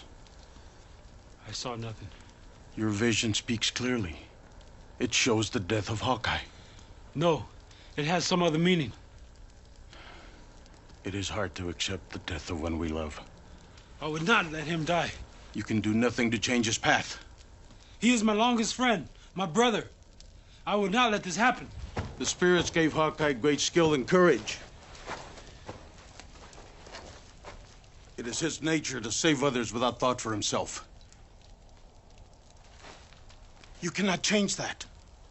This time, I will save him. You will not. The spirits forbid it. You were having bad feelings. You sought the vision to find out what they meant. What good is it to see if I can do nothing to help? A wise man does not try to change the destiny of another. He can only follow his own.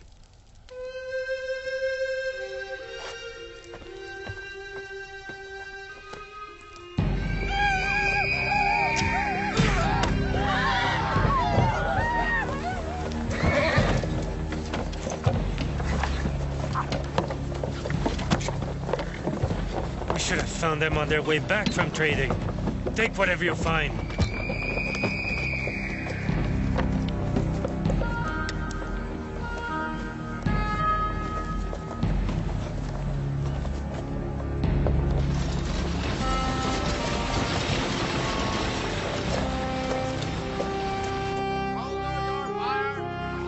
Heard tell about some Indians out near that big sheet they call Ontario. Captured a farmer. They wrapped him up in leaves and turned him over a slow fire. Roasted him for 3 days. What do you suppose they did then? You're not thinking. Indians don't eat, folks. They just like killing them real slow. Peavy, look at this. What? Only the smartest idea to come down the pike since rising bread. Listen, Joshua Fry's all-purpose, all-healing, miraculous elixir. Men's deafness, blindness. Even cures a thickened moronic for which previously there was never a remedy known to man. What's moronic? I don't know, but it sounds awful. Satisfaction guaranteed. Peavy, what an opportunity! What? We get a batch of this miraculous elixir. We sell it right here at the trading post. Sooner than you can skin a rabbit or filthy rich. I reckon there's only one problem.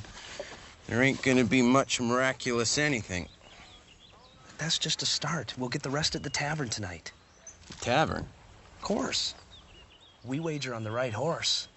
We're on the path to wealth and luxury.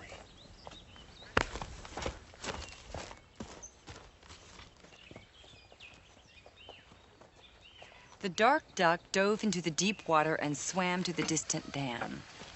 Can we all say D? D. Very good. Time to help prepare the meal. Shoo, shoo. How do they progress? Very well. I am impressed that you want them to learn to read English. The men are so stubborn. They do not see our lives are changing. Their pride cannot accept it. Children are our future. They must be ready. I prayed to the winds to carry my wish for a teacher. Thank you for hearing my prayer.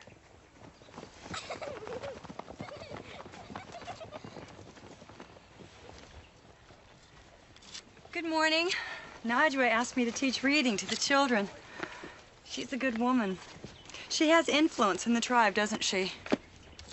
Yes. It's not like our culture, where the men make all the laws. I know she sits on the council. Does she have a vote?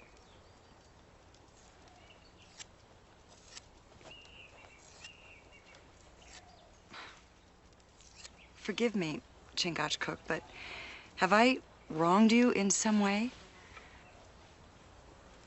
You have done nothing to me. Then why do you act as though I have?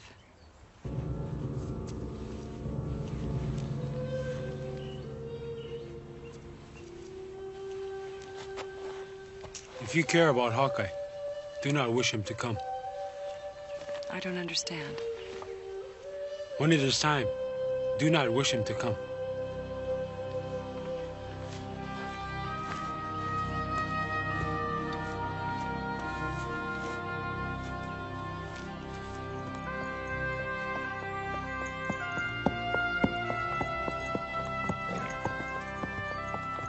Hawkeye, I thought you'd be fishing. That's where I'm headed right now. How'd the lessons go? Oh, fine. They just learn so easily. Like I said, they have a good teacher. Hawkeye, is everything all right with Chingachgook? In what way? With me.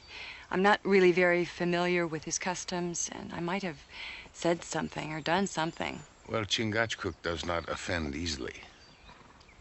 Do you think that he might be resentful of our friendship? Yeah, a person can have more than one friend. Yes, so they can. Well, I hope the fishing is good. It always is.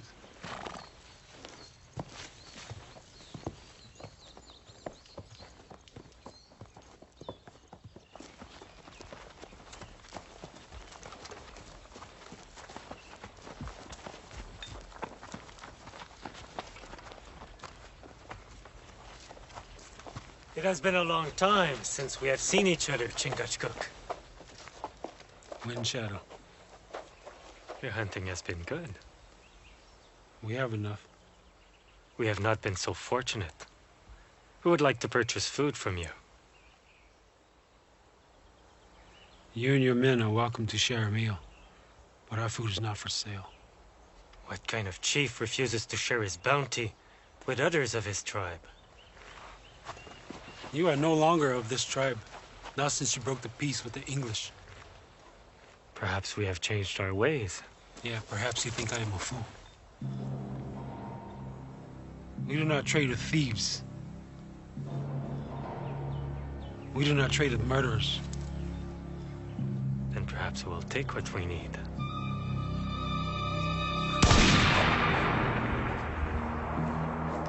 This should not be your fight, Hawkeye. Then leave before it is.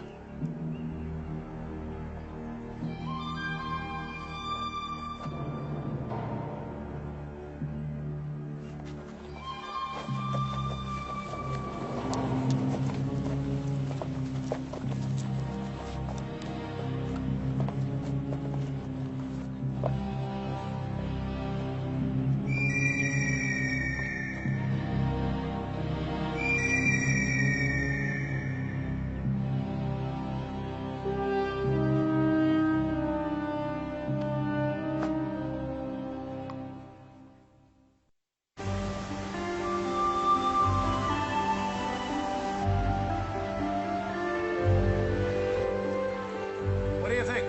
Is our dinner out there? It is. That doesn't mean we'll catch it. Did you bring the salt? No. How are we going to cure all the fish I'm going to catch? I'll stop by the fort on our way back to our camp. The beach is the better line to use to catch fish. We'll see about that, my friend.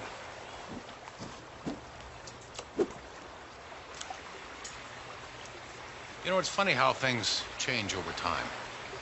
Take Elizabeth, for instance. Done quite well out here.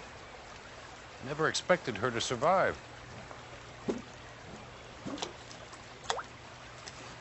Okay. If you save the life of someone close, cost the life of someone you know not as well, what would you do?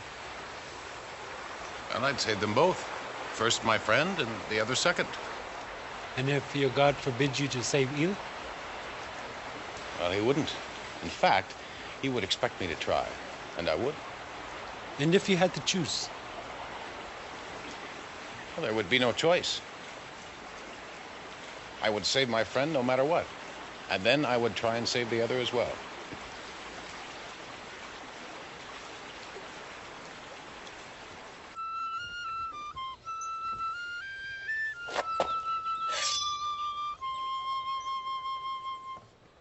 God save the king! God save him! Cheeses, raisins, spices, currants, rice, and corn, and 3 tubs of butter. Is that right, PV? I reckon so. 3 tubs. Counted them twice. Lemons, carrots, and turnips, all counted? Done. 10 dozen each. Apples, dried and green? Done. 4 bushels each. And the blankets? Done. Folded. 4 to a shelf. All right. You boys never have anything done in advance of me checking it. So either you're finally learning something, or you want something. Well, now that you mention it, Miss Shields, we're wondering about the possibility of a small advance against our wages. Considering we already pretty well earned them being so organized anyway.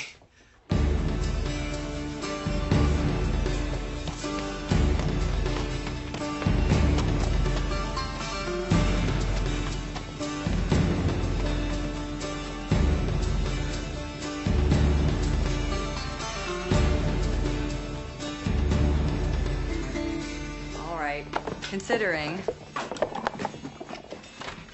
Miss Shields, it's time. Go to my quarters and get my rag bag. I'll need needle and thread, soap, and spirits. Mrs. Jackson's baby is on the way. Now go.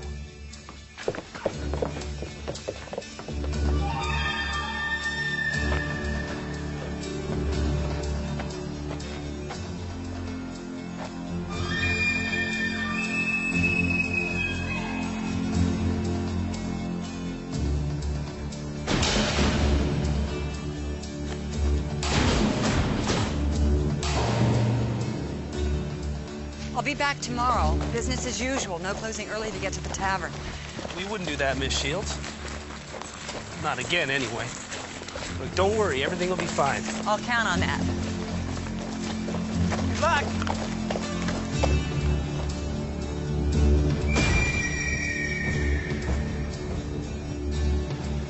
Are you excited about the baby? Yeah. You hoping for a brother or sister? Either one will be fine. Danny, everything will be all right. My Ma and I don't need you. I know what to do. I'm sure you do. But an extra pair of hands can't hurt. How much further? Just over this hill.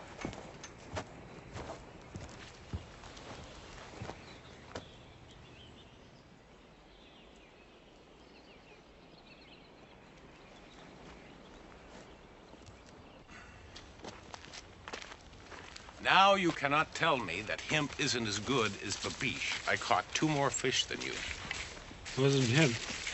It was your fish god. I don't have a fish god. I'm just a better fisherman.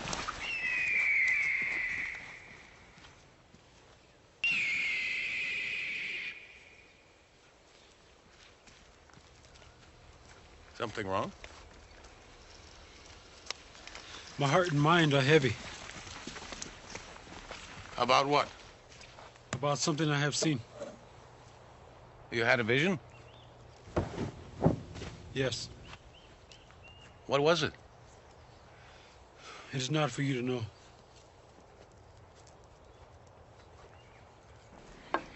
I know you're feeling uncomfortable, but try to get some rest. You're going to need your strength. Thank you so much for coming.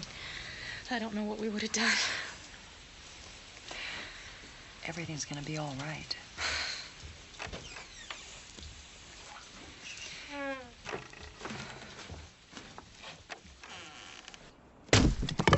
It must be hard with your father away. We're managing. I can't believe the British would take him away with your mother being so close. He went on his own will. Said the sooner the war's over, the sooner the Brits will head back home. He must be a very good soldier, your father. It ain't how he soldiers as much as what he soldiers with. Besides, it isn't like he left my mom alone. No, but once the baby's here, you'll all be safer back at the fort until he returns. We're fine. And I could have helped my mother all by myself.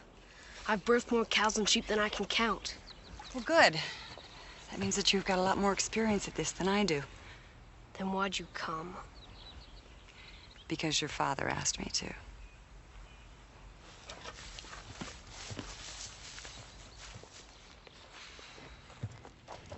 So, you want to talk about it? Talk about what? Why the vision's troubling you? You are the one person I cannot tell. Was it about me? Yes. Well, if you saw something that involves me, I should know.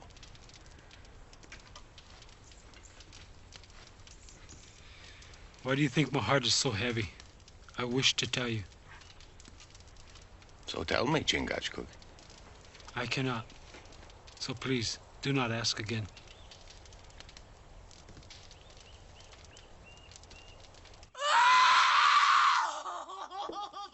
Breathe, Charlotte. Oh, the pain's starting again. That's good. It means the baby's on its way. Oh, it's coming.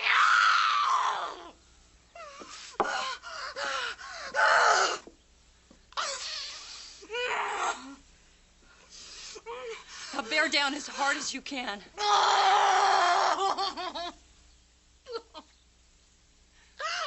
Think about how beautiful this baby's going to be.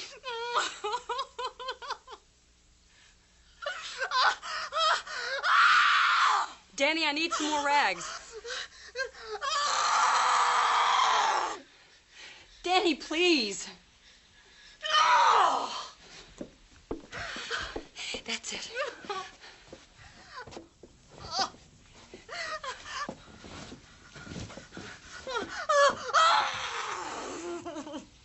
There we go. One last time. Push harder. Okay. Now bear down as hard as you can. I can see it. I can see the head. Now push. One last time. Push harder. Here it is.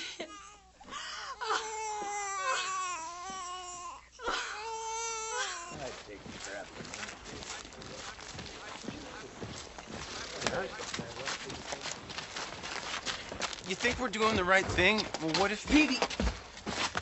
No turning back now. We're men of destiny. Come on.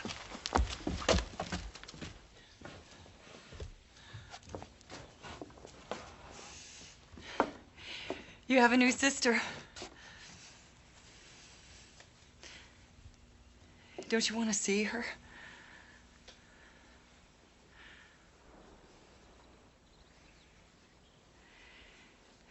Danny, I think I know why your father wanted me here.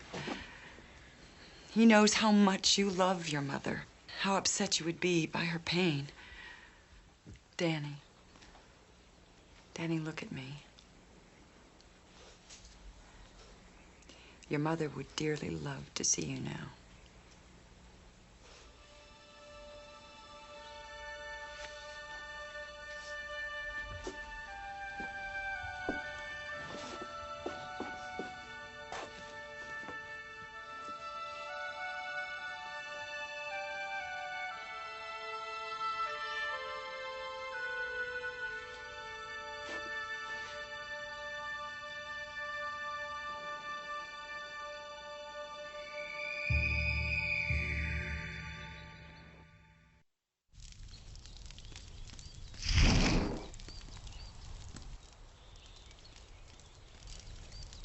I do not try to change my fate.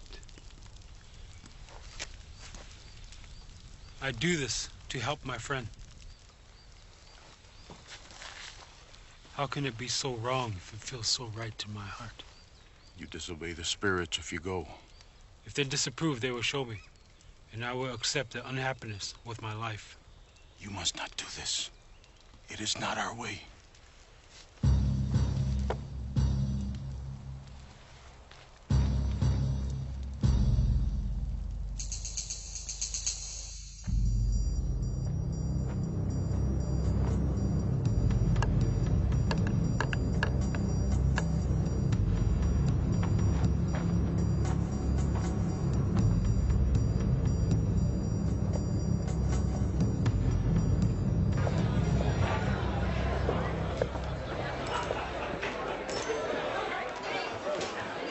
Time to get weak-kneed now, Peavy. Think about the future. All right, Sam. 3 glasses, 3 liquids.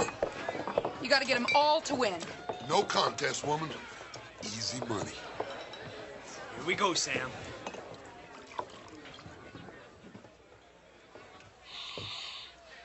Smells like gangrene.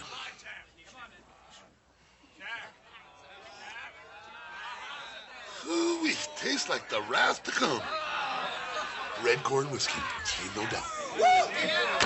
Sam! All right, here we go. Number 2. Another one for you, Sam. Ah, the bouquet of horse manure. Oh, it tastes the same. This is English rum.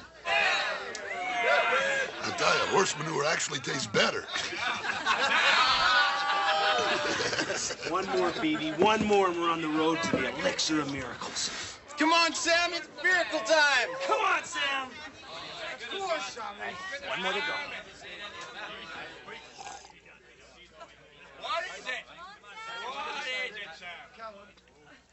Now listen. Come on, Sam. What is it? Drink up and answer, or pay the piper, Sam.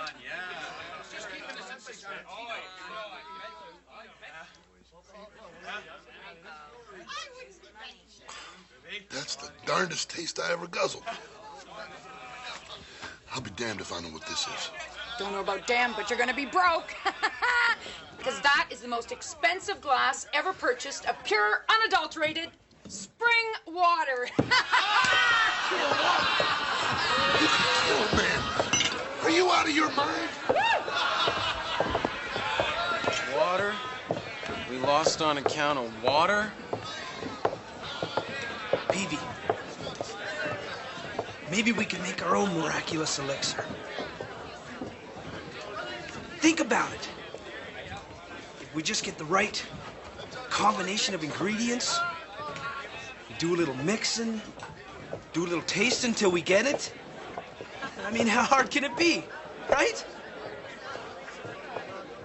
Phoebe?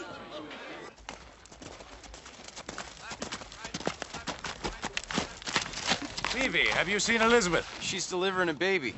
Where? The Jacksons over by Bear Creek. Thank you.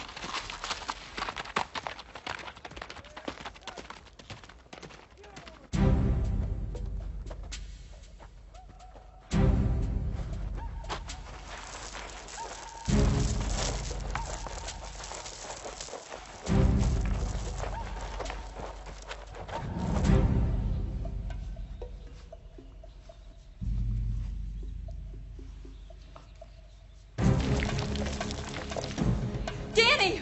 Hostiles!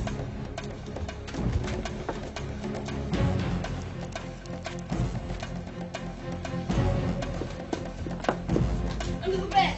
I'm staying here. I can shoot. No, the weapons are under the bed.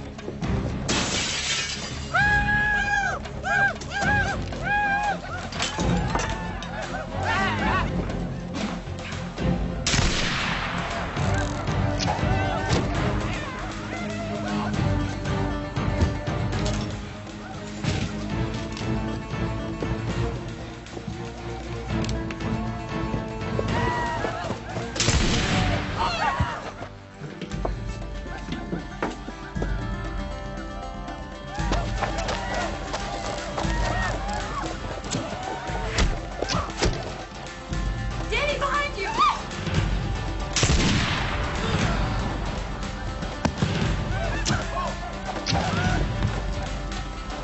What's that? 10 penny nails filled with gunpowder. My daddy made them, just like he made for the Brits. Danny! I've never thrown one. I mean, at real people.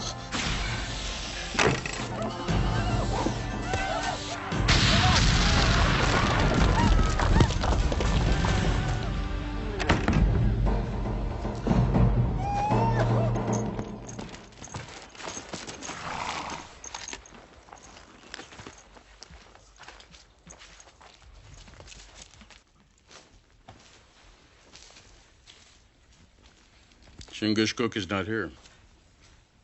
I know. I want you to tell me what the vision said.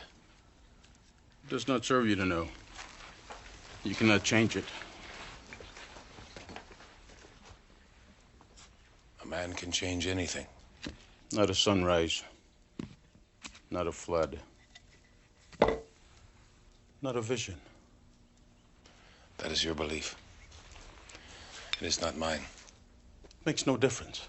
But it does. If I know the vision, I can pursue it according to my belief. And that is a course that I'm entitled to. Chingachgook saw you try to save Elizabeth from enemy warriors. I did not save her? No. An enemy arrow finds your back and brings you death. Where did he go? To take the arrow for you. Where? Find Elizabeth, and you will find Chingachgook.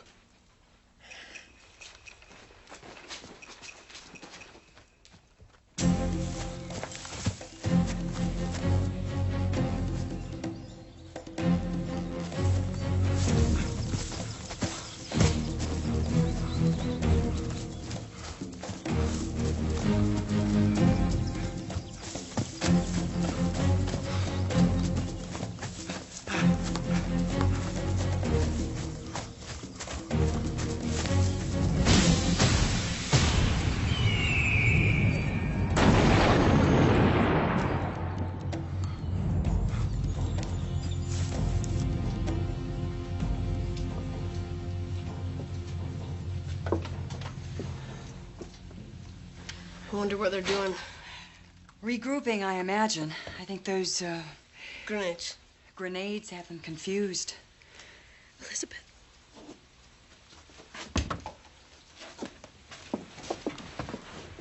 How are you feeling? I'm afraid. I don't want them to get my babies. We're holding them off. For how much longer? If I use the rest of those grenades, you can take the children, go out the back, and head for the fort. We stand a much better chance if we stay together. Here they come again.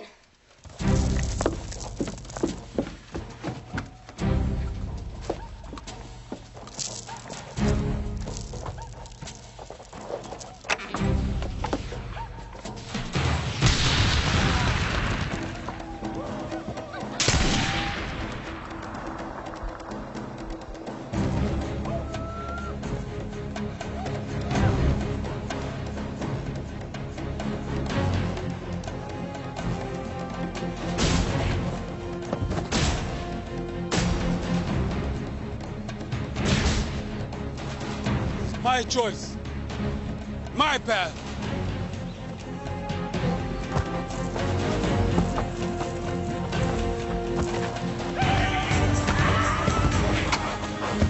Chingachgook! What is that? A friend.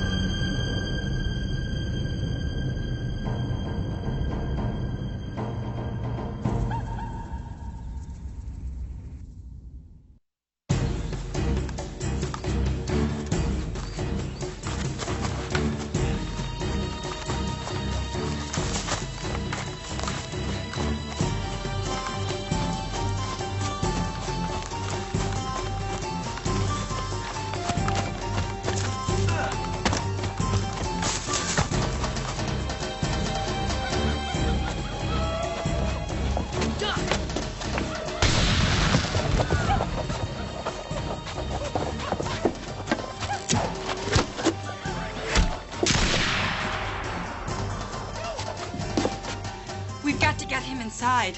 We can't. Not till they stop firing those arrows.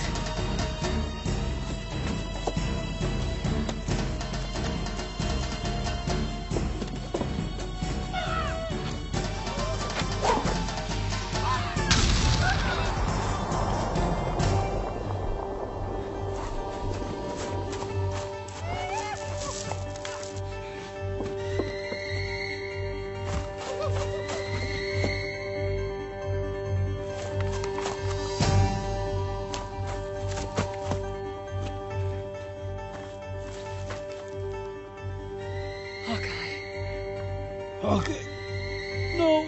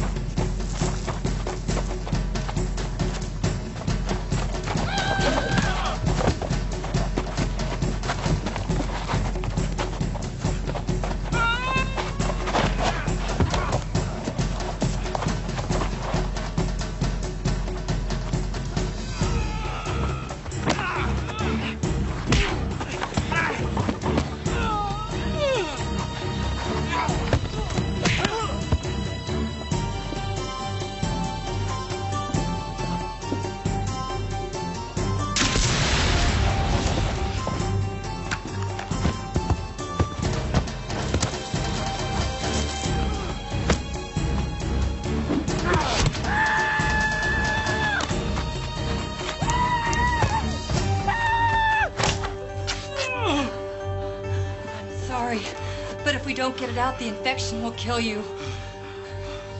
Danny, give me the knife.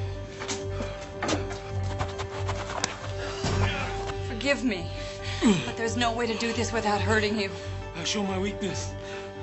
It is I who am sorry.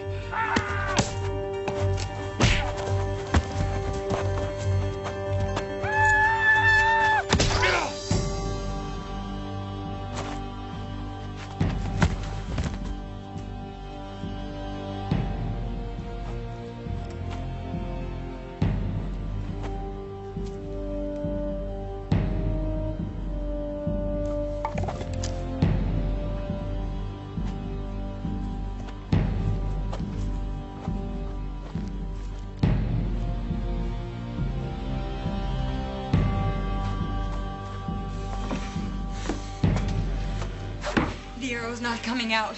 Then we'll have to push it through. But it's near a lung. It's the only way. You should have not come. Don't talk. Eat the knife. You shouldn't have come without me.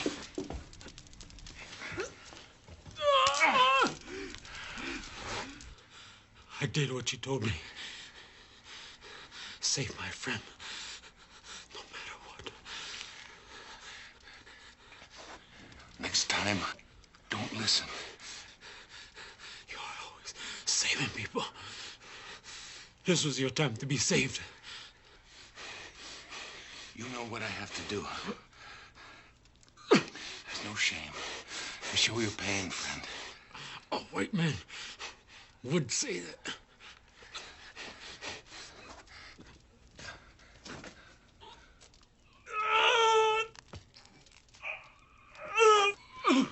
Knife.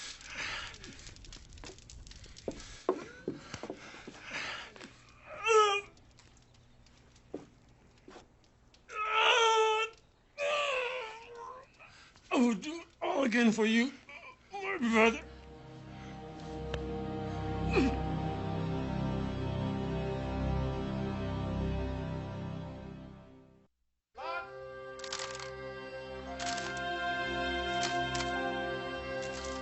Sometime later, I learned what had happened between Hawkeye and Chingachgook.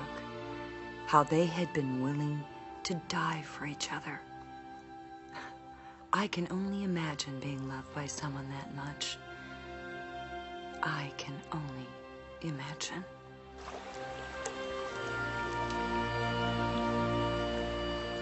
So you think our dinner is out there? It is. But that doesn't mean we'll catch it. The gods like you. They will lead a fish to your line. You have an interesting way of looking at life, my friend. But my views are different. I believe that man creates his own destiny by the choices he makes. So you are what you are by what you have chosen before? Something like that. And you are who you are because the gods made it so. Something like that. So the little fish that chooses to be your dinner, that is his destiny? Either that or the fish gods will guide him to my line.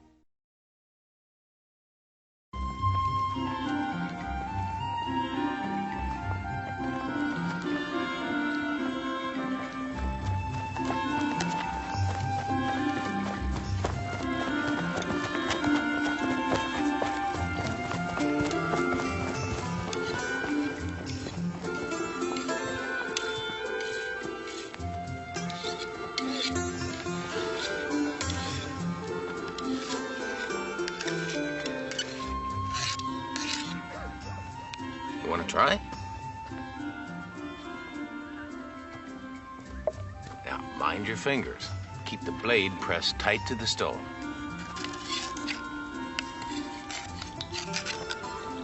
That's it. Very good. Let's just see how sharp a job we did, hmm? Here. You take this. Stand up. I want you to throw it straight up. Good distance.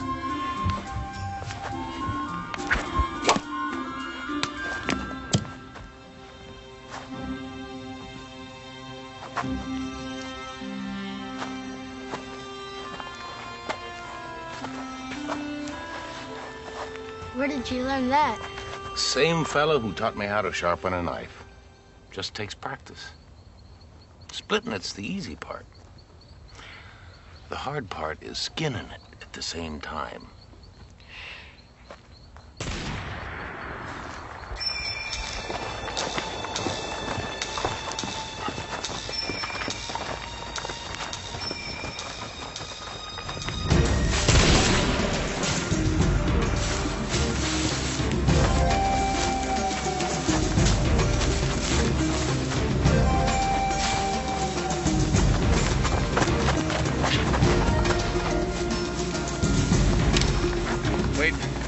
Long feather.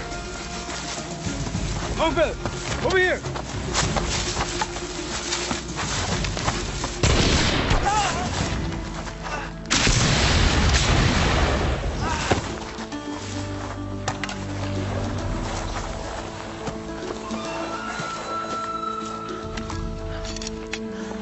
Who are they? French or Huron? I didn't see. It was like a ghost, a spirit that comes from nowhere. Young Wolf was with you? Where is he?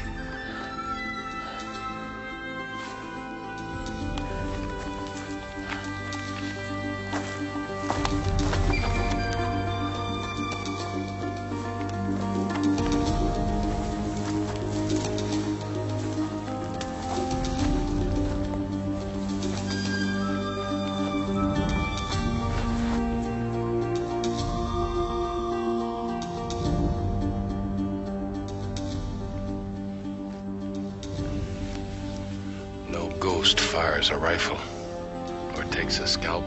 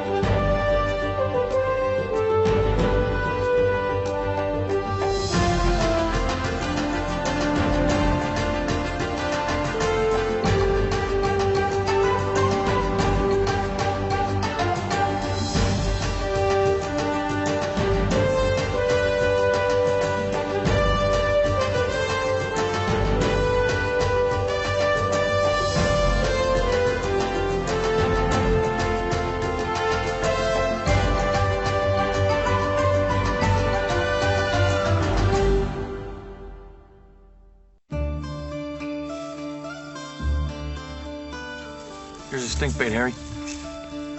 And foxes love it. Most important part of any trap's the bait, Red.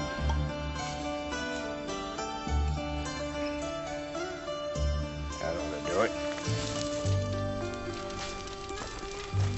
You still gonna go to the fort, Harry? Yes. All he needs is salt and coffee, Red. Candy. Some more maple sugar candy be good. All right. Well, you keep a sharp weather eye out, Red. I should be back before the next sundown.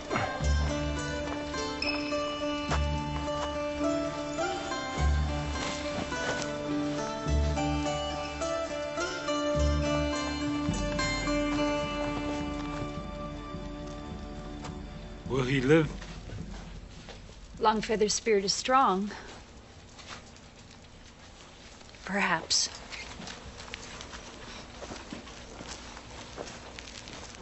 Let us know if he finds his speech.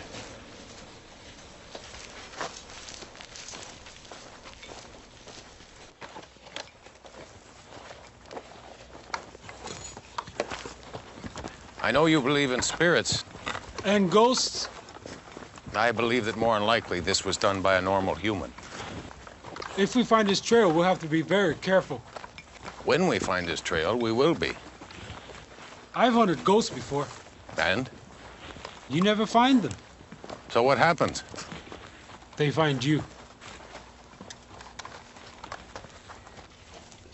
They whistle.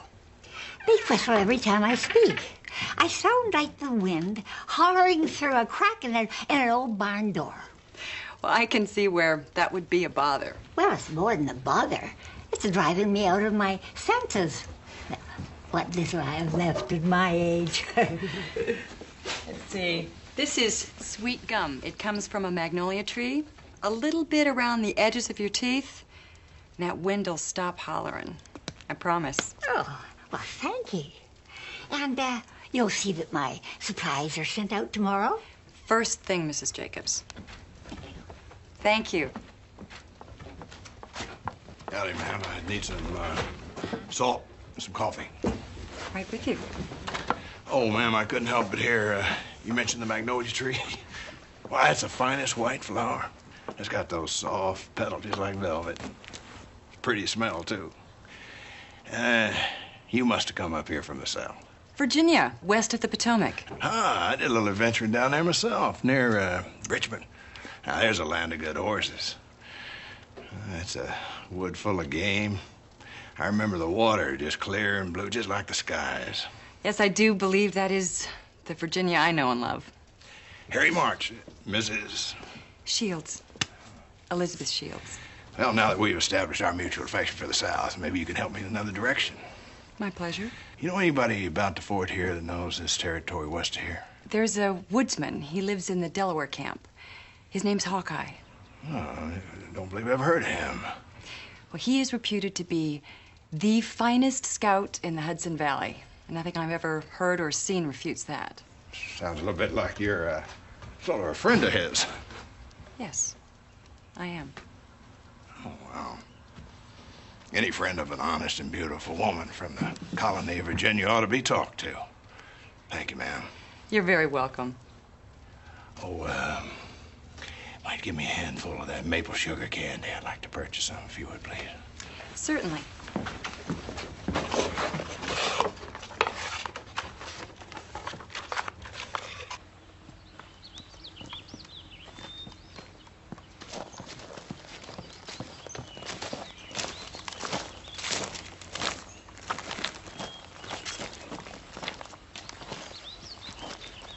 Well, maybe you were right.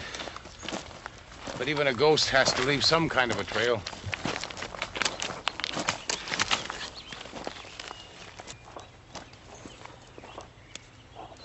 I don't think you can do that again.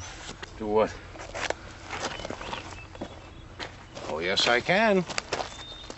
You are lucky. Luck is like the wind. It's here, then it's gone. Luck has nothing to do with it. It's more like skill and a practiced eye. More like luck. All right. Since you're one that has to have proof, I'll prove it. Now, throw it straight up in the air. Good distance.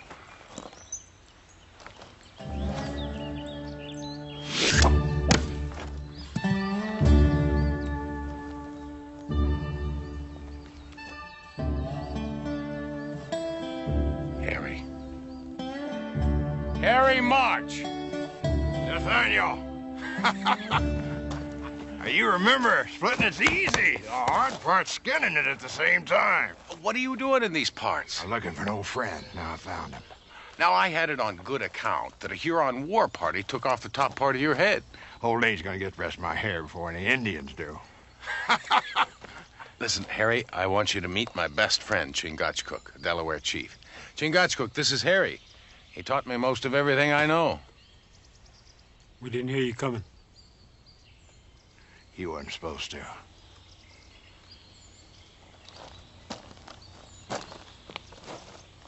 Well, you boys off somewhere? Scalpers shot 2 Delaware Braves this morning.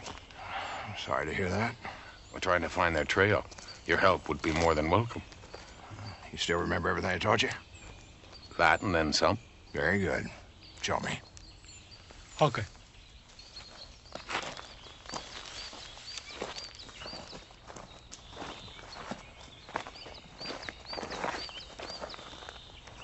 Fox snare. They use stink bait.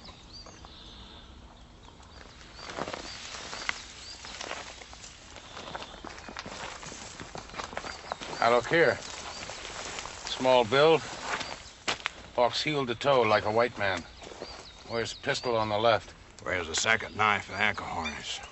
Right foot drag.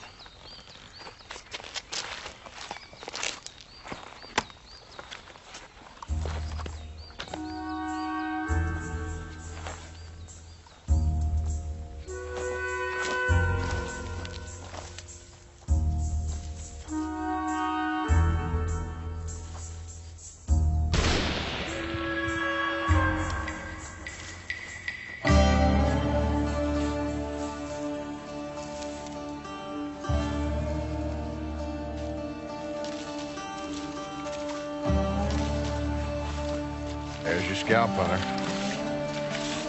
Don't look like much. Who's to say what a killer looks like? Yeah.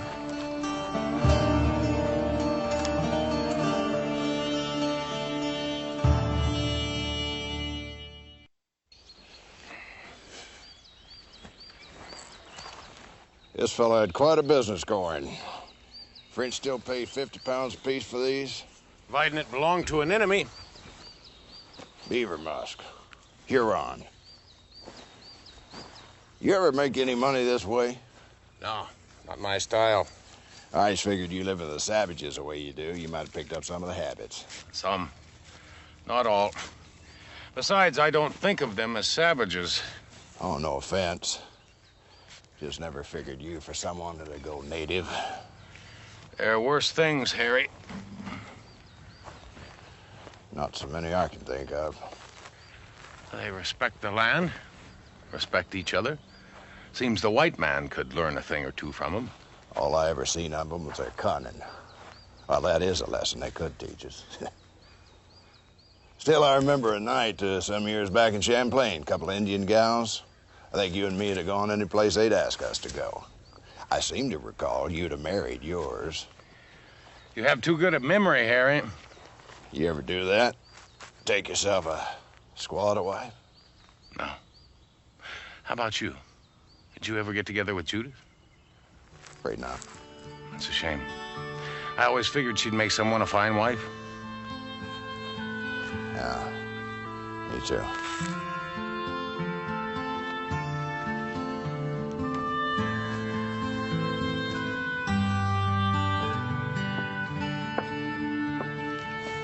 Let's see, 2 Campbells.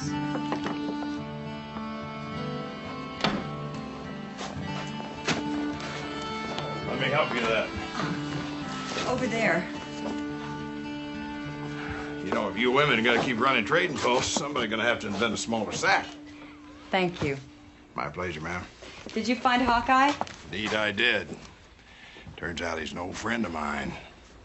Of course, when I knew him, he was still Natty Bumppo. And how long ago was that?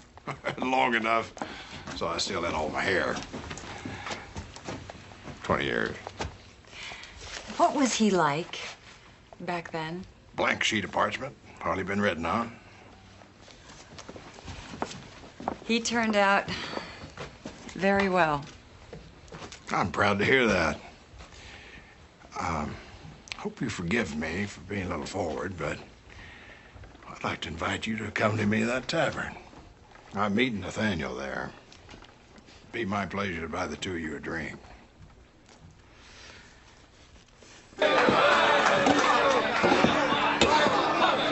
Man, put some effort into it. He won't be beating you this time. Come on, you got more than that.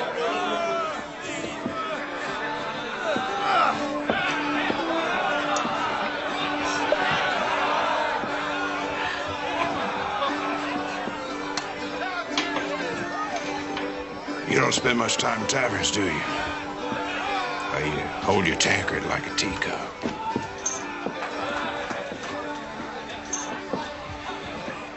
One more cider? Oh, not for me. I'm fine, thank you.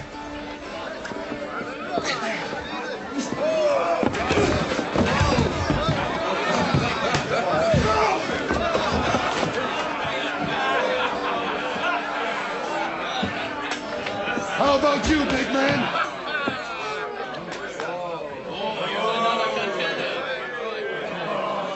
3 shillings on the big guy. Come on, How do you play this game?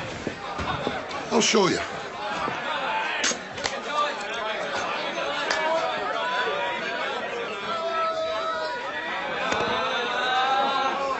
you think he stands a chance? Only one man I know can do it. Ready? I expect I am. Go!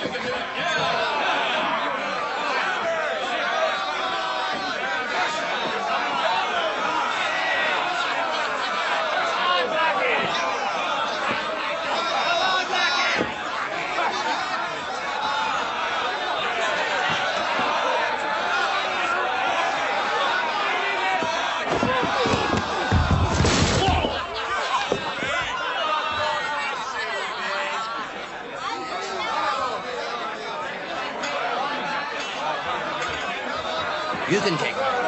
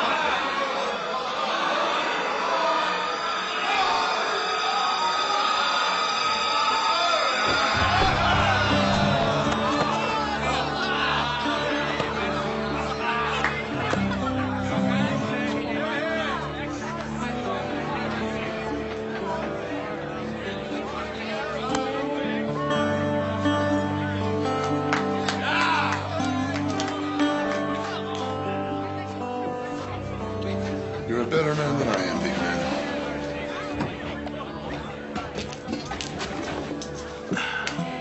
And here I thought the one man who could beat him was you. Well, sometimes winning isn't the most important thing.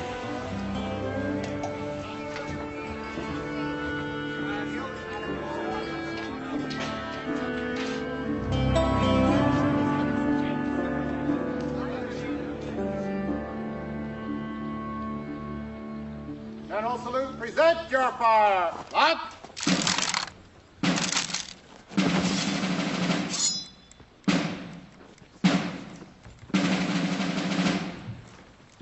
There you go. Got anything else, ma'am? Just the flour. I'll get it.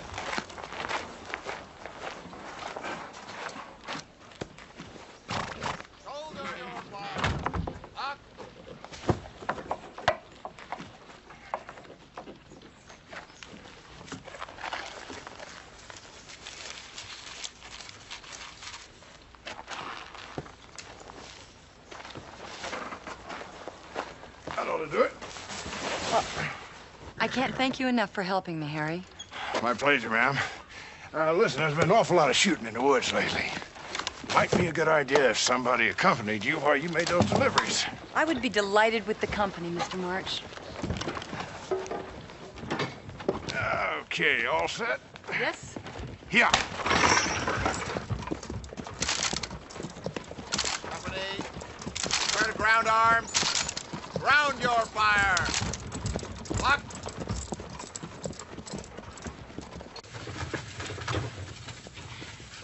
How is it that you have never been caught by a woman? How do you know I have been? Woman knows these things. There was a woman once. What was her name? Judith. Judith. Did she marry someone else? No, she died. I'm sorry. So was I.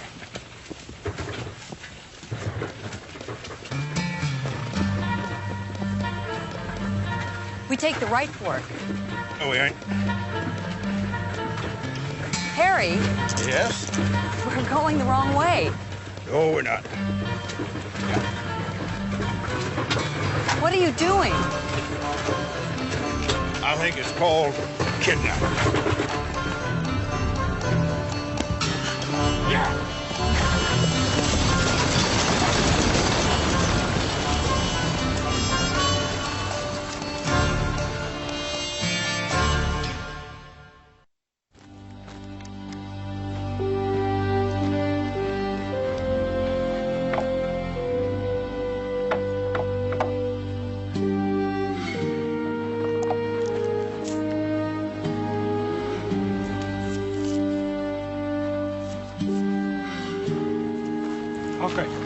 get some powder? He got drunk. Longfeather has regained his speech.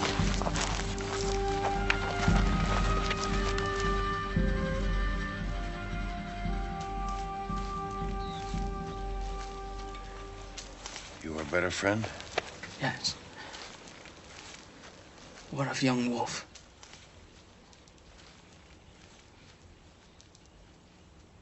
You saw no one? No, I told you it was like a ghost. What about the rifle shots? I saw one flash. Did it come from close to the ground? As if it were fired by a small man?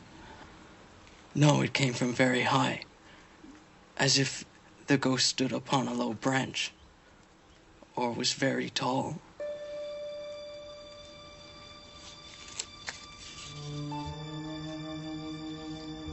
It's Harry. They're at the Jacobs place. We'll take the Ticonderoga Trail.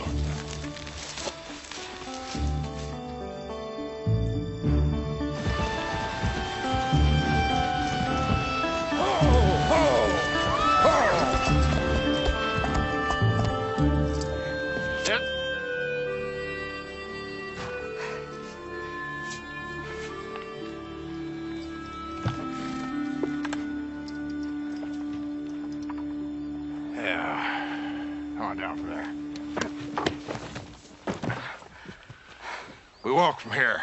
Why are you doing this? You'll know soon enough, Missy. Now, come on.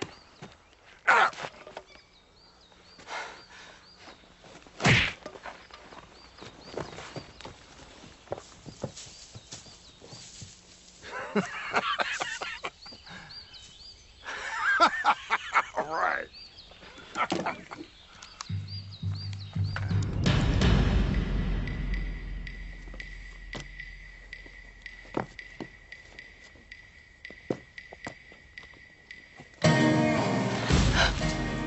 I didn't have use for you.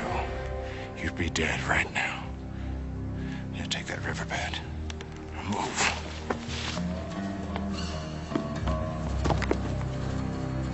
Okay. Get up. Come on.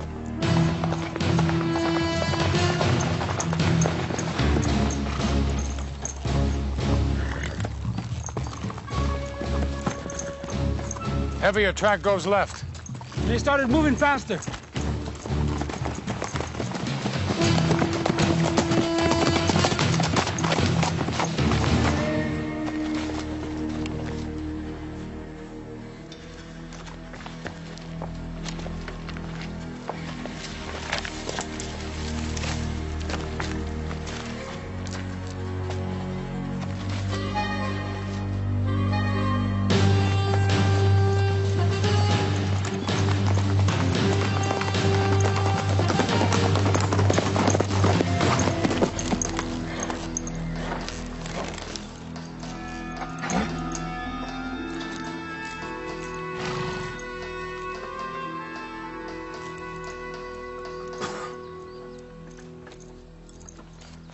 They struggled here.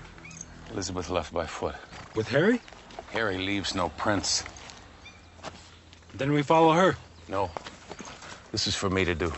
Big Pine takes the Shields woman for bait. He wants you to follow. Why do you do what he wishes? Something's happened. He's not the same man who taught me the forest, the rivers. None of that matters. He has a plan. You have none. I want to make things even. I want to go alone. He moves as well as you, perhaps even better. Perhaps. You were without knowledge when he found you. Now he has you acting the same foolish way. Look, I do not expect you to understand. Understand what? That you risk your life needlessly? You are right. This is something I do not understand. If I do not go alone, it has no meaning. And if you die, it has no meaning. Then let it have no meaning. But I will go alone.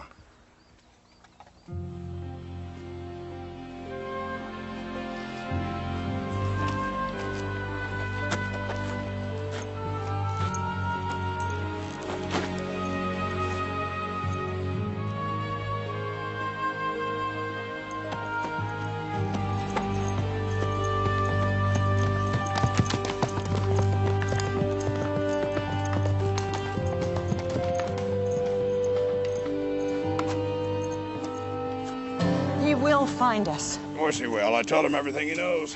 Thing is, I didn't teach him everything I know. Which was what? All right.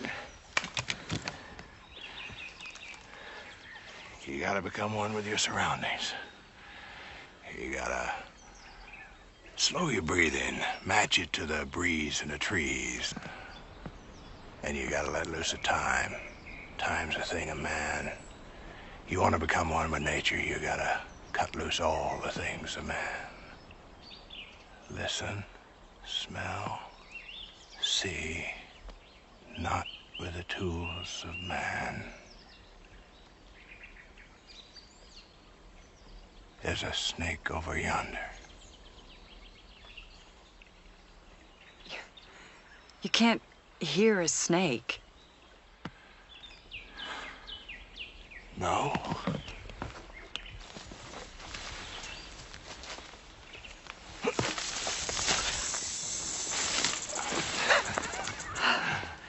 I guess you can't hear a snake, can you? But how? Not the sound the snake makes. It's what the presence of this snake does to all them other critters around it. Ah, yeah. Bird scolding. Squirrel warning the young. And frogs. Afraid they're gonna be the snake's supper. Yeah, it's like following a clear trail right to the source of the ruckus.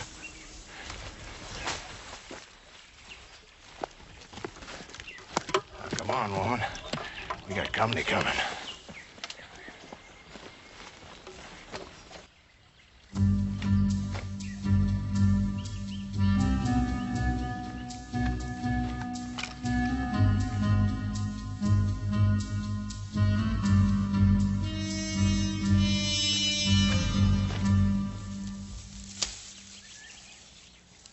Go ahead, ask. All right. I'm asking. He stole something from me. Hawkeye doesn't steal. You don't know him at all. I know him longer than anyone. All those years ago, I saw smoke coming up from the trees. I went to investigate. There he was, scrawny 13-year-old, digging graves for his parents. First thing I taught him is you dig one, not two. Lovers might wish to spend eternity as close as possible. I would expect a man like you would not know anything about lovers. A lot more than you could even imagine, Missy. The woman, Judith, what was she to Hawkeye? She loved him. And you were jealous. No. Would have made her happy, would have made me happy. He spurned her. He did not return her love. Maybe he was not able to. No matter. He left.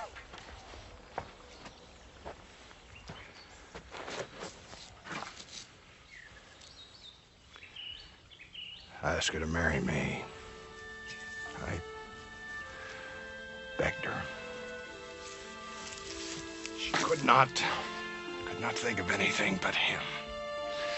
For 15 years, she could not think of anything but him. And finally, she just wasted away. A broken heart is a slow way to die. Now it's time to even things out. He's gonna follow that little trail of pebbles you've been leaving. Yeah. He's gonna circle this clearing, look for the perfect way in. And that's when he's gonna push this branch back.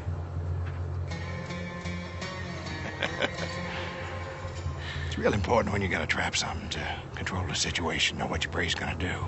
Every move it's gonna make. And to have the right bait.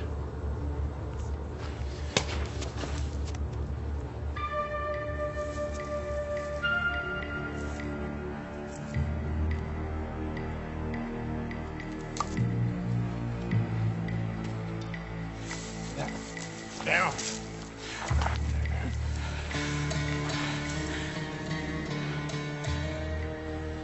You just watch, Missy.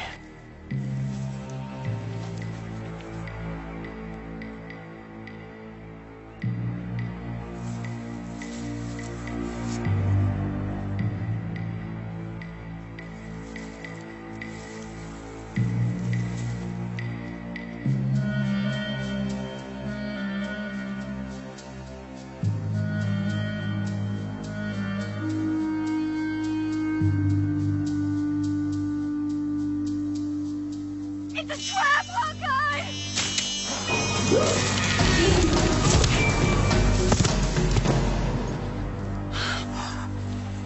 Thanks for your help. I was counting on it.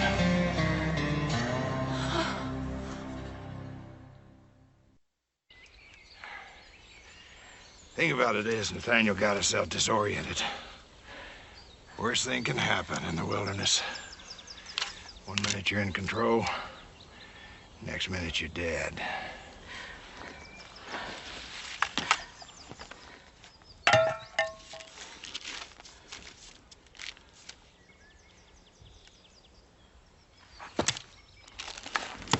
Listen here.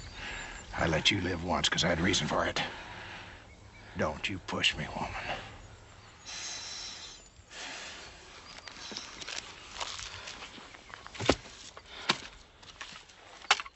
Now, come on.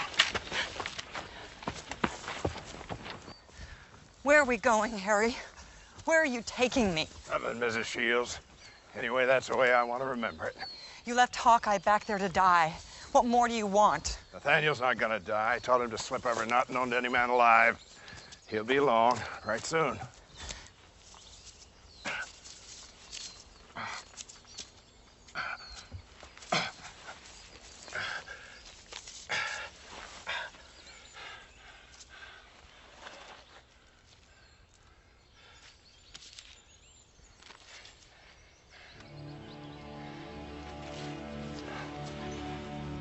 The Glimmer Glass. That's what Judith called this lake from the time she was a little girl. You ever see any place more beautiful, more magical? She lived here, didn't she? Oh, she was the most handsome gal in this whole Hudson Valley. At least she was, till he shamed her. You ever love anybody that didn't love you?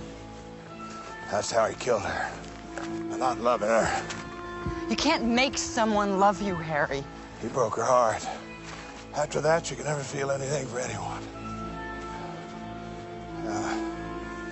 I laid her here when she passed.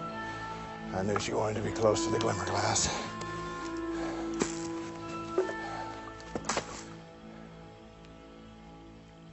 I just want you looking when Nathaniel dies. I want you to know how it feels.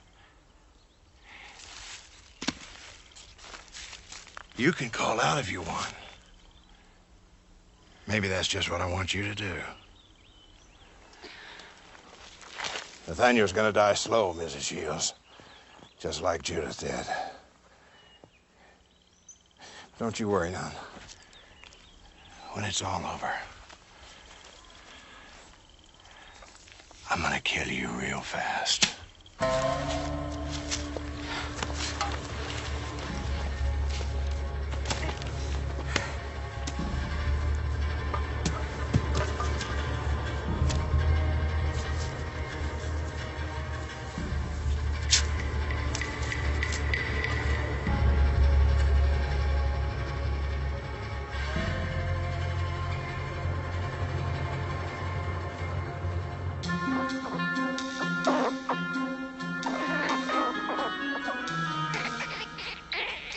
Easy, little fella.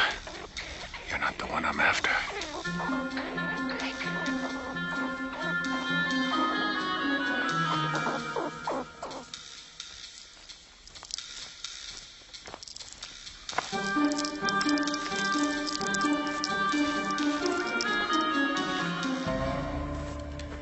He should be here soon.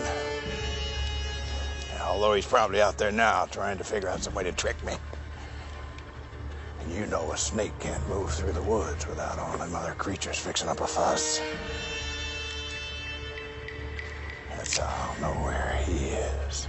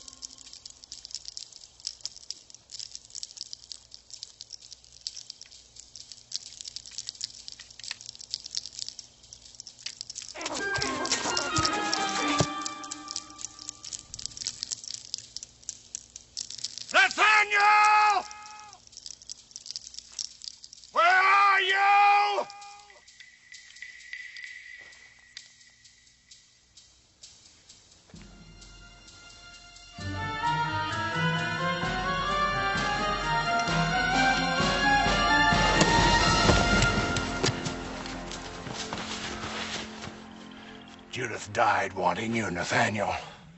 I never sought her affections, Harry. Never. She chose you. Not because of anything I did. I'd remember that.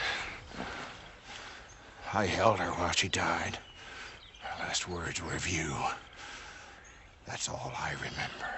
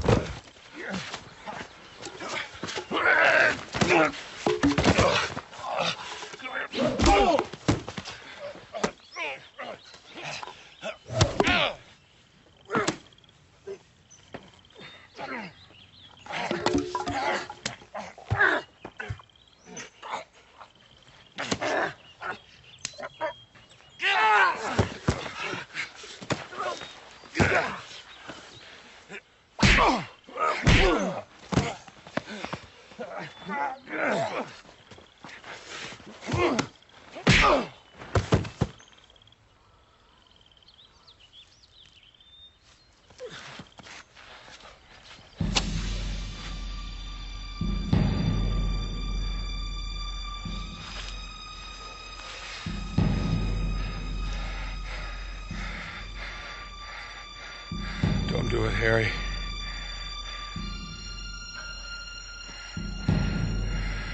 Don't cling to the past. Let it go.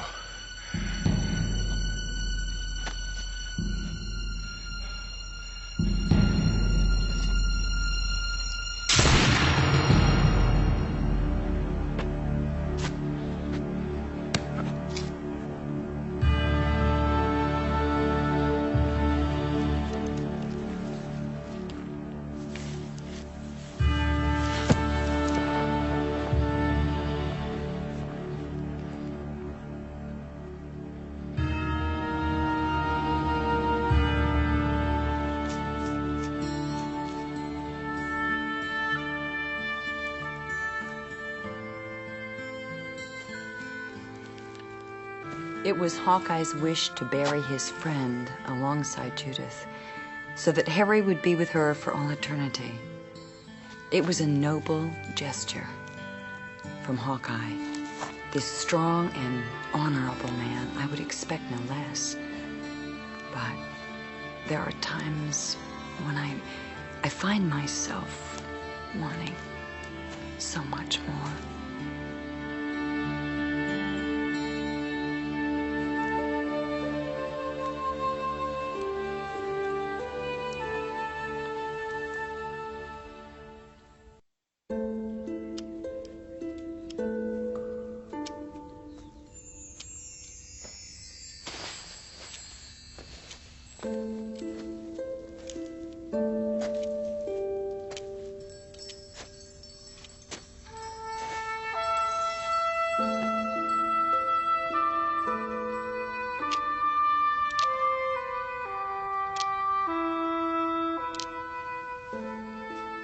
You still angry?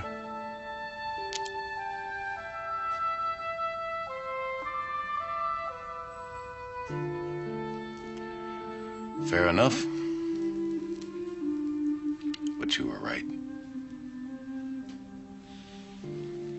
He wasn't the man I remembered. The man I remembered was a good man. That's the way I choose to remember Harry. So he was a ghost? This man who came here? A ghost from the past.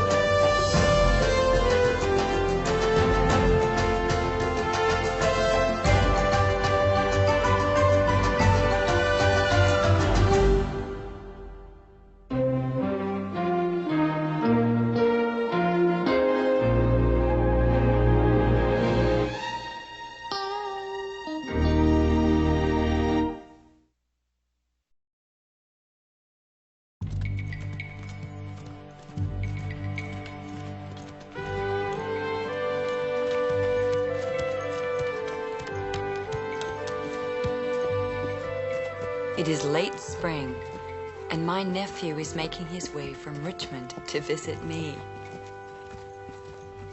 He has always been my favorite, the son I have always wished for. But anxious as I am to see him, I fear for his safety, for there are persistent rumors of an attack by the French.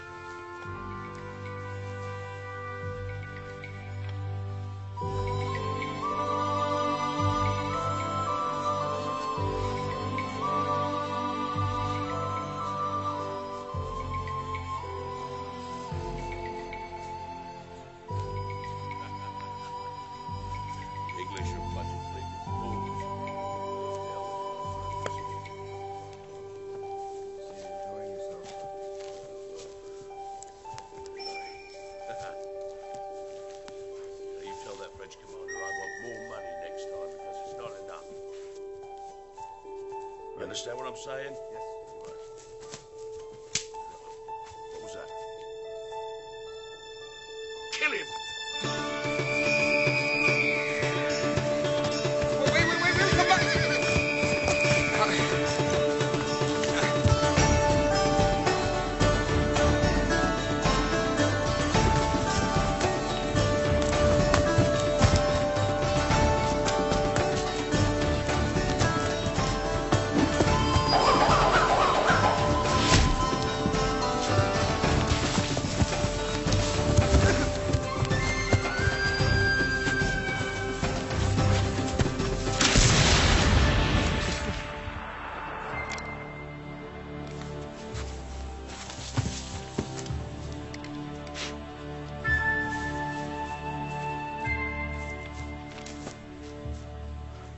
I'm deeply in your debt, gentlemen.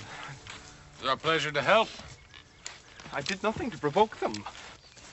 It's your red waistcoat. They thought you were a British soldier. Shall we find your horse?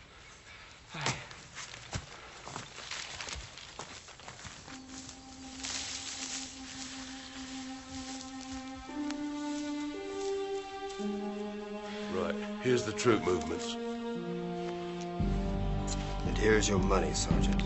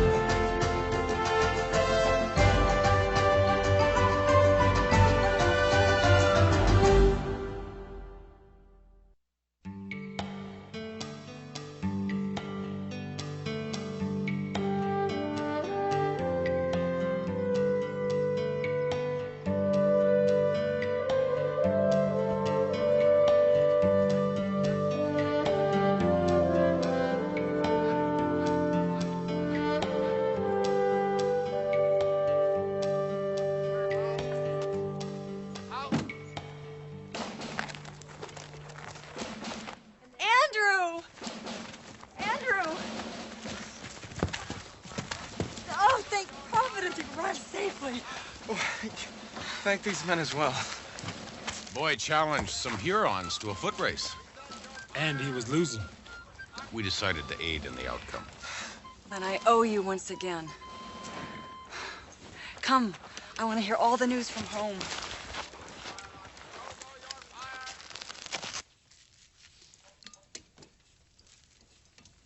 And in the fall, Sally Whitfield is to marry Prescott Turner. How can that be? She's just a slip of a thing, and Prescott must weigh, what, 300 pounds? Well, I'm afraid they've become much more a matched set since you last saw them. No. Mother will tell you all about it when she comes in the fall. Yes, when you go off to Harvard. Yes. I bought you a present. Oh, there was no need. Well, why don't you open it?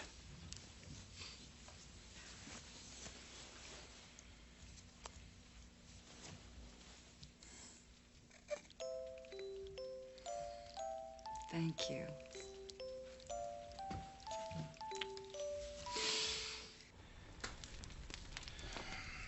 So, you doubt the two Hurons were an advance party? We do, Colonel. You seem awfully sure of that, Scout. We are. Care to explain why? No. Anything else, Colonel? No, I think that's quite sufficient. Thank you, Scout. Sergeant Porter? Yes, sir. The southeast bastion needs reinforcement. A few new logs should help shore it up. That will be your responsibility, Sergeant. Yes, sir. Tell me something, Chingachgook. Why would two Hurons chase a young colt like Andrew through the woods? Your word, the Red Waistcoat. But there could have been a whole brigade of British right behind him. Would you do something that foolish? Hurons are not as smart as Delawares. True, but they're not stupid either. Hawkeye, is there going to be a battle? So the gossip says. That's very exciting. We don't have battles in Virginia. Listen, when you came upon the Hurons, what were they doing? Talking to someone. Another Huron? No, a white man. A blue coat? A French soldier? No coat at all that I could see. Could you describe him? No, but I could draw him for you.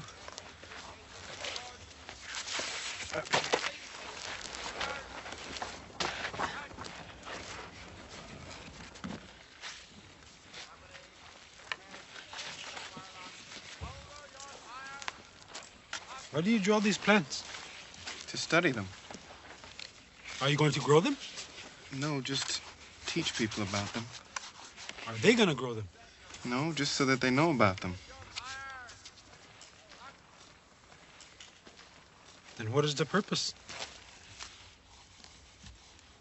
I've been asking myself that same question a great deal of late.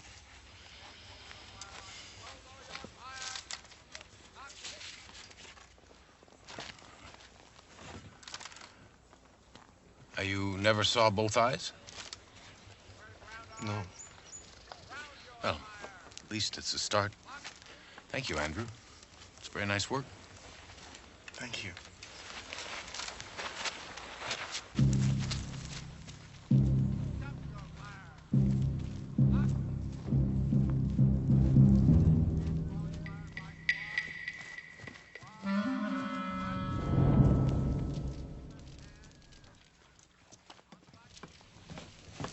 Are you boys finished putting away those blankets and pickle barrels? Yes, ma'am. Good. We thought we'd get to know your nephew, sort of show him around a little. Well, that is very thoughtful of you. I think Andrew would enjoy spending time with young men his own age. Thank you.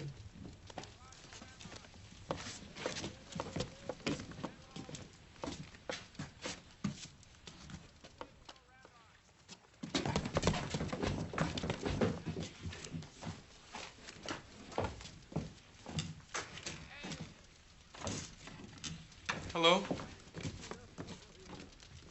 I'm McKinney. This here's Peavy. We work for your aunt. Delighted to meet you. What are you doing? The game's called poker. You know it? No. Be our pleasure to show you how it's played. We throw in a few coins just to keep it interesting.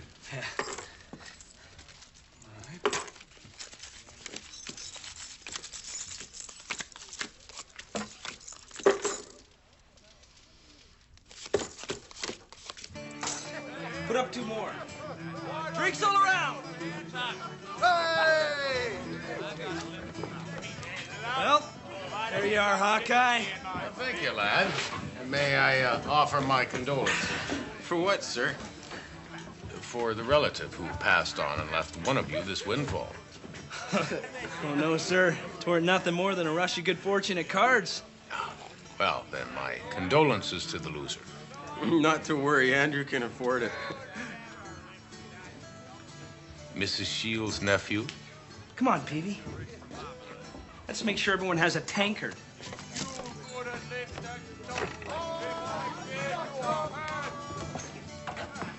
Schooner of ale, miss. And don't stop serving till I tell you.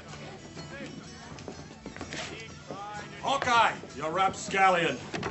Bradstreet. What are you doing here? A little scouting, a little trapping. How about yourself? Damn English pressed us into service on account of an attack unit here. And me with a crop to be harvested in 2 weeks. Well, if it's any help, you and your men will more than likely see some fighting soon. That doesn't help at all. Attention all military personnel! Guzzle it down and get back to barracks. We got a long day of training tomorrow. And that includes militia. We just got here, Sergeant. Surely there's time for a tankard of ale. I said move it, soldier. The hell with you. You got no authority with me. I'll show you who's in charge.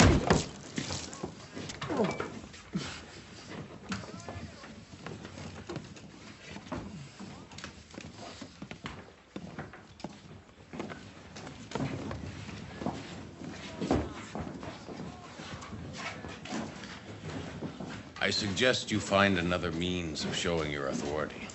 And I suggest you stay out of affairs that are none of your concern. Be my pleasure. Except for this lap full of ale. Not my problem, Scout. It may become that. I'll worry about that when the time comes, and not a moment before.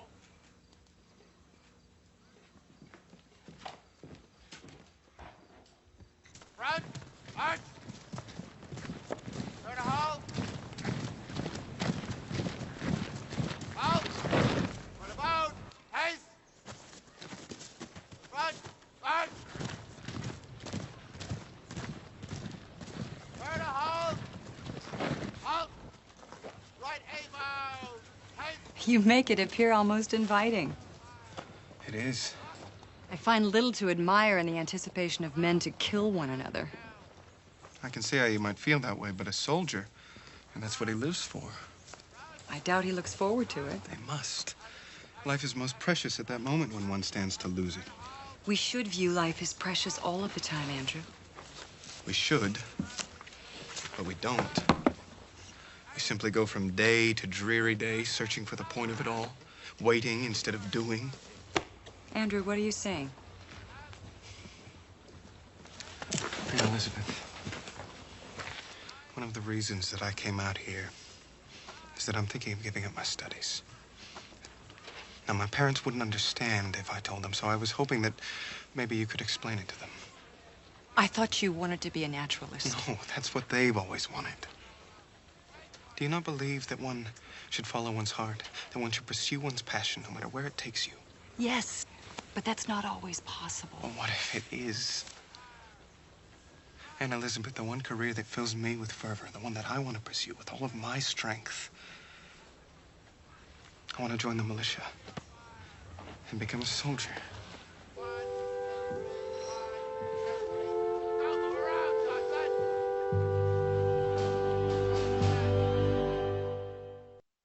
Regiment! Halt! Front rank! Make! Ready! Present! Fire! Front rank, retire! Quickly, gentlemen! Front rank! Make! Ready! Present! Fire! Front rank, retire! Quickly, gentlemen! Come on, come on, come on! Front rank! Make! Ready! Present! Fire! Front rank, retire! Front rank! Make! Ready! Present! Fire! Front rank, retire! Front rank! Make! Ready! Present! Fire! I feel so foolish. Why? Simply told the boy to follow his own mind. But I should have known what he was thinking. Yes, well, the gift of visions is most unusual in a white woman. No, from the way his gaze was fixed on the training. No matter. It's done. Well, perhaps you can undo it. How exactly would you have me do that? He looks up to you. You could talk to him and try to convince him to resume his studies. No. He's following his instincts. It's how a man survives. Will you at least keep an eye on him and make sure that he's learning what he needs to know? Now that I would be glad to do.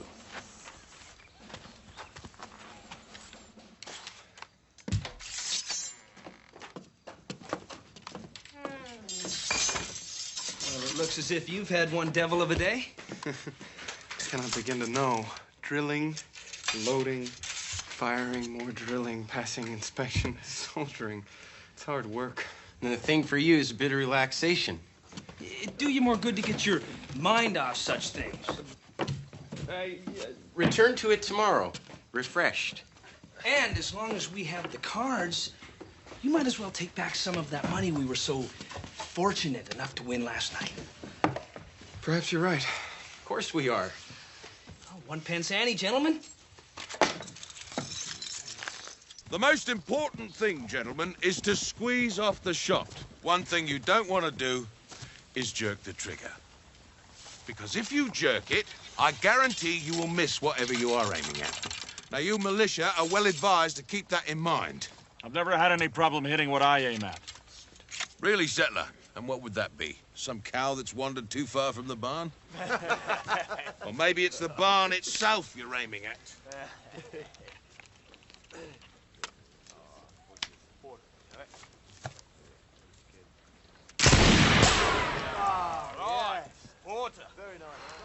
As fine a shot as I've ever seen. Thank you, Dimwitty. Put a ball up and that's behind, he could. Then you've never seen Hawkeye shoot. Is that accurate, Scout? Are you as an expert with a musket as you are with a paddle? I've had some success with both. Well, then perhaps you choose to display your talents. Shooting matches are a waste of both time and munitions. I don't seem to have an unlimited supply of either. You wouldn't be a bit fearful, would you? Only if embarrassing you in front of your men. Or more likely of embarrassing yourself.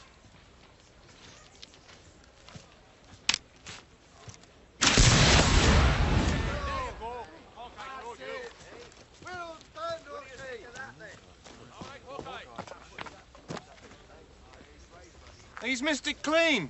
Not a chance. Take a closer look.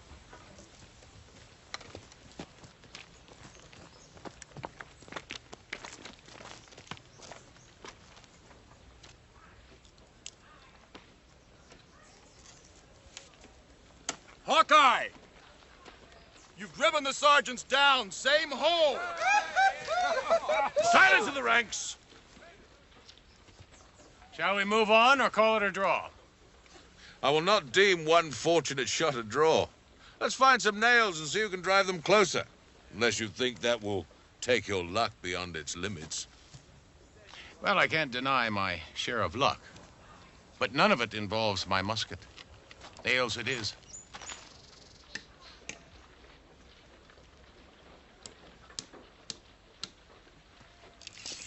Now, Sergeant, you're first.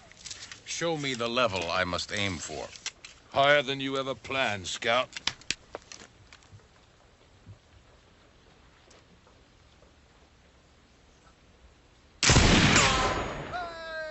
Now, definite high water mark? Improve on it if you can. I can.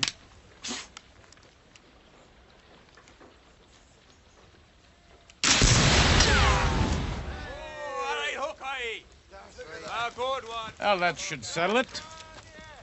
What's settled is that your crafted weapon is better than my government issue. As to your skill against mine,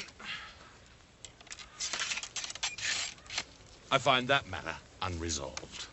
Well, there's a simple solution. We'll trade weapons and shoot at potatoes. That should settle it.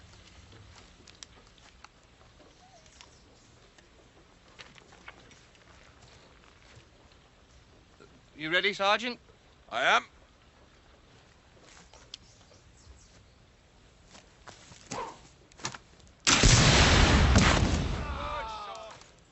Well, Hawkeye, seems the best you can do is another tie. You know, we could be out here all afternoon wasting food and musket ball. I suggest we put an end to this. Grab a second potato. Andrew, is that musket of yours loaded? It is. Please, come stand by me. Now, give them a good high toss.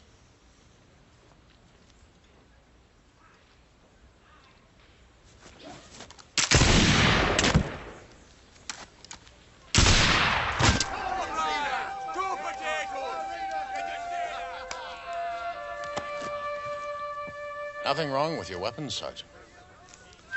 Nothing at all.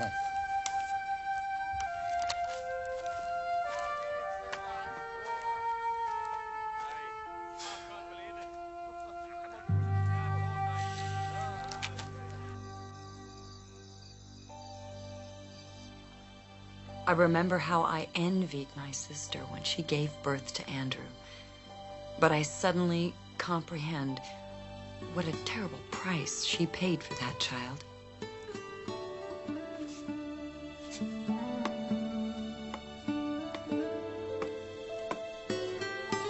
For when I think of Andrew in danger, the chill through my heart can only be a fraction of the dread my beloved sister has yet to live with all these years.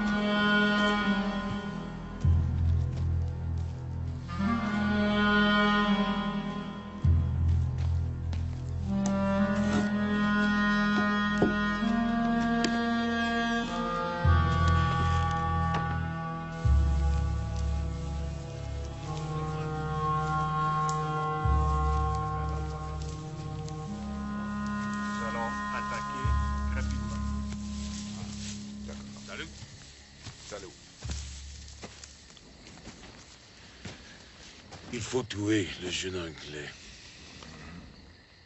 D'accord? Bien. Rear rank to the front! Make ready! Peas in! Fire! Rear rank to the front!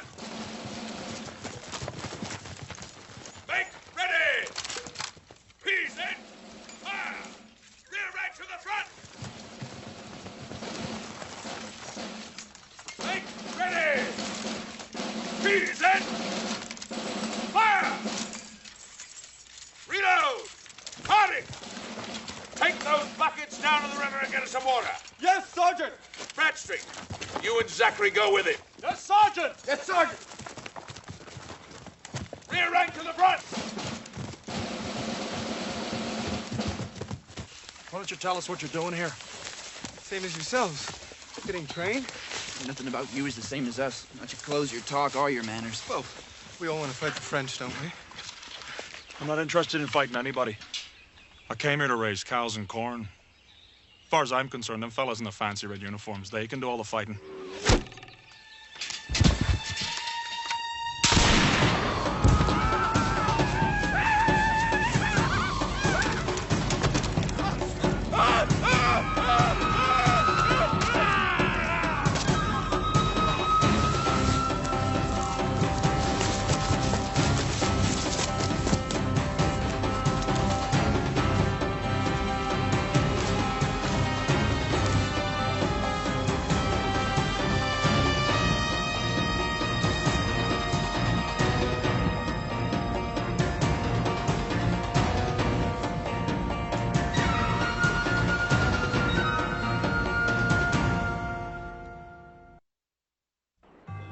my shepherd, I shall not want.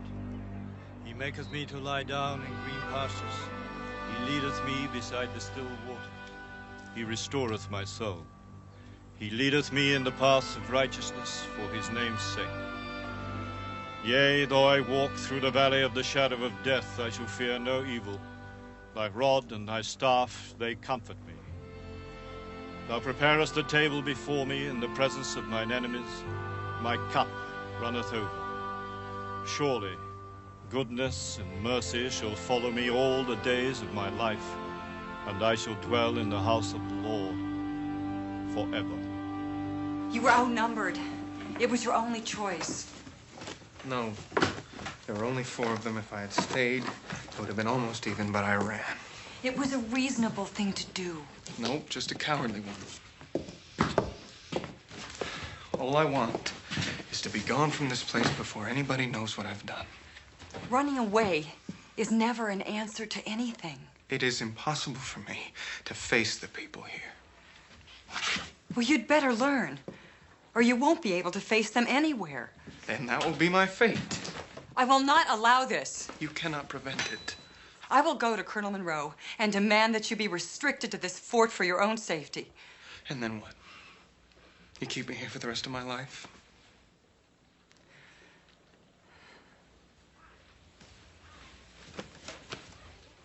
Forgive me, but you were the one asking me to discourage the lad from soldiering. Well, I was wrong. I have some reservations as to how Andrew is going to react the first time he sees enemy fire. Sergeant Porter is training him for that eventuality. Yes, but he gives instruction to 20 men. I think Andrew needs something more along the lines of, well, private tutoring. As usual, I am prepared to pay. As usual. But I'm no teacher. But you've been in battle. Never by choice. You must have gained some knowledge. Meaning I know how to kill people? Yes. Is that what you want him to learn? No, I want him to be prepared to defend himself. Sometimes that means killing.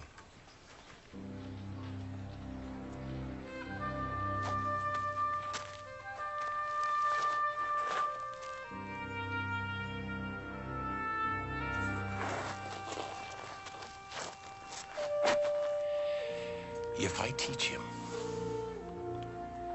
you may not like the way I send him back.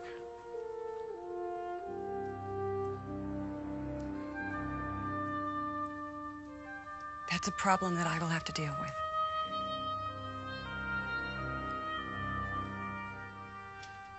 Thank you.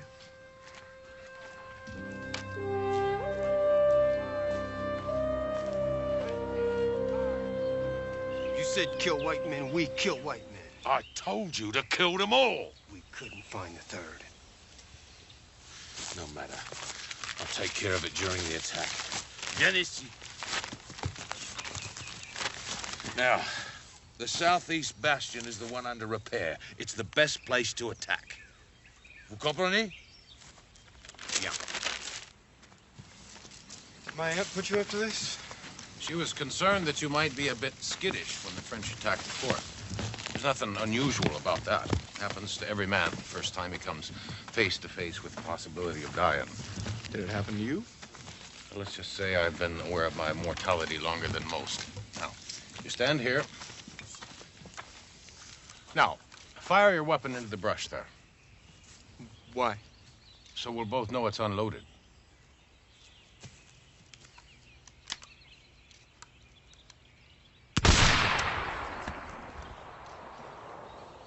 Should I reload it? Afraid you're not gonna have time for that, son.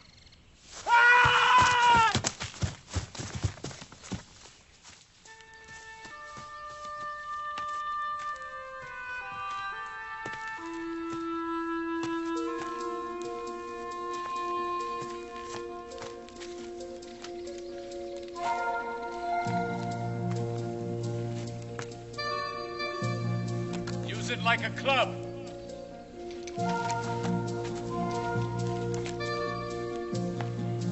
Lock me with your rifle.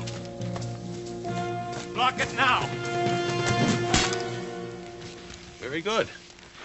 Now, what are you going to do about him?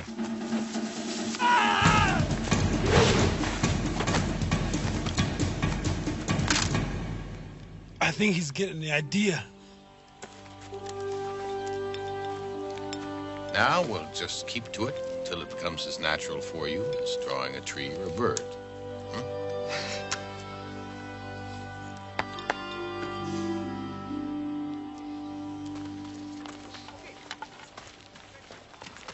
Tell me, what do you know of poker?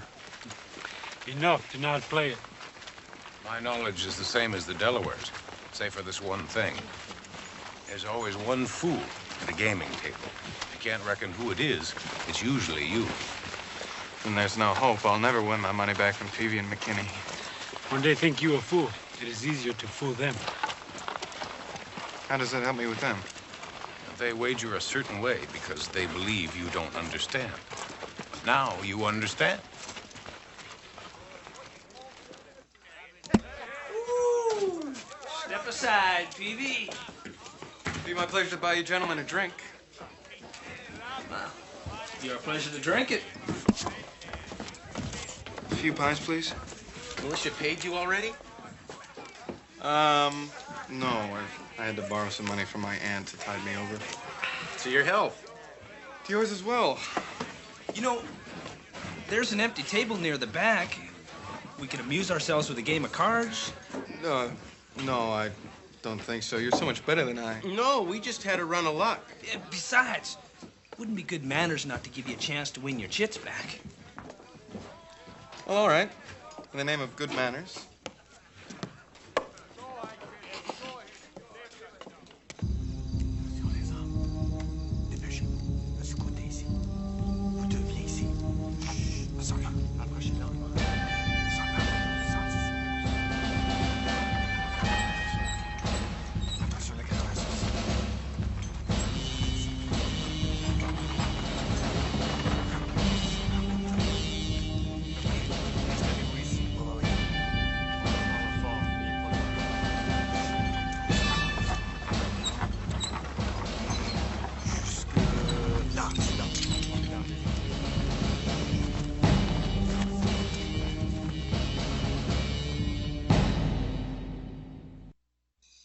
So tell me, what kind of a teacher did you prove to be? No better than my pupil. But surely no worse. Well, that remains to be seen. Test will come when there's real powder and shot in the muskets that are aimed at him.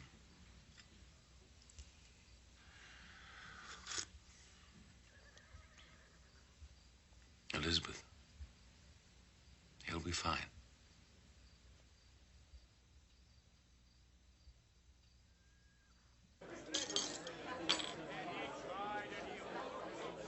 Well, I guess my money's in. Mine too. 3 sevens. Never seen anything like it. It's like the devil himself was playing your hands. No, it's just my luck balancing out, that's all. You know, more than balancing out, I'd say. You're gonna have to ask Miss Shields for an advance. You think you could say something to her on my account? Oh, absolutely. It'd be my pleasure.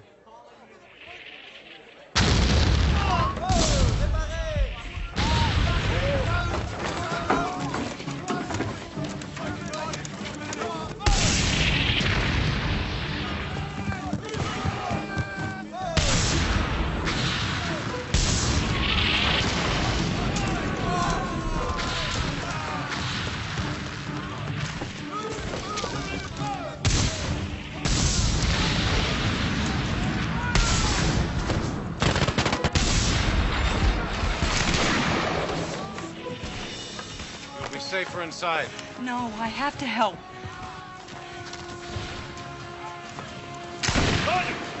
Where are you going? I'm going out to muster the rest of the men, sir. They'll find their own way back. You tend to the ones inside the walls. Ha!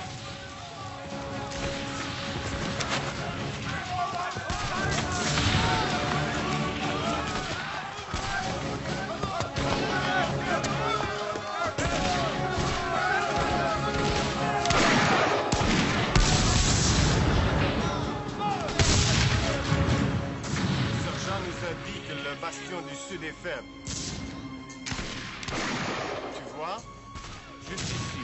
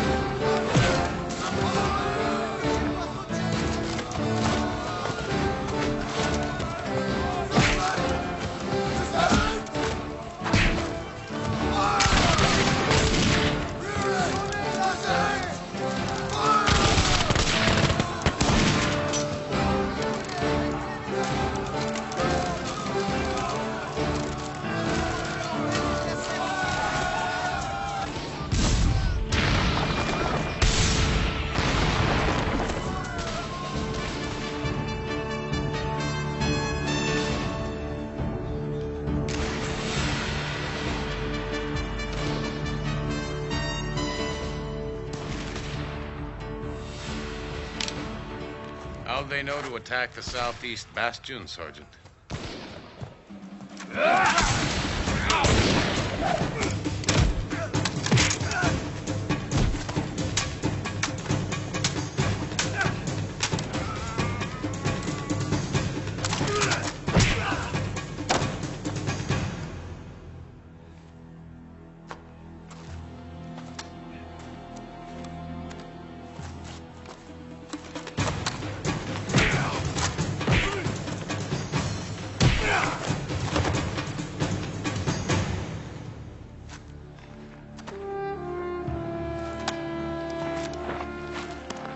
How your aunt's doing.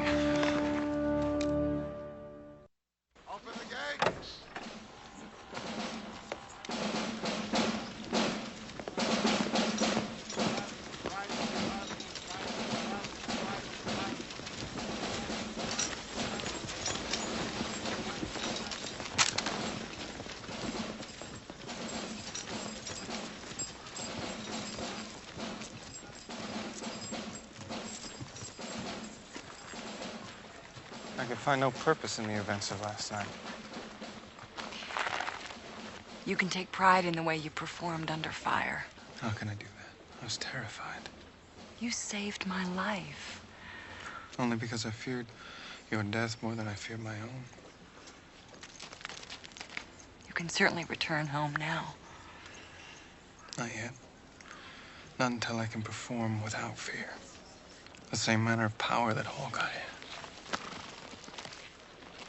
It's only the power to destroy. You've got something else, something special. The power to teach. To leave footprints for others to follow. When I'm gone, I'll leave no footprints. You did very well, Andrew. Very well. Andrew went home 2 days later to enroll at Harvard as planned. He writes me that he has found his calling, that he wants to be a teacher. As he puts it, to leave his footprints upon the minds and lives of others, so that they may follow them.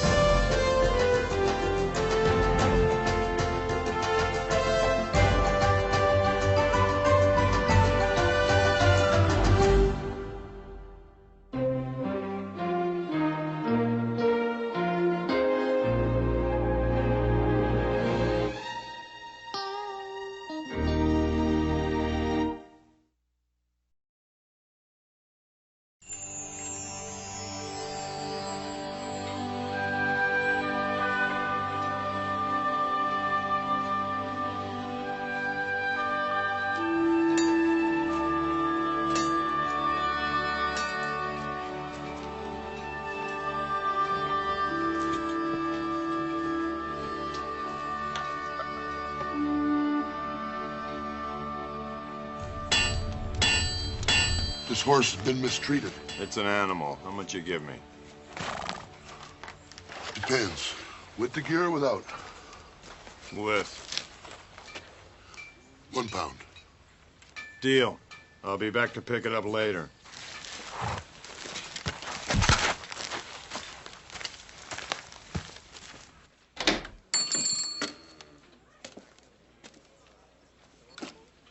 I'll be right with you.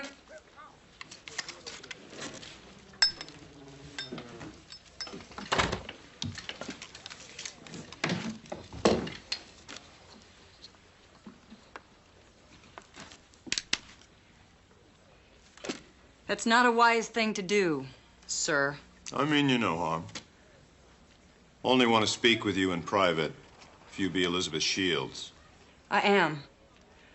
Unbar the door. Thing of it is, I've come about your husband, William. What about my husband? Well, you're probably thinking he's dead. The fact of the matter is he's very much alive. And lucky to be so. I can take you to him. You interested? Yes.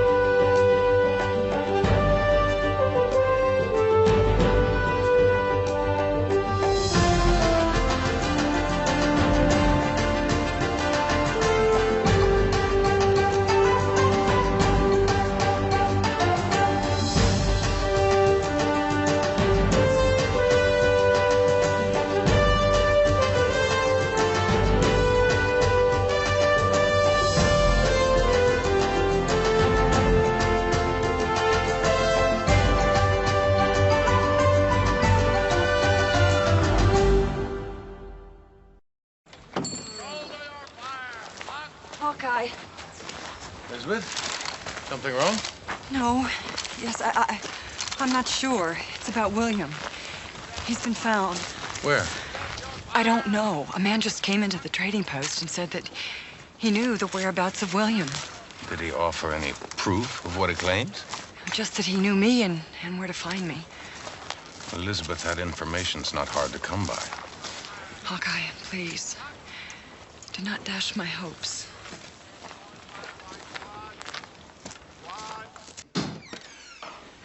Taylor, I must speak with you.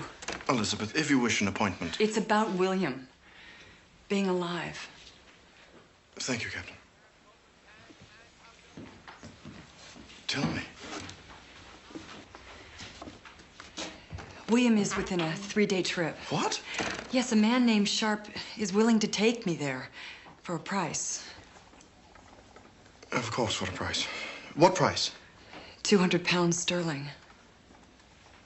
An enormous sum, considering my brother is most likely dead. We don't know that. Elizabeth, I think... Regardless of what you think, I have to believe he's alive, whether this man is telling the truth or not. There's no time to send to Virginia for funds. I have sufficient funds if it is required. Where is this man now? He said he'd wait at the tavern for exactly 1 hour.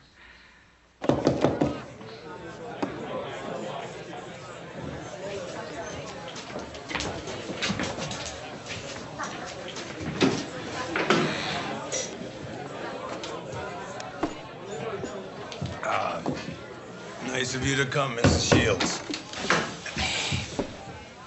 Who are you?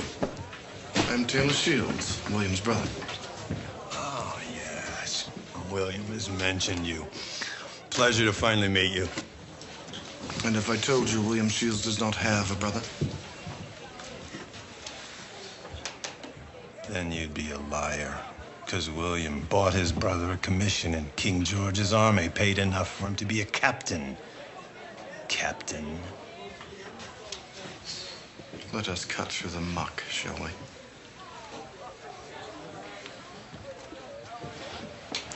Who are you and what do you want?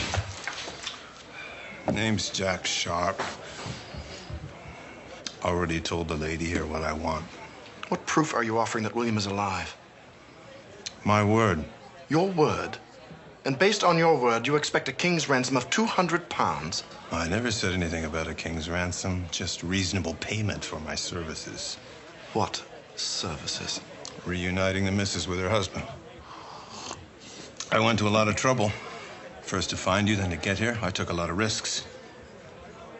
I also took good care of old William. He needs it. You said he was fine. I said he's lucky to be alive. Where did you find my brother? We was prisoners, shackled up together by the French at Fort Frontenac. They traded us to the Abenakis. They wanted to sell us, so when the opportunity presented itself, I chased a setting sun. And out of the goodness of my heart, I took old William along with me. Is my husband ill? He's been tortured, ma'am. By the Huron. He's not the same. He's different from the last time you saw him. Describe him. 6 feet tall. Weighs almost nothing now. Hair lightish brown. Wears a blanket on his head because he's ashamed of the gash that used to be his scalp. They scarred him up quite a bit. Is he of his right mind? Taylor. We must know, Elizabeth. Well? He curses the black of night, curses names, curses your name, Captain. He is not of his right mind. I'd rather find that out for myself. I'll be ready to leave within the hour. You have half that time. Bad manners are a rather small issue to die for. Bad manners be damned, I've got your brother. What about my fee? You'll have your fee. I swear.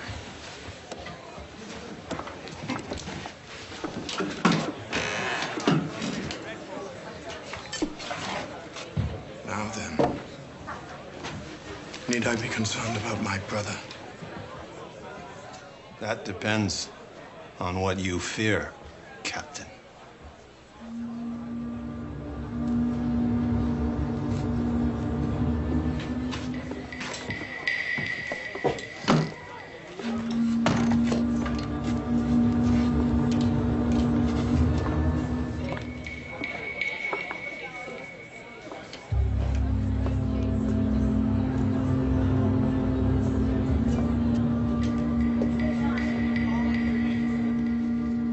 Please don't try to talk me out of going.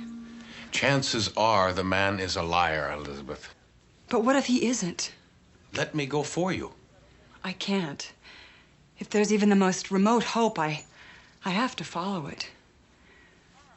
I'm William's wife. It's my duty. The man could be leading you into danger. Then so be it. If William is out there, I'll find him and I'll bring him back. What if something happens to him on the way back? I'd never forgive myself. Then at least let me go with you. You don't have to. You owe nothing to William. No. I reckon I owe it to you. Thank you. Sharp sold his horse to Danko, so we'll be traveling by foot. Anything you wear is all you can take. I'd suggest breeches. Breeches? No. I'll meet my husband properly dressed.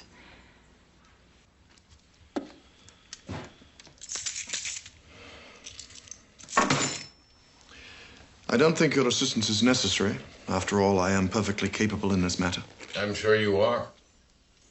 It's just that two sets of eyes watching the same snake might render it less a threat. Perhaps. If we are to go together, we must be of the same mind regarding Mr. Sharp. I see.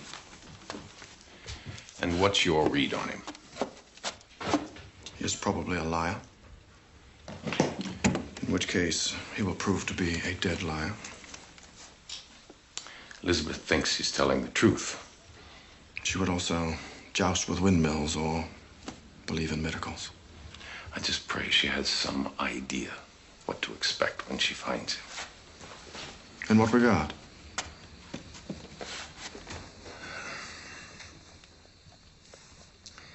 He may have lost his mind.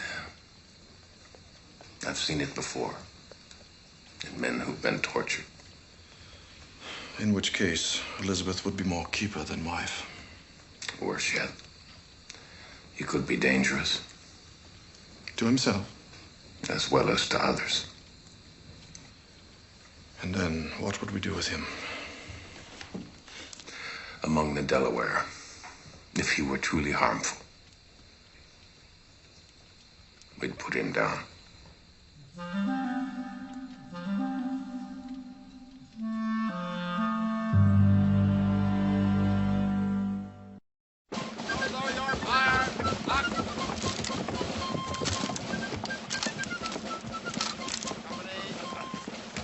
All right. I'd like to verify that I'm going to get paid for my hard work.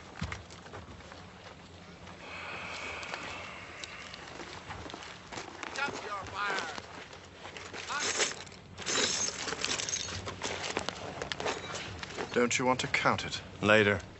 I just wanted to make sure it was silver from top to bottom. Let's get a move on. This first leg's the easiest.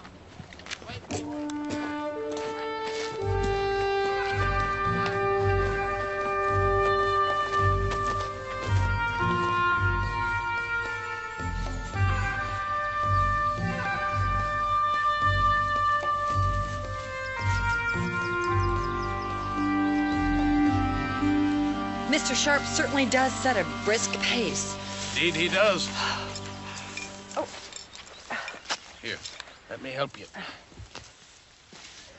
There. You all right? The Lord is going to take me at any moment now. Are we still on the easy part? No, we left that hours ago.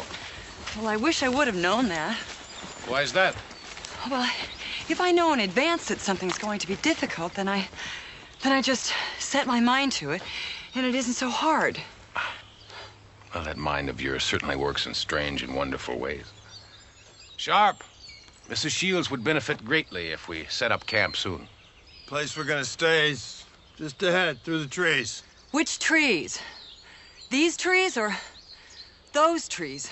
Miles away. You'll make it. Elizabeth,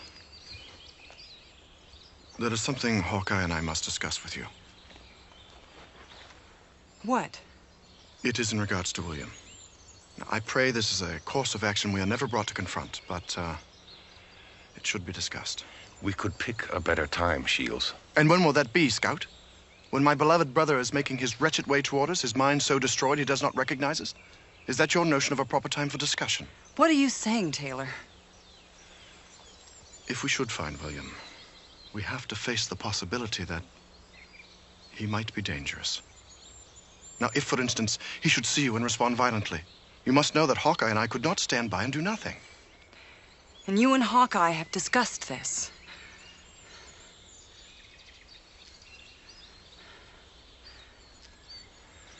Believe me, Elizabeth, this is not an easy discussion.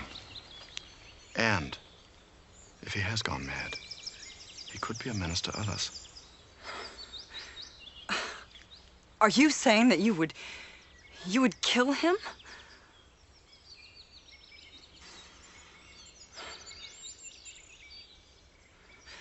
And you agree with this? It would be the kindest thing. No. He is my husband, and he is your brother, Taylor. I will hear no more mention of this.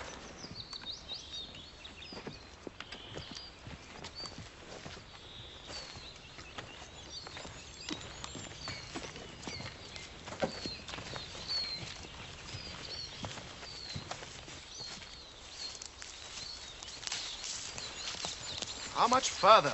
Just through the trees. You keep saying that. Spend the night there, in that cabin.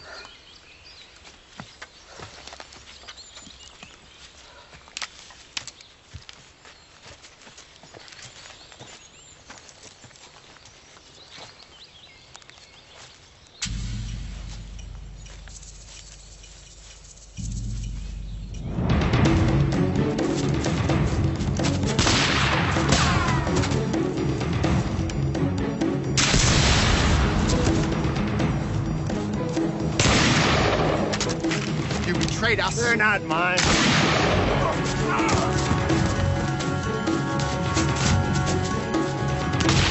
down. I was you.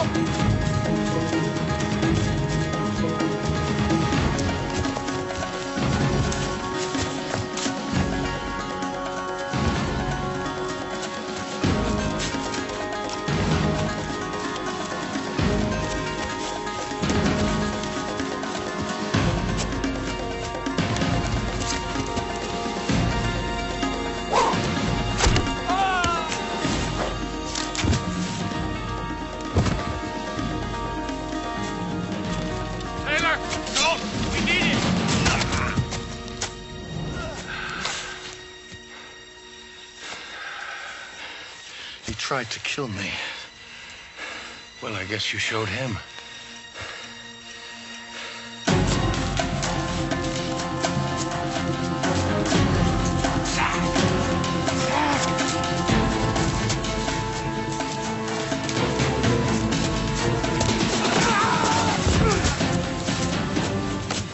You shot Davis. I had to.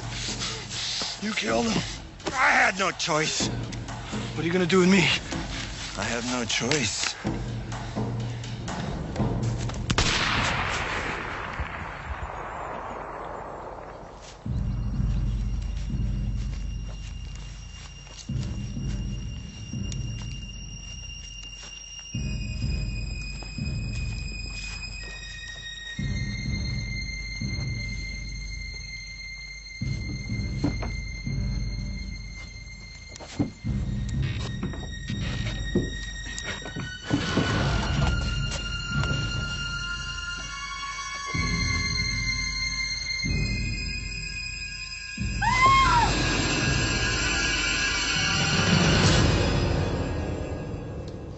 What happened to him? Probably just didn't wake up one morning. How long ago? A couple of years at least. Taylor, what are you doing? Giving the man a Christian burial.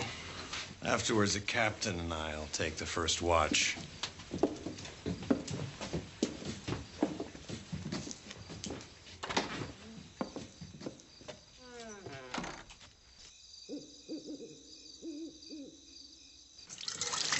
What are you doing?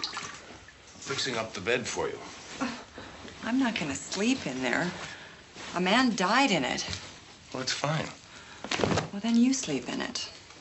I'm going to sleep in front of the fire. On the bearskin? Yes. Why? Is something wrong with it? No, just that a bear died in it.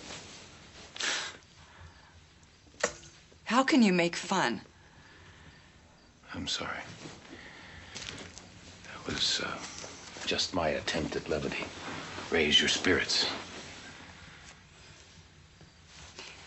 That's a kind thought. But it's really no help. He's my husband. And I cannot abide by what you and Taylor were saying.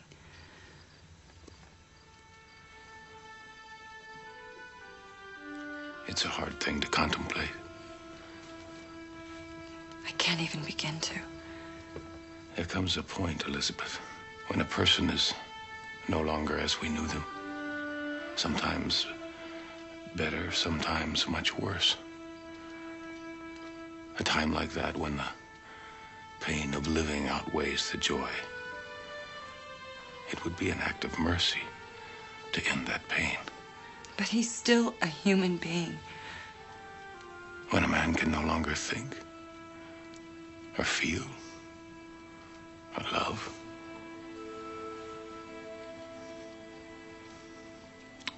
I'm not sure how much of a human being he is anymore. That is not for you or Taylor to judge. Maybe not. But I would want that judgment made if it were me. I would be grateful to that person for all eternity.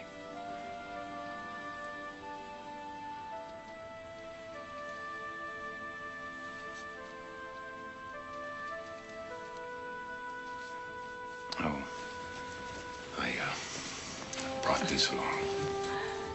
You might want to wear them tomorrow. They're much better suited to the woods than petticoats and overskirts.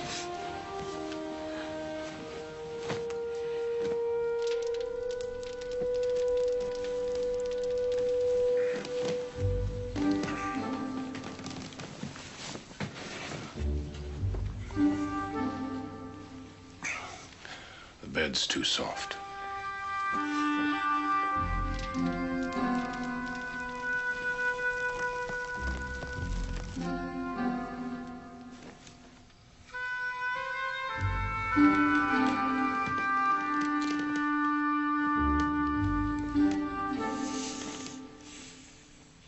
What are you doing?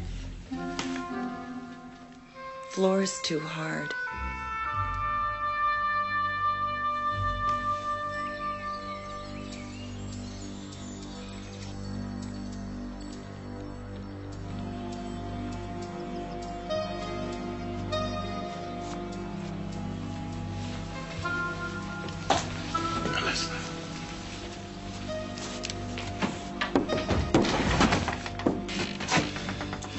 He's gone. And he has taken the money.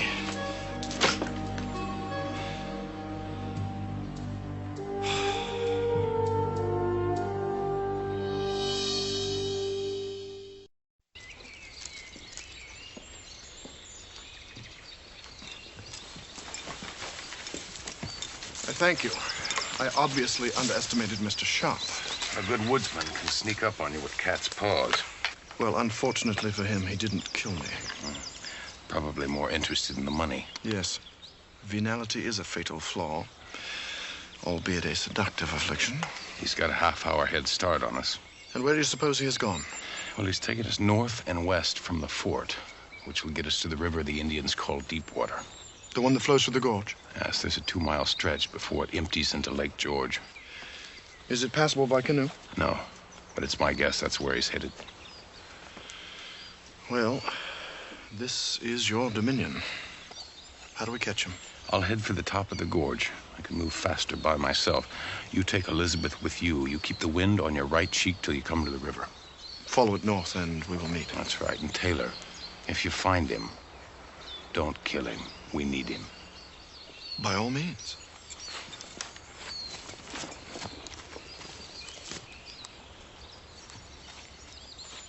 And when the need is finished, so is Mr. Sharp.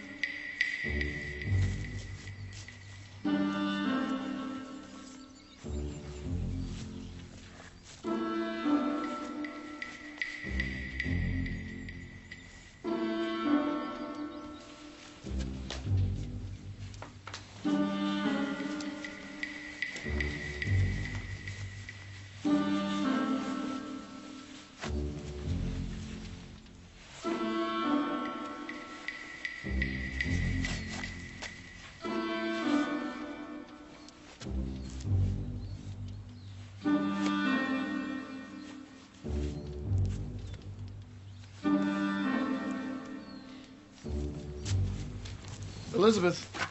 Oh. We must hurry. Just a moment. He can't have gotten too far.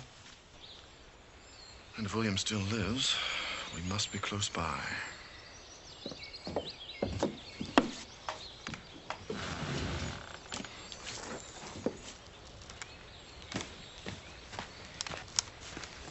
Where's Hawkeye?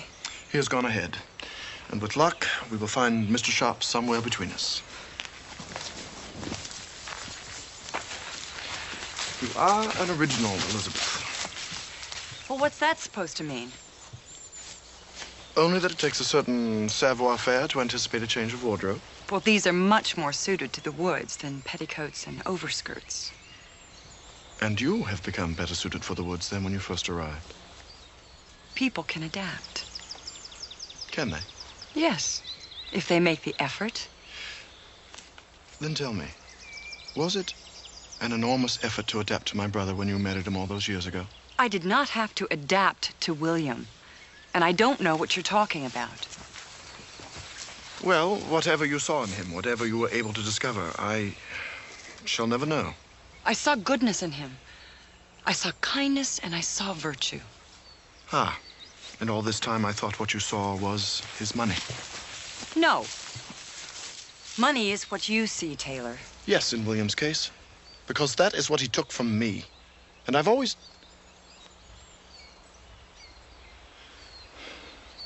wondered if it is not the reason he took you from me as well. William did not take me from you, and neither did money.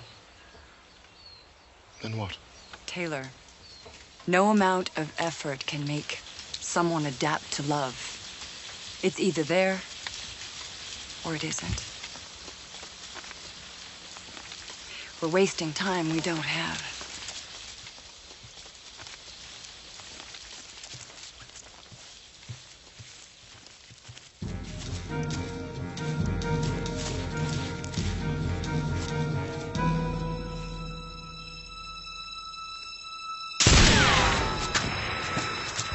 Hawkeye's found him. I got no business with you, woodsman! You're smart, you'll leave it that way!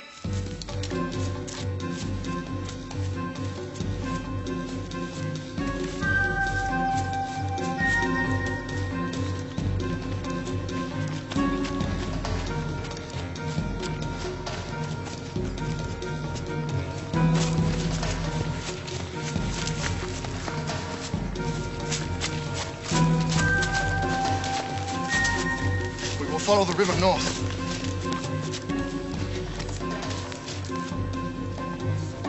Taylor!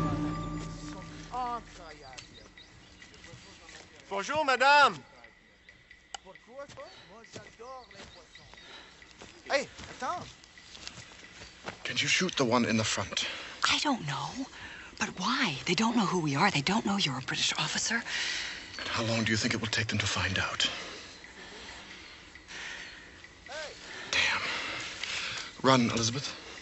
Toward the river. Run. Attention! Avancez! Laissez les couteaux là-bas. Ne laissez pas échapper pour ça. Sorti, avancez.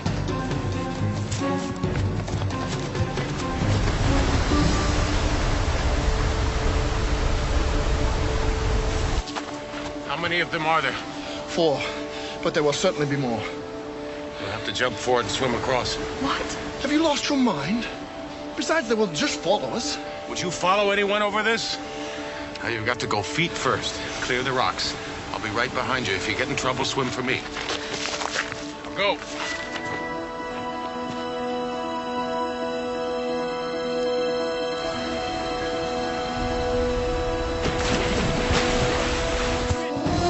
Ils sont ici! Dépêchez-vous, allez, allez!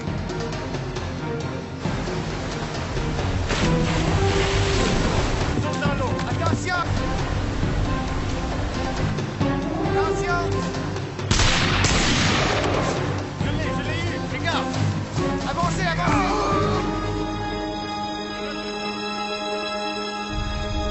Regardez, la sauté! Sortir! Regarde, à gauche. Attention, routier. Je peux pas voir! Ça vaut pas la peine de tirer, on peut pas les voir. Où sont-ils? Je peux pas le voir.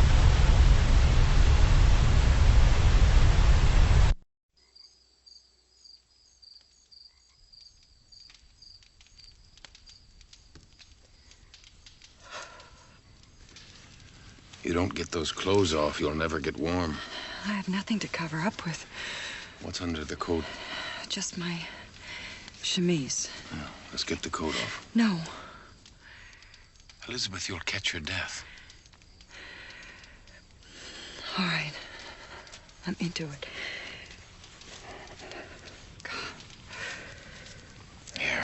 Here. Relax. Oh. Get this dry. Do you think that Taylor made it to shore? More than likely. Gotta get the blood flowing again.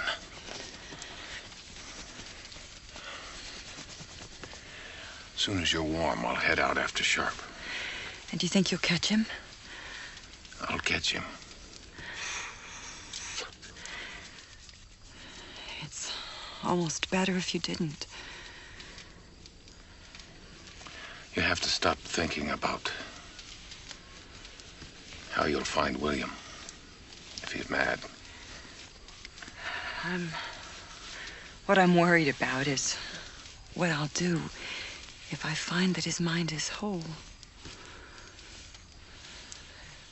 Ever since he's been gone, everything has changed. It's natural. I meant that I've changed. It's that I've spent so many years just accepting things without thinking about them. And now you're thinking about them. Yes. Like what I'll do if William wants to go back to Virginia. And I expect you'll go back with him. Why would you say that? That's the proper thing for a wife to do. To follow her husband. If that's what he wants. What about what the wife wants? Does that matter? Well, the little I know about your husband, he seems like a reasonable man. I think he would listen to whatever you had to say. Sometimes a wife cannot voice her true feelings to a husband. I think a wife should say whatever she wishes to her husband.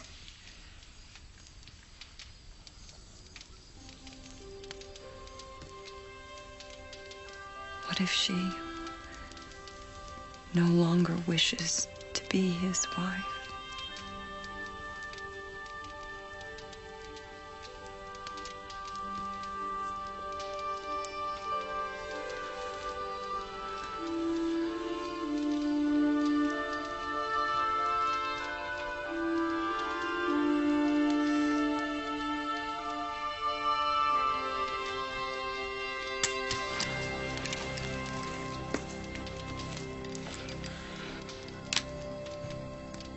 I warn you, I'm armed.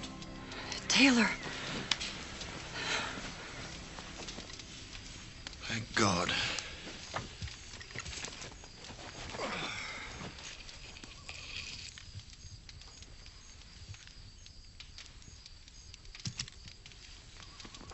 The smell of your fire led me here. Next thing you know, you'll be as comfortable in the woods as Chingachgook. Hardly a prospect to look forward to. What happened in the river? Let us just say I swallowed enough river to significantly lower its level. What about Mr. Sharp? I'll find him at first light.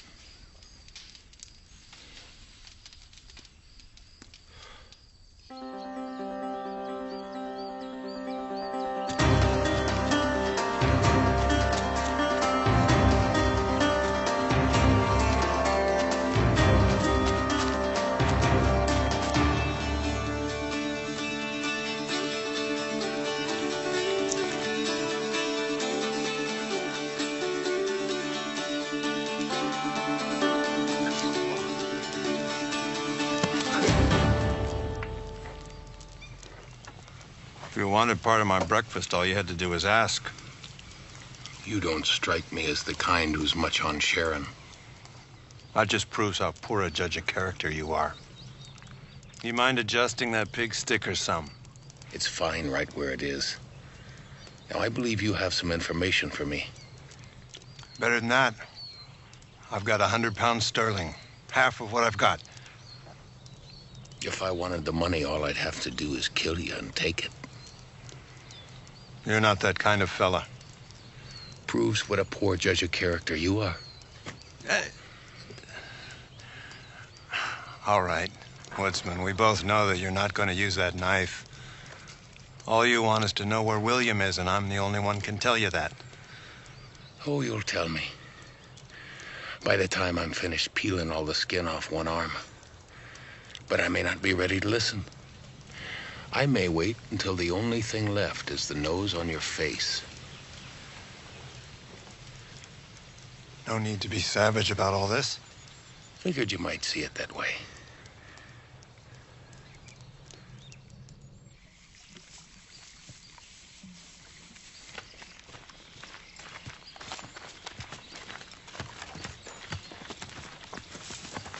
He's there.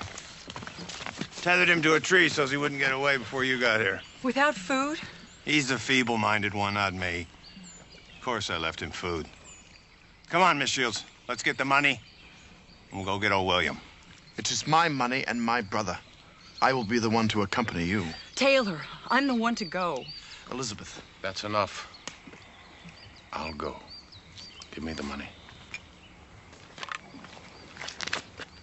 Give me the money.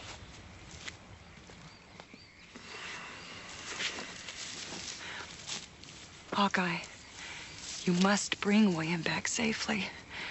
No matter what condition he's in. Promise me. Promise me. I promise you.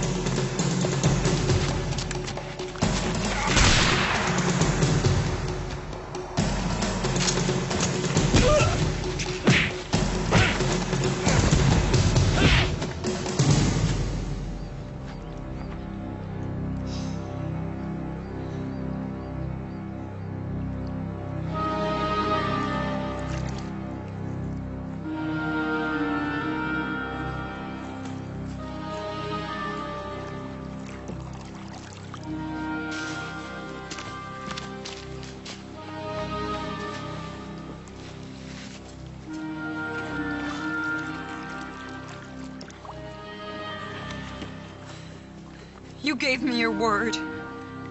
Elizabeth. You promised me. No matter what the problem with him, you promised me. Elizabeth. It's not William. It's the man Sharp chased from the cabin.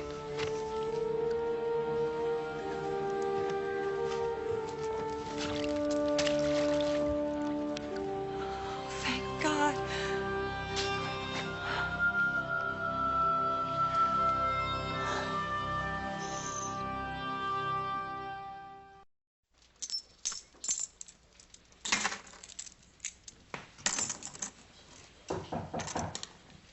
Come.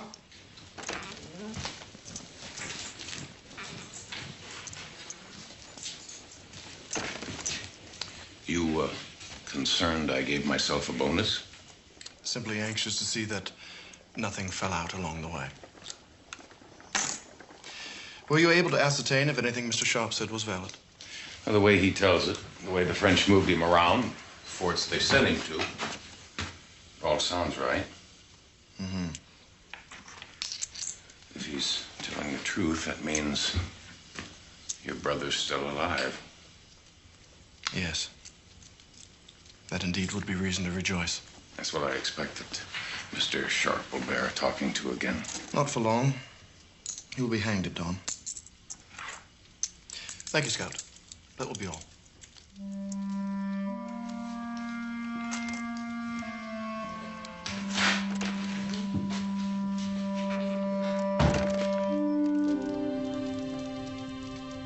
When I admitted I might no longer wish to be William's wife, I feel I crossed an ocean from which there is no return.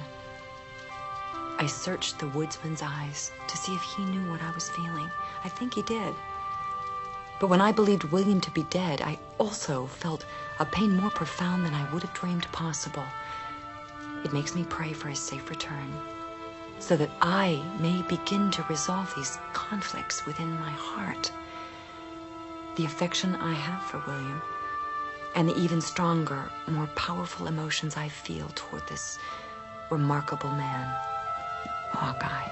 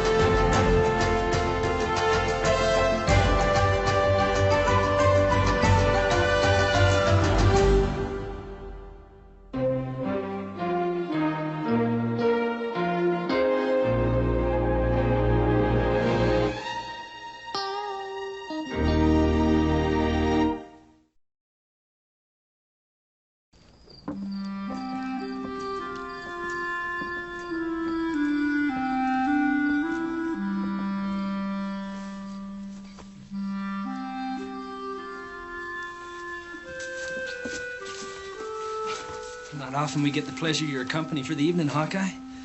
Well, by the time I got those settlers here, it was too late to be heading home for the Delaware camp. Night. Night, Hawkeye. Night, boys.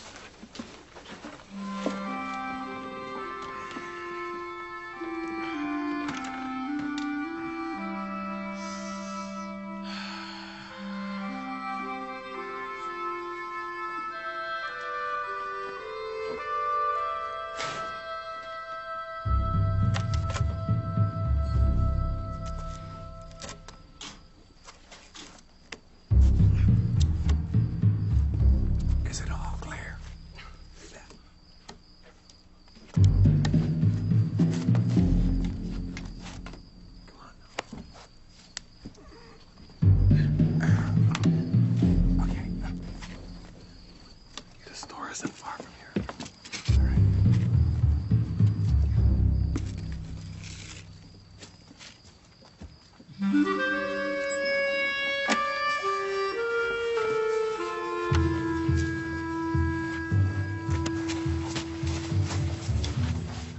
eyes open, Tim. I don't want to end up being an only child.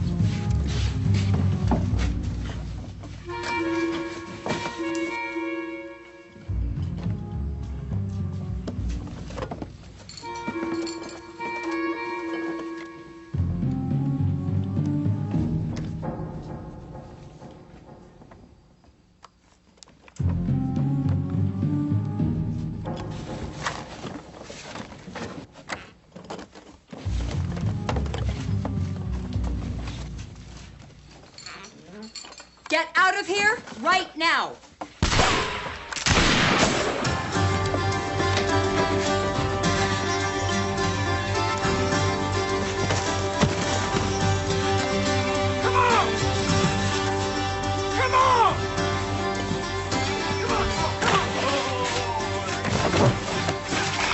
Easy, son.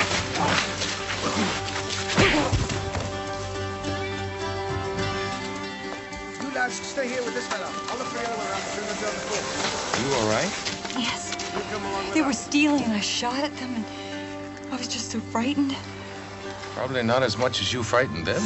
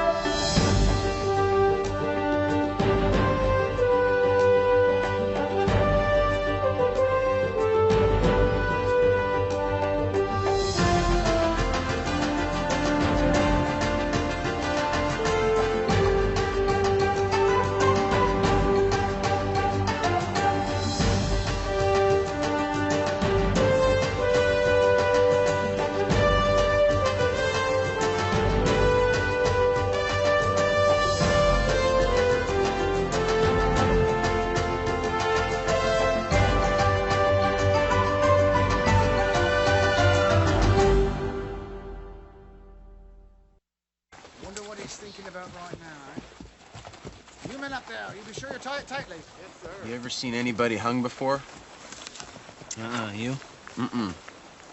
I'm not sure I want to. I hear that their faces turn blue while they strangles to their deaths. It's not the way it happens, Peavy.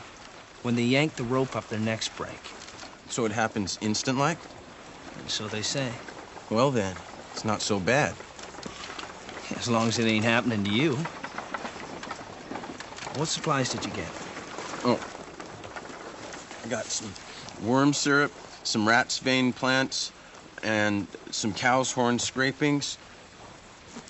I got some rhubarb to sweeten it up. That and some corn whiskey ought to help cover up the taste just fine. What are we gonna mix it in?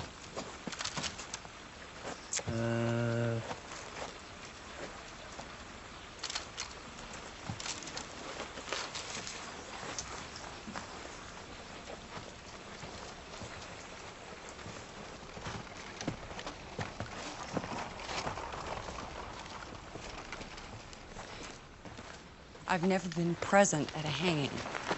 Not a pleasant thing. No, but I can't forget that this man tried to kill me. More of a boy than a man.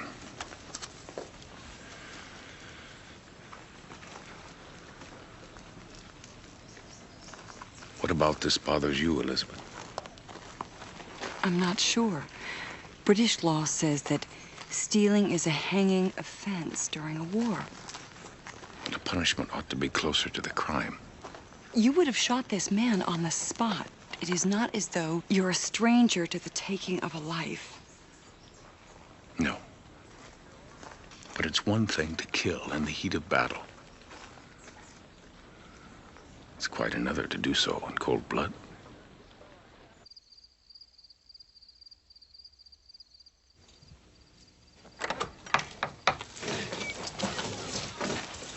Brought you some food. Some venison, potatoes, and greens, huh?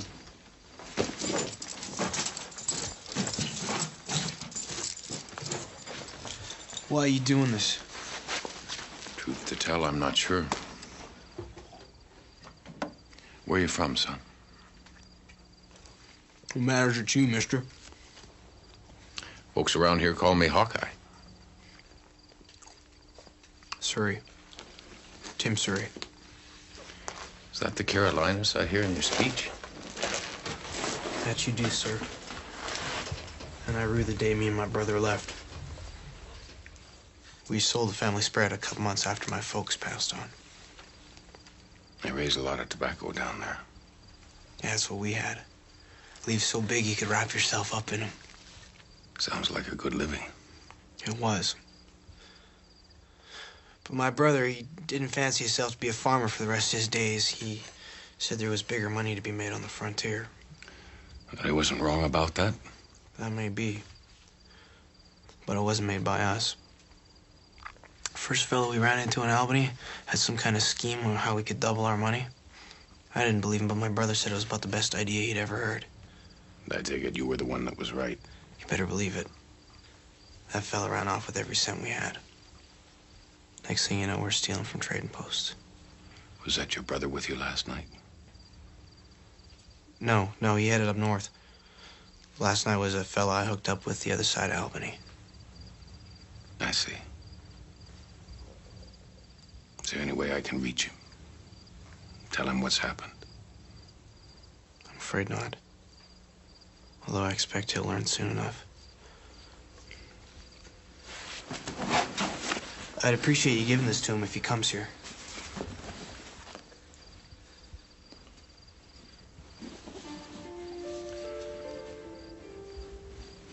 I'll hold it for him.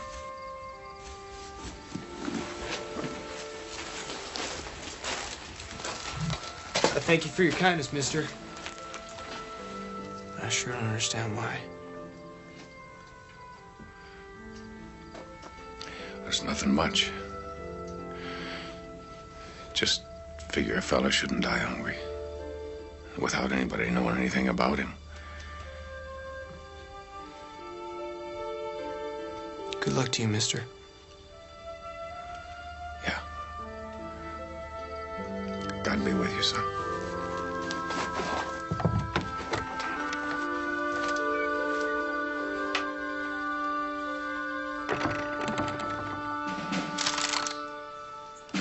Form square.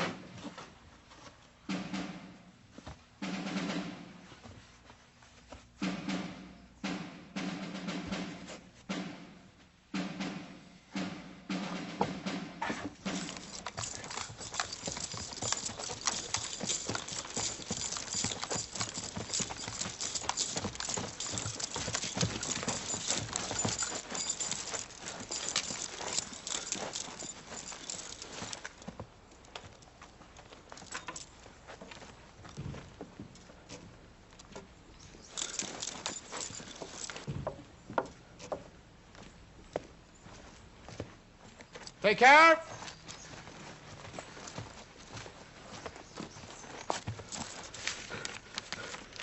Timothy Serry, having been found guilty of attempting to steal vital goods during wartime and of striking a soldier in His Majesty's army, you are herewith sentenced to be hanged by the neck until dead. Have you any statement?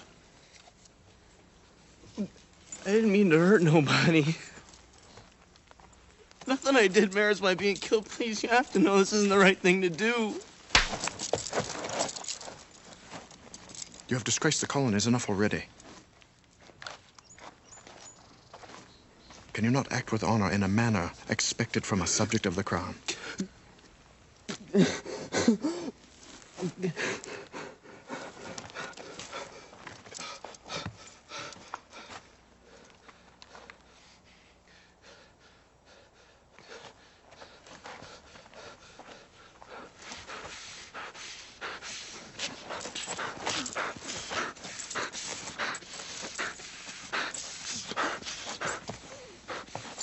All the way.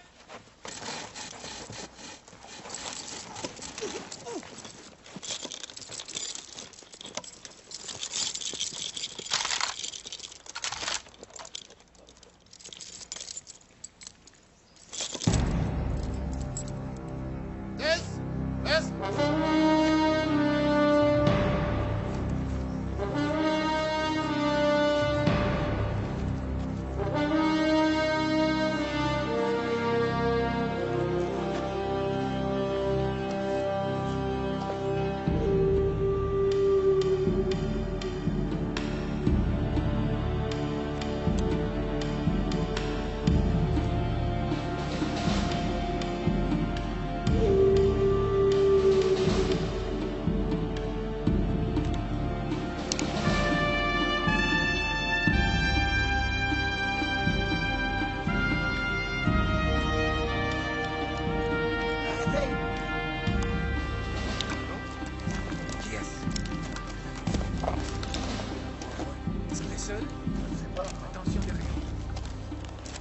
Do any of you speak English? I have some English, monsieur.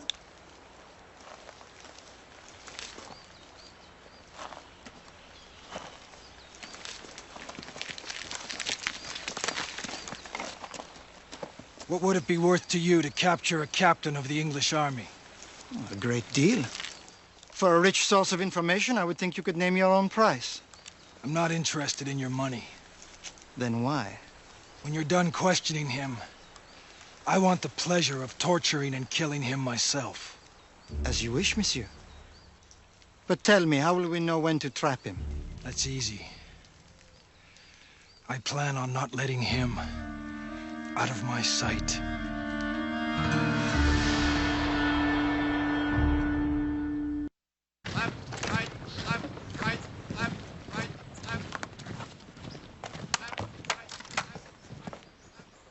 And 3 empty crates. And 3 empty crates?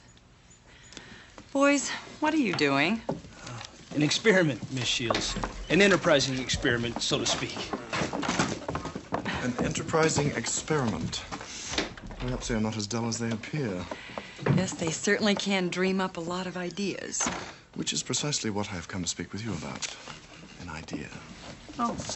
One which is superbly enterprising. Look, this area is known as the Mohican Channel. And once the French capitulate, it will become a veritable thoroughfare of trade between New York and Montreal. One of the main reasons for this war is to control these trade routes. Precisely. And such trade routes require waterways and roads. Now, from New York, it is possible to ship goods entirely by boat to Montreal, with the exception of one small stretch here, where portage becomes necessary. 'Tis arduous, tedious, and of course expensive. What are you proposing? I propose that we build a road. What they call in the Americas a toll road. And you think that merchants would pay to use it? Nothing in life is free. Except opinions. Mine are. Yes, they will pay and pay and pay. But you would have to own this land. Of course. And the people who do have offered it at very reasonable terms. But I thought that British officers were not permitted to own land. Colonists are. We could own it together. Elizabeth, if there is one thing this wretched wilderness offers, it is opportunity.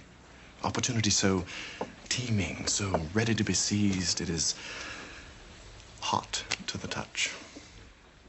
I gave my word to my dear brother that I would provide such opportunities. I extend that promise to you. It's a gracious notion. It might be sensible to make a survey. I have arranged some time and horses for this afternoon. I would love you to accompany me. This afternoon, then. Right, A-bow! Right. Company. To the left.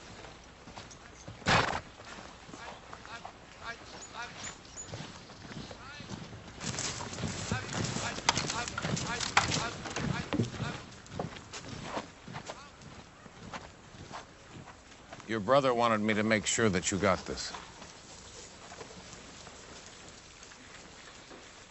Not much left to account for a man's whole life. No. But the account on the other night is still not closed yet. Say what you mean, Hawkeye. There were 2 men running from the trading post. So? You wouldn't happen to know who the other man was. You were there, you tell me. I didn't get a look at his face. Well, how in the devil's name would I know? Why should I care? And it just seems a shame that one man should hang for the sins of at least 2.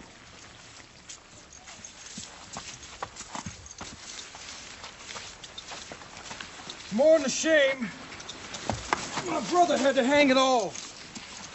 By my account, that ain't right.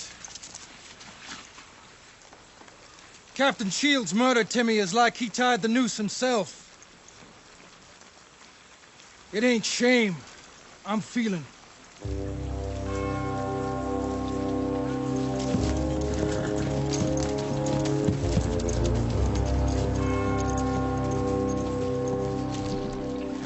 Now she's boiling.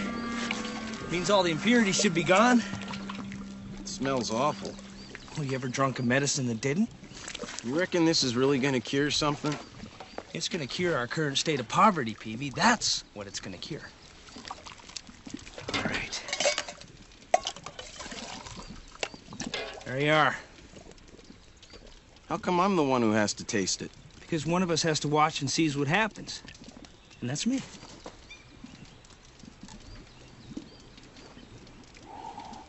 Looks like swamp water. Go ahead, give her a taste.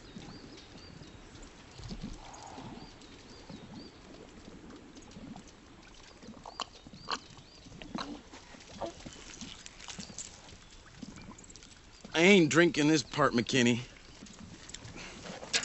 How does it taste? Well, it's like there's a big fish.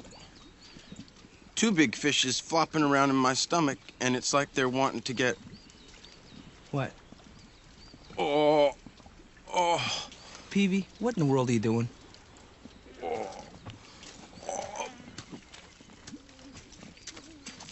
Not the election! What, are you losing your mind? That's not all I'm losing.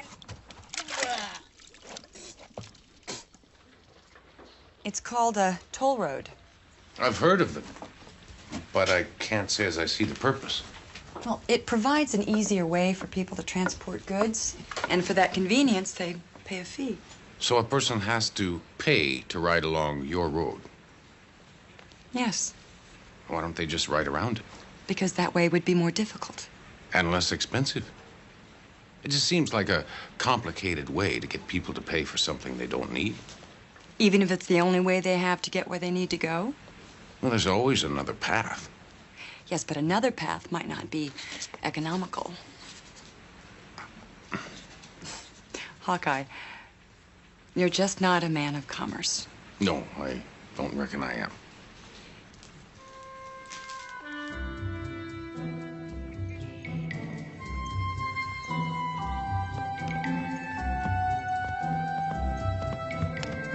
My army surveyors tell me the best surface for a road in this topography is soil supplemented with crushed oyster shells.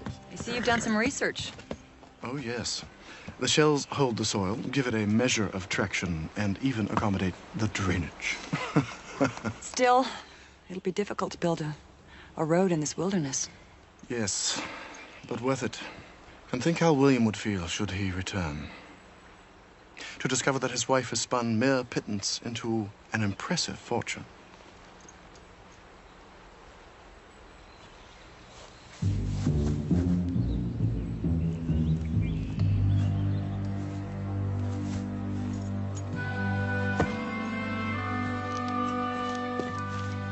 Come. I want to show you something.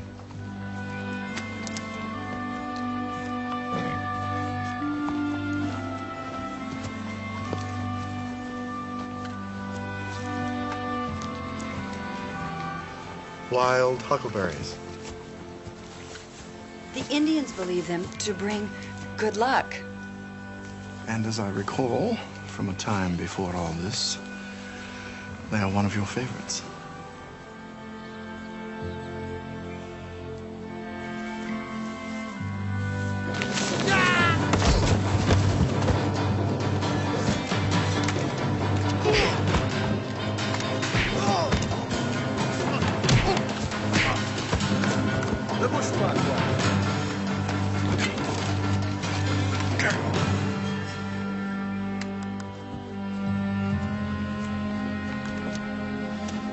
Well now, Captain Shields. Caught like a rat in a trap. Et la femme? Her too. A bonus for Lieutenant Monton.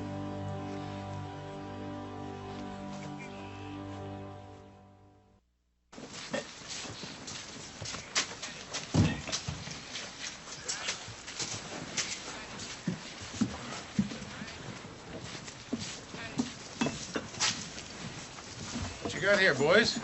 A miraculous elixir. Me and Peavy's own special blend. It'll cure you. You got something to be cured. What's in it? Well, lots of interesting stuff. But we're keeping the recipe a secret.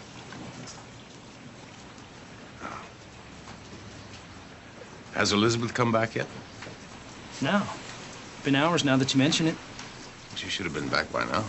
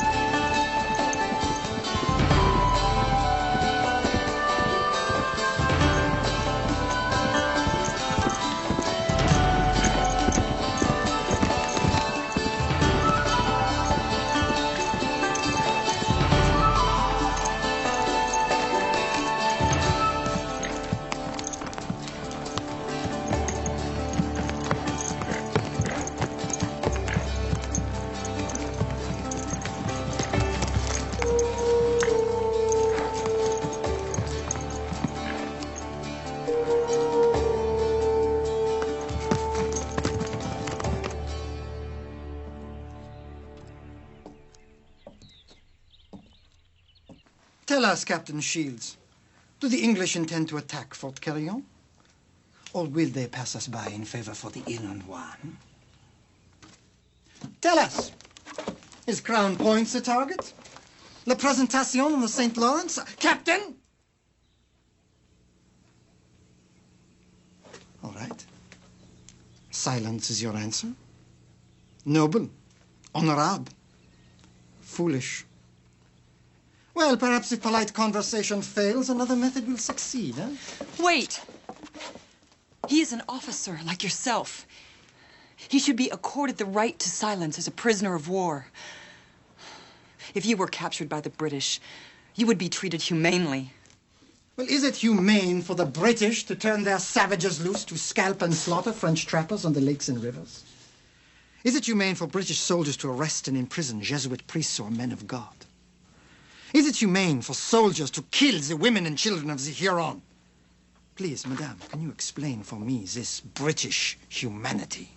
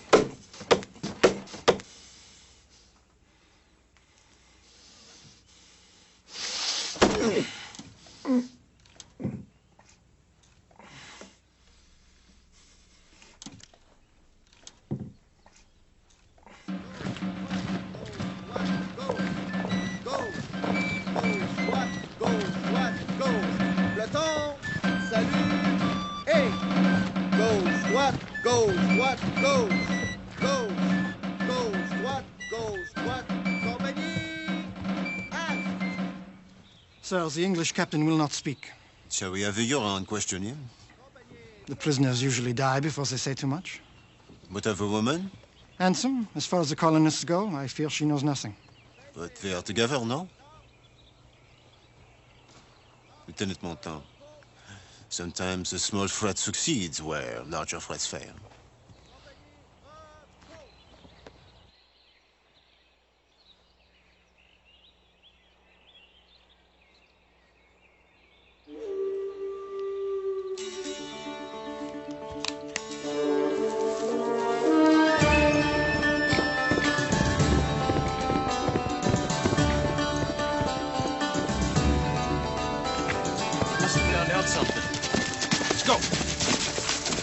Hawkeye, there's something wrong, isn't there?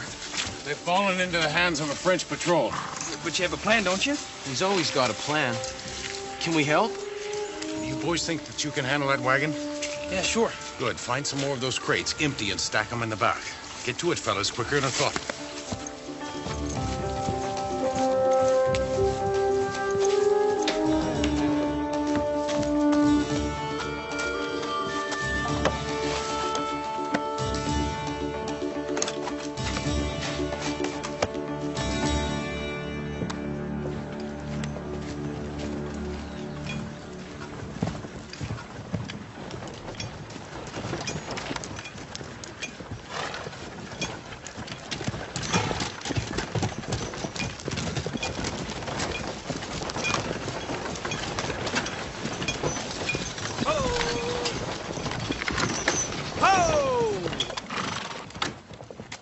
Bonjour, mon ami.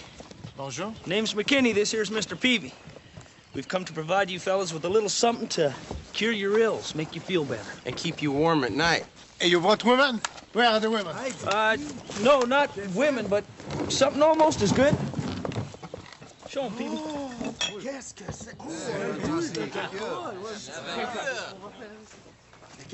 Ça coûte combien, ça? On va s'amuser ce soir. Ah oui? $1. Le montant.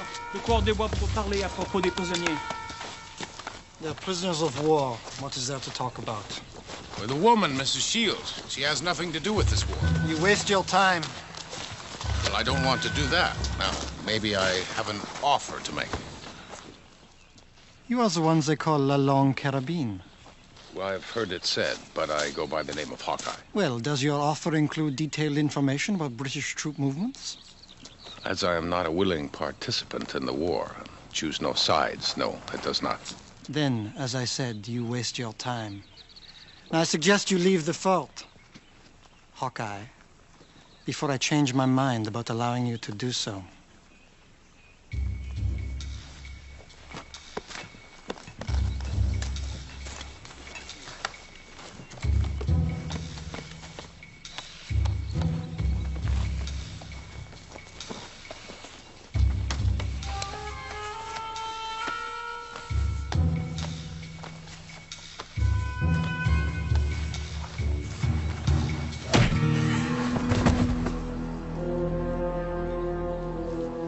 surprise.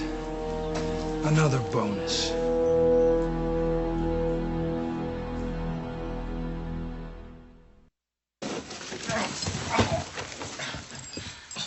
Oh, I knew. And just how did you know? I have faith. Well, faith is good, but sometimes it's also good to have a plan. Plans are your province. Faith is mine. Are you all right? Yes. Where's Taylor? Well, the French are trying to get information out of him. Well, I figured by now he would be down to telling them where he buys his wigs. Marcons! Attention! Now, my friend here has an awful pain in his leg.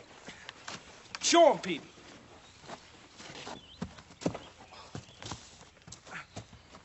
Now, all he needs is a little jolt of the miraculous elixir.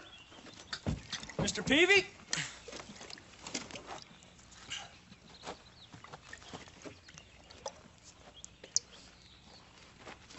All right. Do you feel it taking effect? Oh, I sure do. Then show the folks.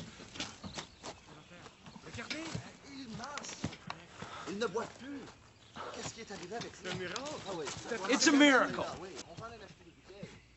Now, there you are, my friends. Now, who would like to give this a try? Good. Step right up and help me and my partner unload these boxes.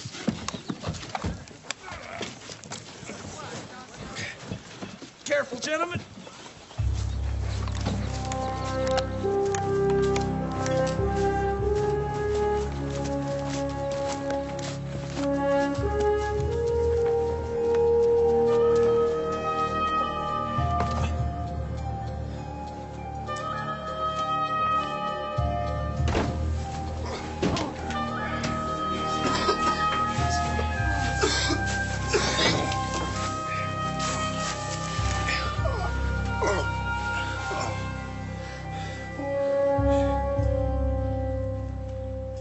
What in God's name are you doing here?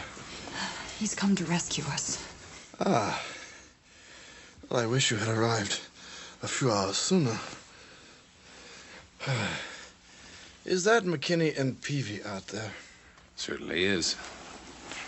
They're a part of the escape plan. Hardly encouraging. Oh, they'll be fine. Did you see where they were stacking the crates? Yes. Well, there's gunpowder underneath them. First chance they get, they'll set them off. That's when we'll all get out. McKinney and Peavy. It's not my idea of saviors. I was going to set it off myself. And? Well, Mr. Surrey caused a change in plans. Ah, Mr. Surrey. You'd better get ready to change plans again. We haven't finished filling our orders. Allez, vite, vite! Come now, we came all this way. Rapidement! It's not fair. You can come back tomorrow and finish up.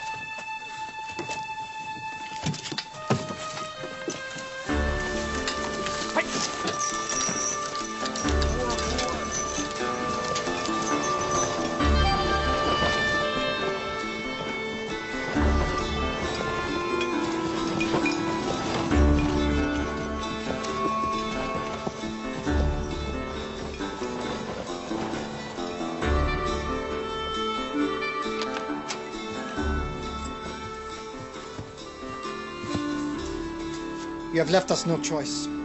Your woman will face the firing squad first thing in the morning. Better you should not have been so brave.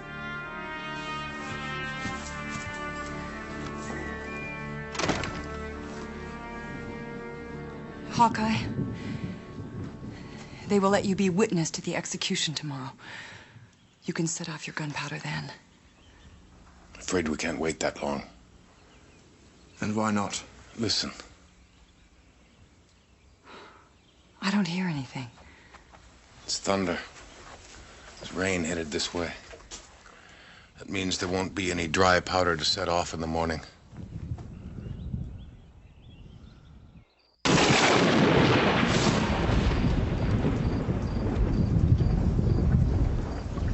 What are we gonna do?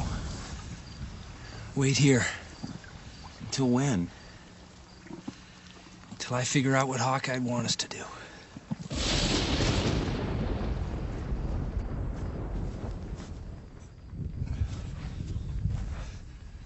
Thank you.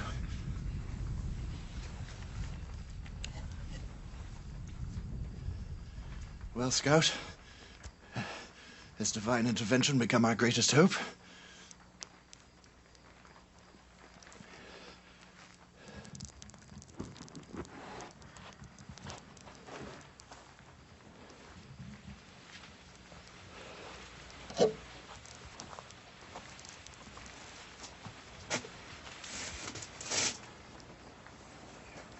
Hold us.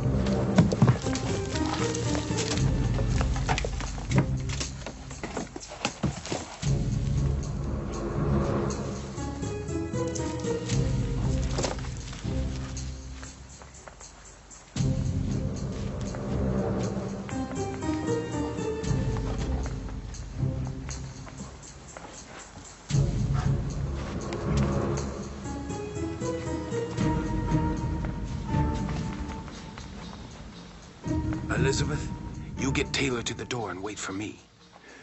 And if this plan doesn't work? Then you better start looking for divine intervention. Elizabeth, you be careful. Me?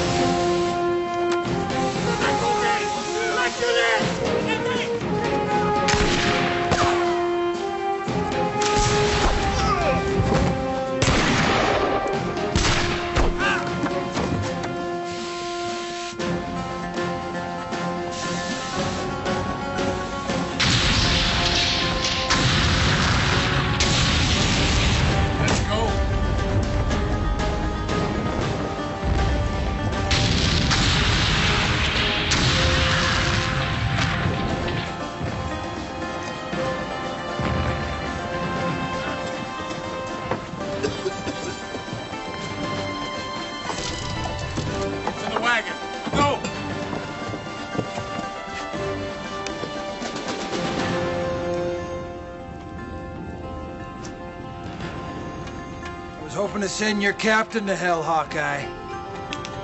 But I'll settle for you.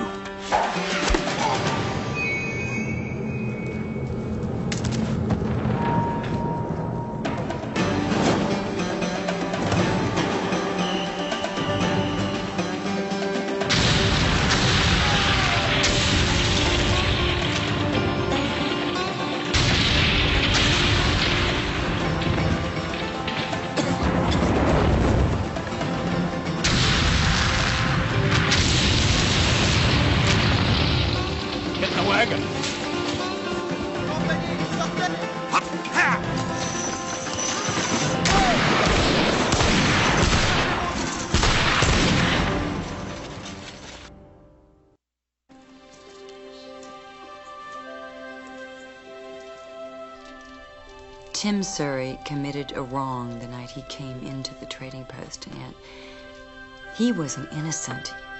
He sought to take things, material goods, not life. But still, he was forced to pay for it with his death. I know, and I truly believe that justice is an essential part of civilized life, but surely Justice can never be served if fairness and mercy are ignored. That is what the Creator intended. That is what His grace is about. Most give up on it easily. Some do not.